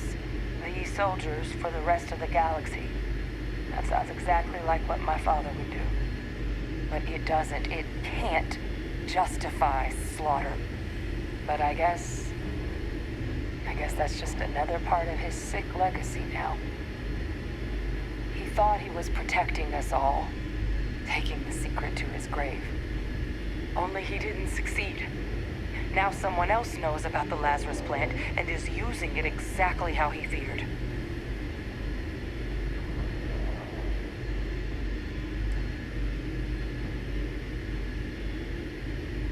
Right. Settled systems are counting on us.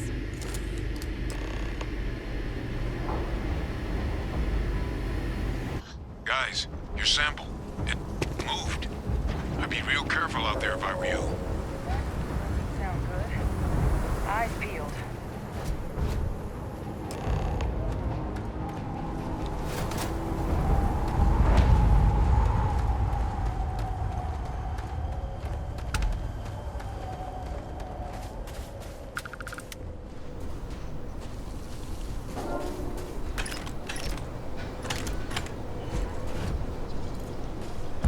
I also wish to be prepared for any situation, but there are practical limits, no?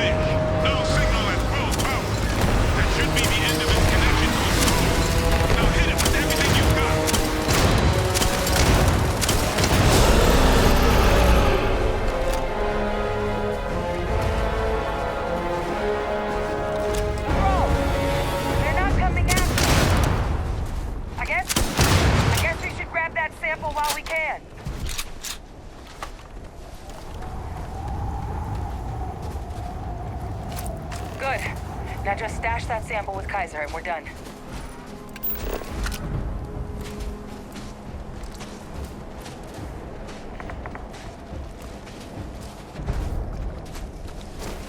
Final sample secure. All wrapped up. Time to get the hell out of here. Percival, you should unplug and find somewhere we can talk. Privately. On it. See you soon.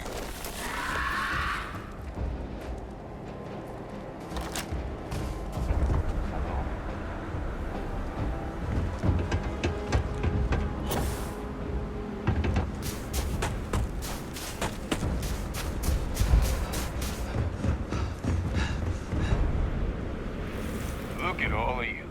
Back from the underworld. Got pretty frantic on the comms towards the end there. But it sounded like this was a success. Got everything we need to put this plan in motion.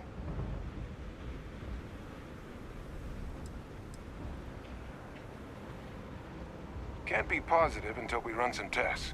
But knowing that the Terramorphs have been masquerading as heat leeches all this time is a big find. Arguably makes things more feasible, now that we know what we're dealing with, not less. Agreed. Plus, I don't think you're gonna have to push real hard to get folks on board with cleaning up one of the galaxy's greatest pests if this is what they're capable of. But none of that's getting done without the samples. You do have them, right?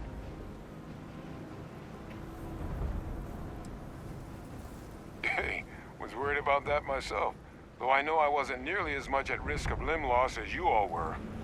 Now, my connection might have gotten a bit fuzzy there, but do I have it right that Victus knew about this damn plant? That's what it sounded like. Guess the old Admiral must have told someone what he learned. Even he's not clever enough to pull off an attack like that from the great beyond.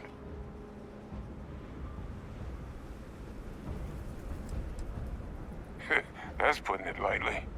But it's clear someone knows about the plant and realized what ends it could be put towards. Captain, we need to get these samples back to the lab and verify we'll be able to handle cleaning up the leeches as well as the Terramorphs. But in the interim, do you think you could look into what we uncovered? See if you can turn up any information on who might have committed the attacks? If it were me, I'd start at the scene of the crime, New Atlantis.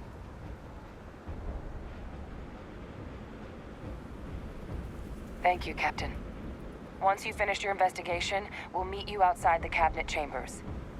They're gonna want to hear this. Take care of yourself. No telling who might be involved.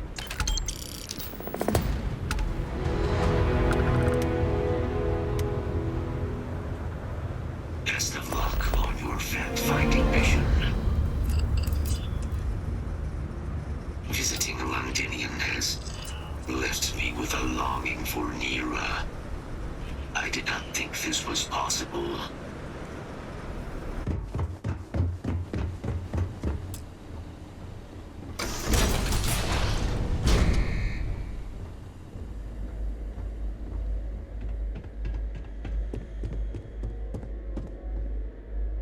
Well, what a pleasant surprise. When I heard you and Hadrian were headed for Londinium of all places, I presumed you must be onto something big. Did you find what you were looking for?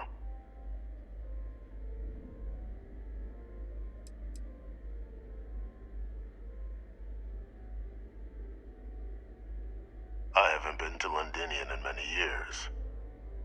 Why? Is there some way I could be of assistance?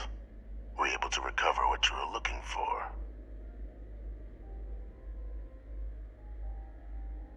Good news, then.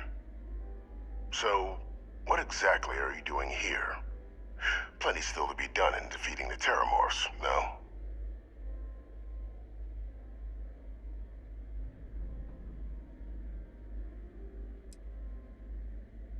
Now, what in the heavens would make you claim something as ludicrous as that?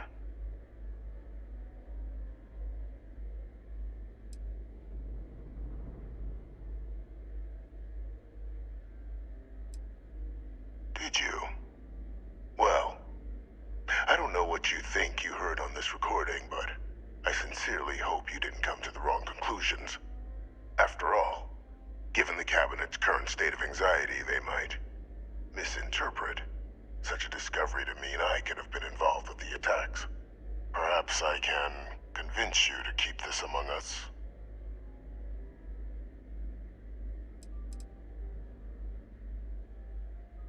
Of course. Do I look like I'm in any position to do what you're describing? So I'd very much appreciate your agreement to not share what you found. We wouldn't want anyone else jumping to conclusions now, would we?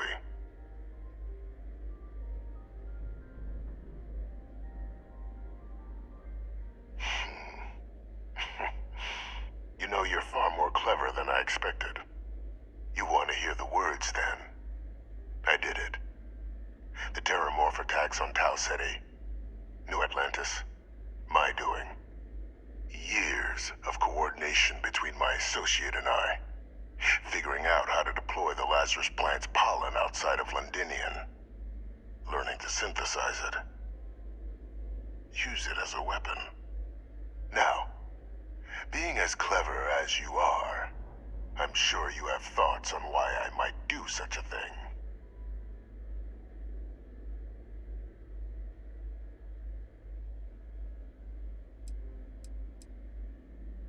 All in due time. First, I want to see if you're truly as astute as you appear. So why would someone like me go through all this trouble?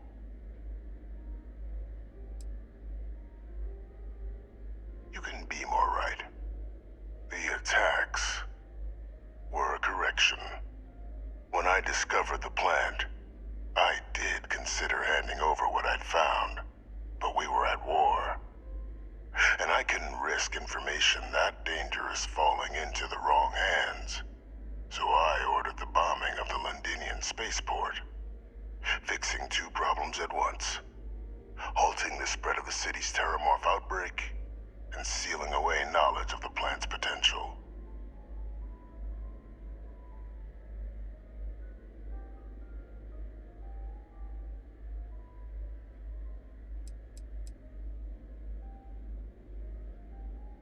These were the final days of the colony war, Captain. The Freestar Collective had spies everywhere. I was concerned that if word got out, the Collective could swoop down, start breeding Lazarus plants, and overrun our worlds with waves of terramorphs. Just like what was happening on Londinian at that very moment. Sealing off the city to prevent mass death, it was the only option that made sense at the time.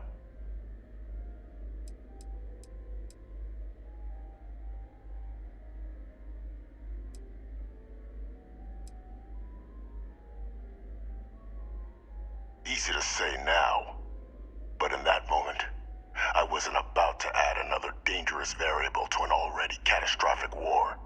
But then, as the war ended, my trial, my execution, I made a decision.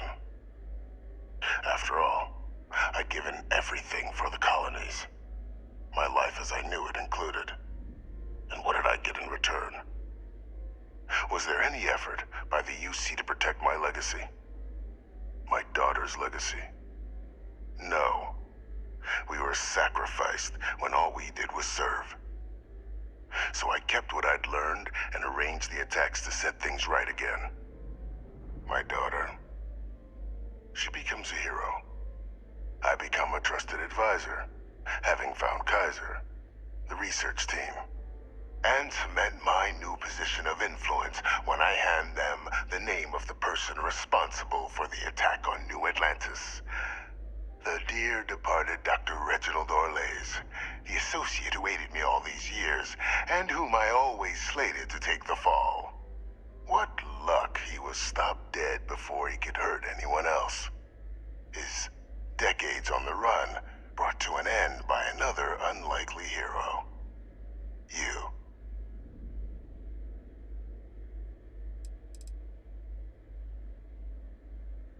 Why would I want to be in the good graces of the people who control my very life? I don't know, Captain. Maybe I still dream of a life outside these walls someday. A new face would be needed, of course, but it wasn't an impossibility. Though now, I'm not so sure. It wasn't easy. But the beauty of being loathed is that people will do whatever they can not to deal with you. They wanted to pretend I didn't exist. And so I used their blind eye to my advantage. Still, establishing a back channel to Orlays via the UC recovery teams was painstaking work. I've led campaigns less nerve-wracking. They believed they were luring in wanted criminals, but were in fact delivering precisely encoded slates, filled with instructions invisible to any but their recipient, dropped off at just the right moments to fall into the proper hands. All without the UC realizing whom you were actually dealing with. Slow work. But as you can see, ultimately effective.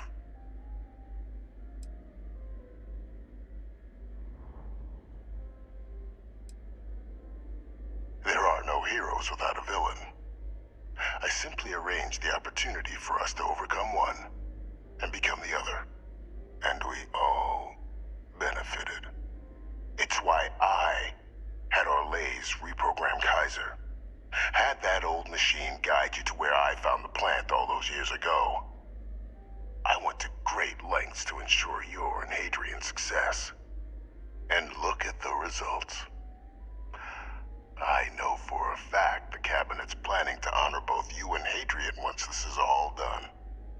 Isn't that preferable to languishing away in obscurity? Running jobs on the tail end of nowhere for the Vanguard? With only the vague hopes of perhaps earning the right to buy a home in the well someday.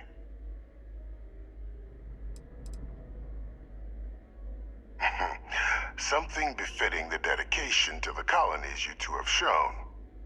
While of course they can't give you a command, responsibility like that has to be earned. The Cabinet does have access to considerable resources. I expect you'll be quite pleased with the result. And none of it would have happened without my intervention.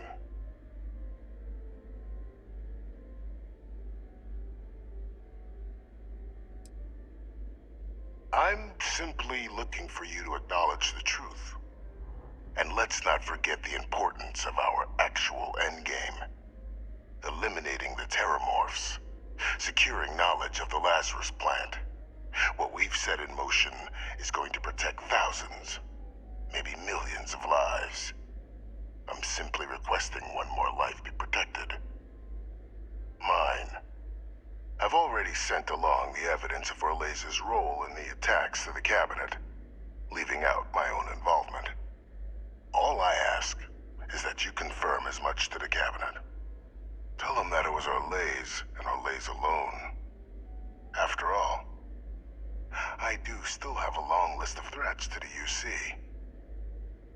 This needn't be the end of our good works together.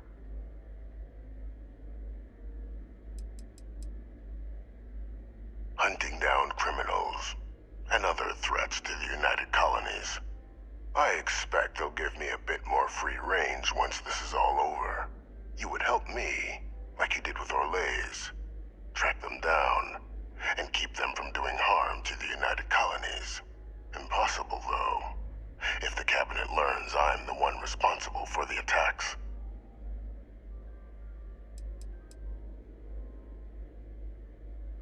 And how many have you killed to get where you are now? There are no great works that don't cost lives, Captain. Whether it's winning a war or digging a tram tunnel. So we sacrificed a few dozen in the attacks to possibly protect millions. That seems like a fair exchange to me. I only hope you'll see the same and leave my name out of the discussions to come.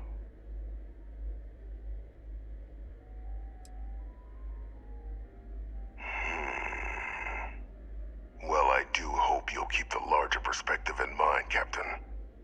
We've done something great here. Let's not squander the opportunity to do more.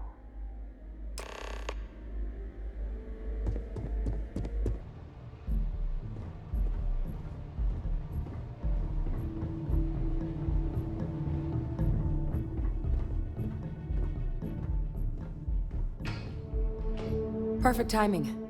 We just got in. So on our end, good news. The microbe and the Asylees are both as effective against heat leeches as they are against terramorphs. Means either plan should work for clearing those critters off our worlds. Considering what the Lazarus plant is capable of, I don't think we can deal with those things fast enough. I already sent along info to the Cabinet to get them up to speed. So what about your end? Did you find anything? Any leads on who might have committed the attacks?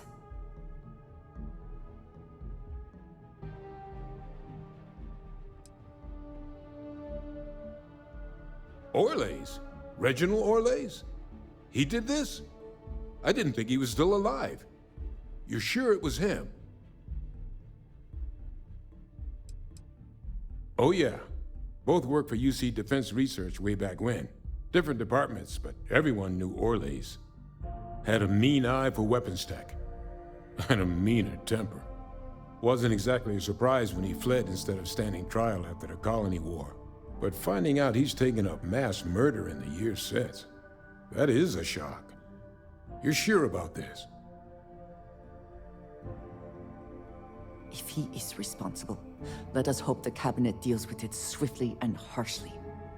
That's some impressive work. So then give us the rundown. Where's Orlays now? Were you able to bring him in?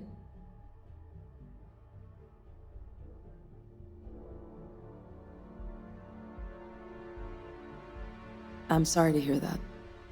Those sorts of missions are always tough. Any idea why he might have done it? Or what he was doing with the plant?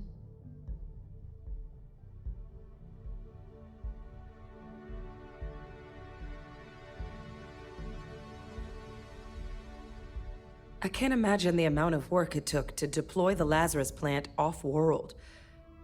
Strange to go to all that trouble and not state your reasons. Well, the man knew how to hold a grudge. I wouldn't be shocked if this was him getting back at the UC for trying to put him on trial. I guess. Well, at least he won't be able to hurt anybody else now. Might be the best we could ask for, given the circumstances. So I guess there's nothing else to do but get this all in front of the cabinet. Unless there were other things we needed to discuss. This might be our last opportunity to talk things through before the cabinet weighs in on a decision regarding the Terramorphs.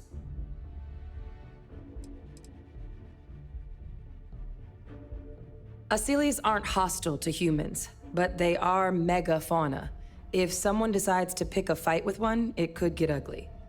But they've already been spread far and wide once before when the UC was raising them as livestock, so the risk of introducing them to new worlds is minimal.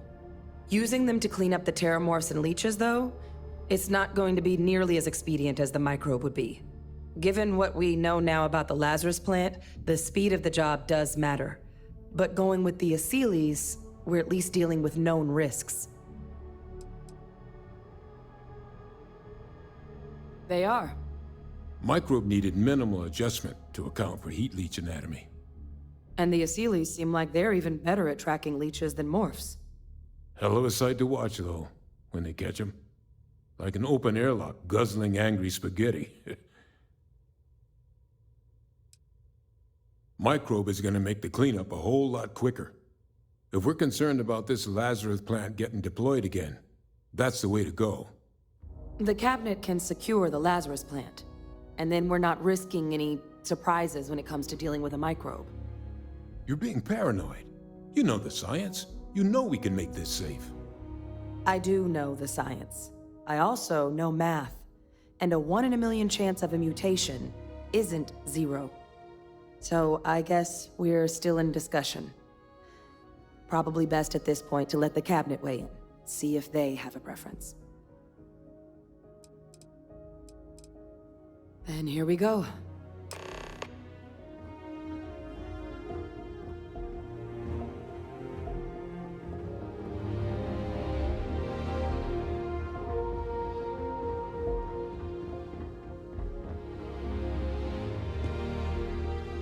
Welcome back, all of you. I wish we were meeting under better circumstances. But according to Hadrian's report, and the second one I just received, it seems the Terramorph attack on New Atlantis was no random occurrence, but a planned strike. Is what I'm reading here true?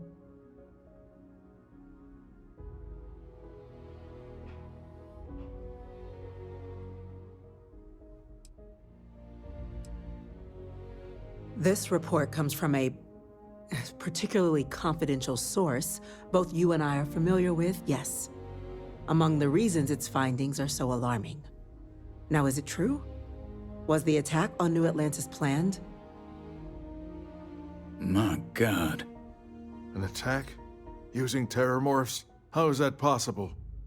You will all receive a full briefing once we're done here. So then, is what the second report claims correct? Did Reginald Orlays commit these attacks, Captain?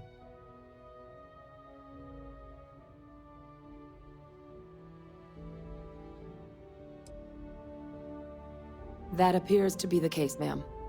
The captain tracked that information down just after our trip to Londinian. Reginald Orlays? Wasn't there a report he'd been killed recently? Body was found floating around Etheria. Report mentioned you were sent to try and bring him in, Captain. I guess that didn't go according to plan. Ah, yes. I was told about your mission and who ordered it. Did you two suspect at the time Orlays might have been involved in the attacks?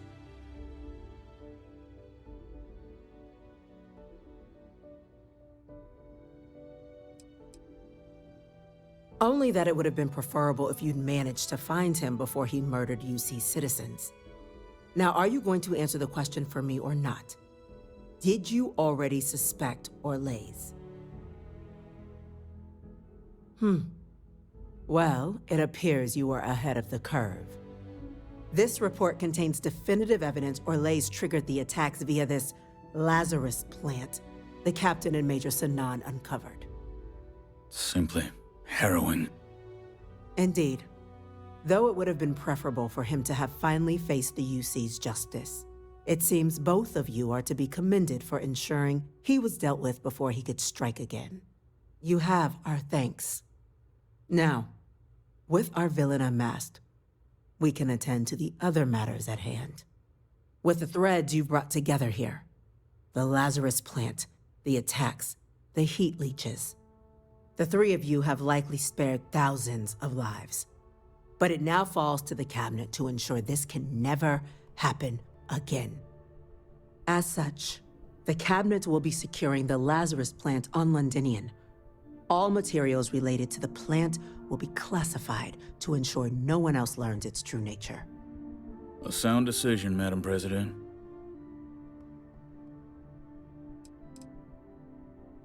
Well, luckily the natural hostility of Londinian makes keeping out trespassers relatively easy. But we'll ensure its growth is contained, that access to the plant is only permitted via highly regulated clearances, and that our troop presence on Londinian is increased.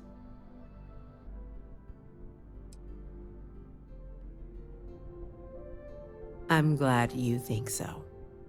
So then, to our final topic. The Cabinet has agreed to implement a plan that will deal with the Terramorph, and now also Heat Leech presence on human worlds. In fact, we've already begun enacting measures to check all UC ports and settlements for undiscovered nests.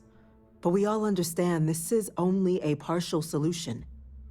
The project we're embarking on will be a long and difficult one. So our first step must be deciding how exactly this all will be handled. Madam President, this microbe is clearly too much of a risk. The Aseles are the safer approach. To someone with limited knowledge of biology, perhaps? The technology behind the microbe is solved science, Madam President. It isn't dangerous. Using it to wipe out the Terramorphs would be the quickest path to protecting humanity.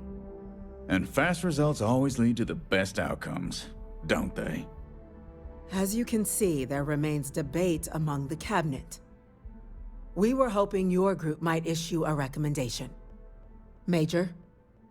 We've been having similar debates ourselves, but the Captain has yet to weigh in. I see. Captain, I know this may not be your area of expertise, but we'd like to know your take on the matter.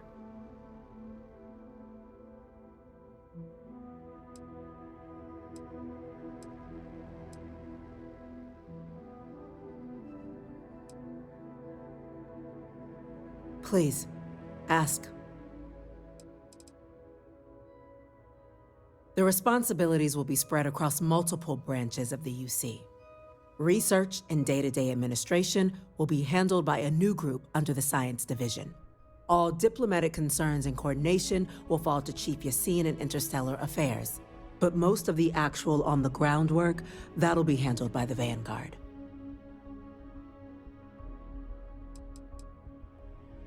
This won't work without them. Exactly right, ma'am. The Interstellar Affairs Office has already begun reaching out to worlds throughout the settled systems, informing them of the risks we're all facing, and that the UC has a plan to prevent what happened on New Atlantis from happening elsewhere. Thus far, the response has been overwhelmingly positive. The spirit of mutual cooperation displayed between the UC and the Freestar Collective in managing the Terramorph data set a good tone for the work we're doing, Captain. We expect we'll hit some resistance, but our office has plenty of carrots and sticks to ensure the program's widespread success.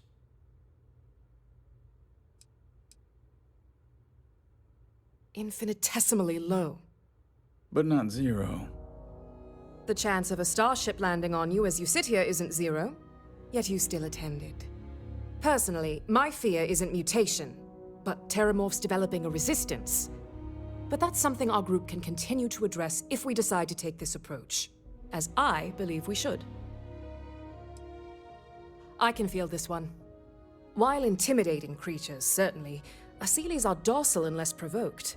They're honestly closer to oversized mobile scanners than deadly predators. The concern is that, while all proposed methods will be long-term efforts, the Asylees are the slowest. Slow to breed, slow to deploy. We do everything we could to accelerate that process, including mustering some of our mothballed cloning technologies. But if we do elect to use this method, we'll be doing things at the pace of a megafauna, which is not an expedient one. Very well. Then did you have a preference on the method we should deploy?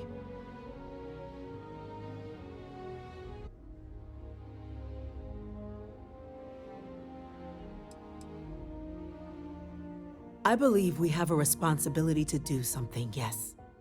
Heavens forbid, years from now, someone reopens the Pandora's box that Orlais discovered. It falls to us to enact every measure required to ensure that day never comes.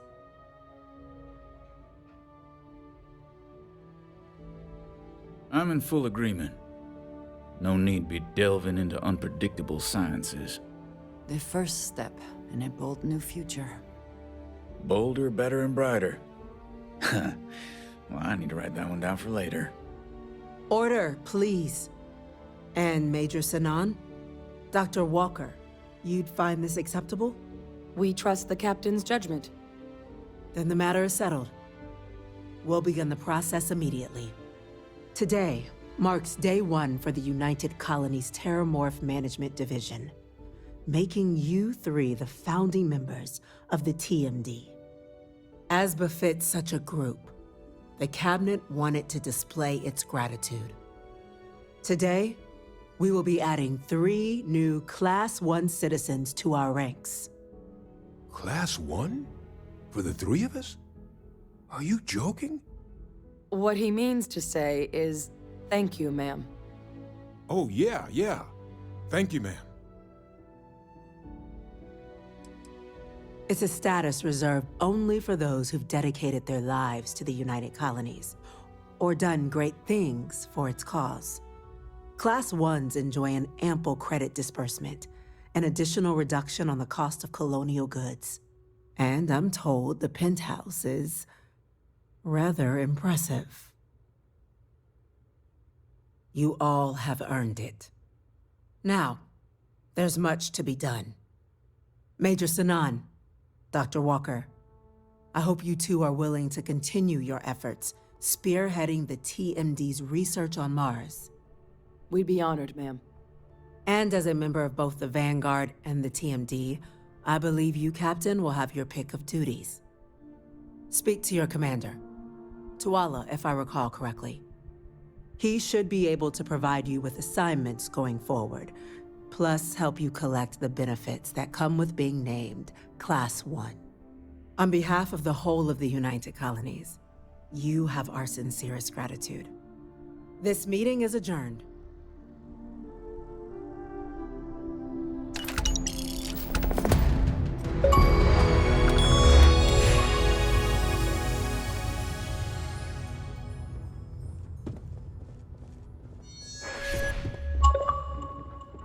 Always good to see another badge. Well, I've got to say, this is a first. I've never had a Class 1 citizen in my ranks before. Congratulations, Captain. It's a high honor. Have to do something big for the colonies to earn that sort of designation. Only ever met a couple myself, and certainly never given one orders. You should be real proud. No need to thank me. You brought this on yourself. I've already gone ahead and processed your Class 1 benefits. All UC goods and services should now have a thanks for protecting the colonies discount. And the credits should be in your account now. But to get into your penthouse, you'll have to pay a visit to the Aphelion Realty office. They should be able to grant you access. Just out the front door and across the plaza, by the embassies. Look for the Aphelion sign.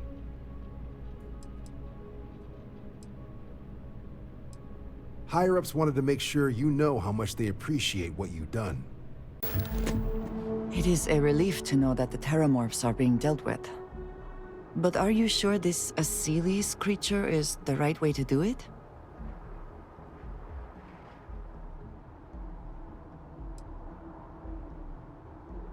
Where Terramorphs are concerned, I do not believe there is a way to remove risk from the equation. Perhaps an experimental microbe has its own risks, but what of the risks to who knows how many human lives until the Asylees can do its job?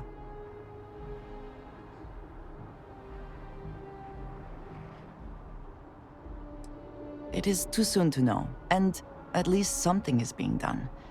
Any effort is better than none. And I must say, I find it curious that you would agree keeping the Lazarus plant around is a good idea. It seems an additional, unnecessary risk.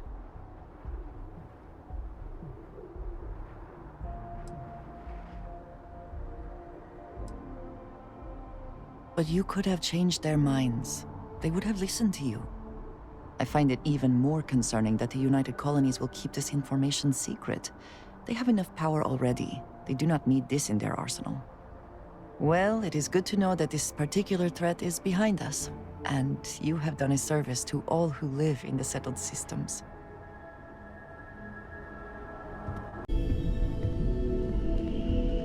I'm all ears. Space is so hostile to humanity already, and you made it just a little bit safer for everybody. No matter what you could have done differently, this will impact a lot of lives eventually. We'll have to mark it in the Constellation history books so we don't forget it when the Terramorphs are finally gone.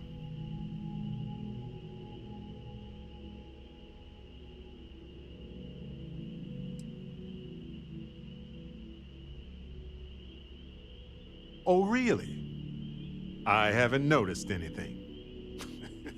Just kidding, just kidding. You're amazing. Like chocolate-covered prasada berries on an all-you-can-eat spicy chunks buffet.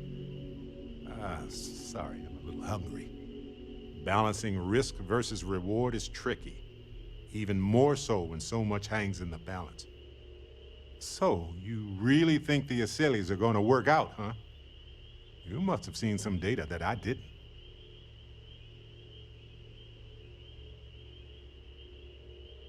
Everything has a chance to mutate, and most mutations are harmless. But I get it. It's scary. It's definitely riskier than dropping off some wild animals. Oh well, it's done. By sealing the Lazarus plant away instead of destroying it, I'm worried we've made things riskier.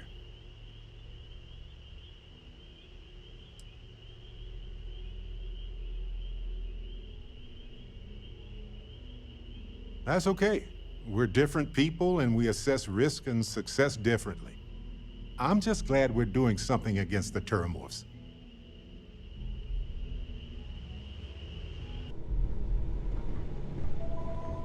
It's a rare thing to know that right here and now might just be the best days of your life.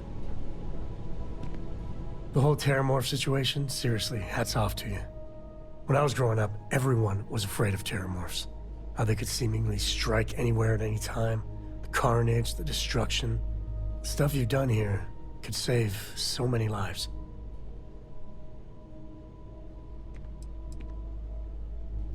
Given time, that'll be past tense. Because of you. I don't know about these Asylees. That microbe would wipe out the Terramorphs for good and certain. I mean, the Asylees? It'll take longer, take more hand-holding, and there's no saying the Asylees will fully get the job done. I hope for all our sake you made the right call.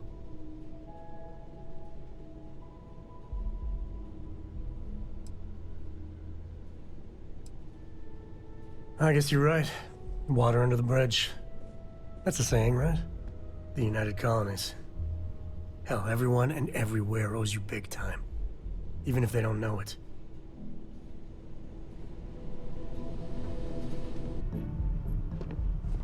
The two of us make quite the pair, eh? Sorry to pull you aside like this, but I wanted to take a moment to congratulate you. Taking those steps to eradicate the Terramorph threat is essential to the safety of every living thing in the settled systems. You should be proud.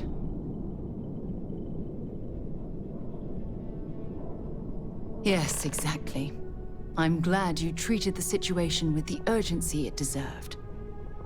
I only wish that the United Colonies chose to exterminate the Terramorphs with the experimental microbe, instead of choosing this ridiculous Asili solution. Apparently, their decision was based on your recommendation. That was a risky choice you've made.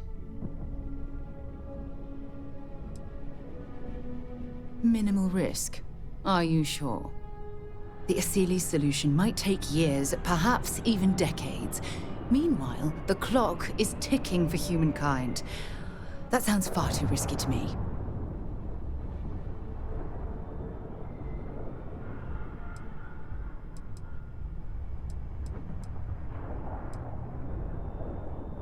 I'm sorry to hear that, but what's done is done. The Asili's method has been deployed, so we'll have to wait and see if it's effective. Unfortunately, locking away the Lazarus plant instead of eliminating it adds to the risk. Anything that accelerates the Terramorph life cycle should have been completely removed from the equation. Why take the chance?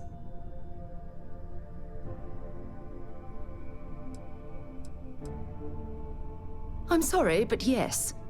Your decision has denied us any type of safety net.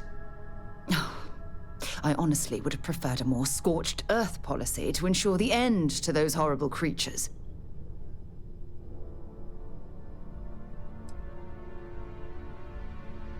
Of course.